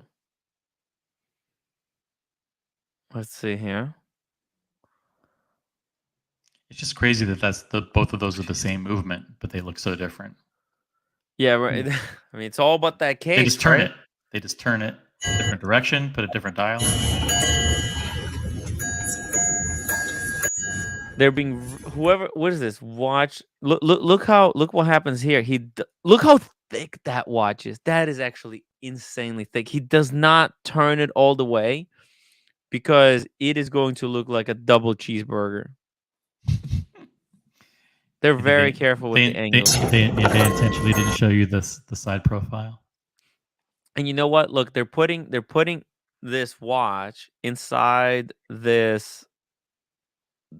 So it's recessed inside, so you don't see how thick it is. It amplifies. No. But this recessed thing, this amplifies the sound of the minute repeater. It's not actually loud. That's the thing. They're hiding the ball. They're hiding the ball. What are you gonna do? You're gonna walk around and play the minute repeater with the box that it came in? The box is like it's an acoustic. It amplifies the noise coming from the case. Exactly. By the way, MCM says he's buying the one you got on the bracelet. He wants it on the bracelet. Nice. Well, I haven't even seen it on the bracelet. I haven't either. There's no images, right? There's no pictures of it on the bracelet. All right. Well, guys, we're gonna end it. We kept George for long enough. George, once again, and to everyone on the stream, thank you for all your kind words. All of you guys are the best. So I appreciate it. And I'll be back. I'll be back soon. Ooh, guys, hit that upvote button for George. We always appreciate his amazing unboxings, guys.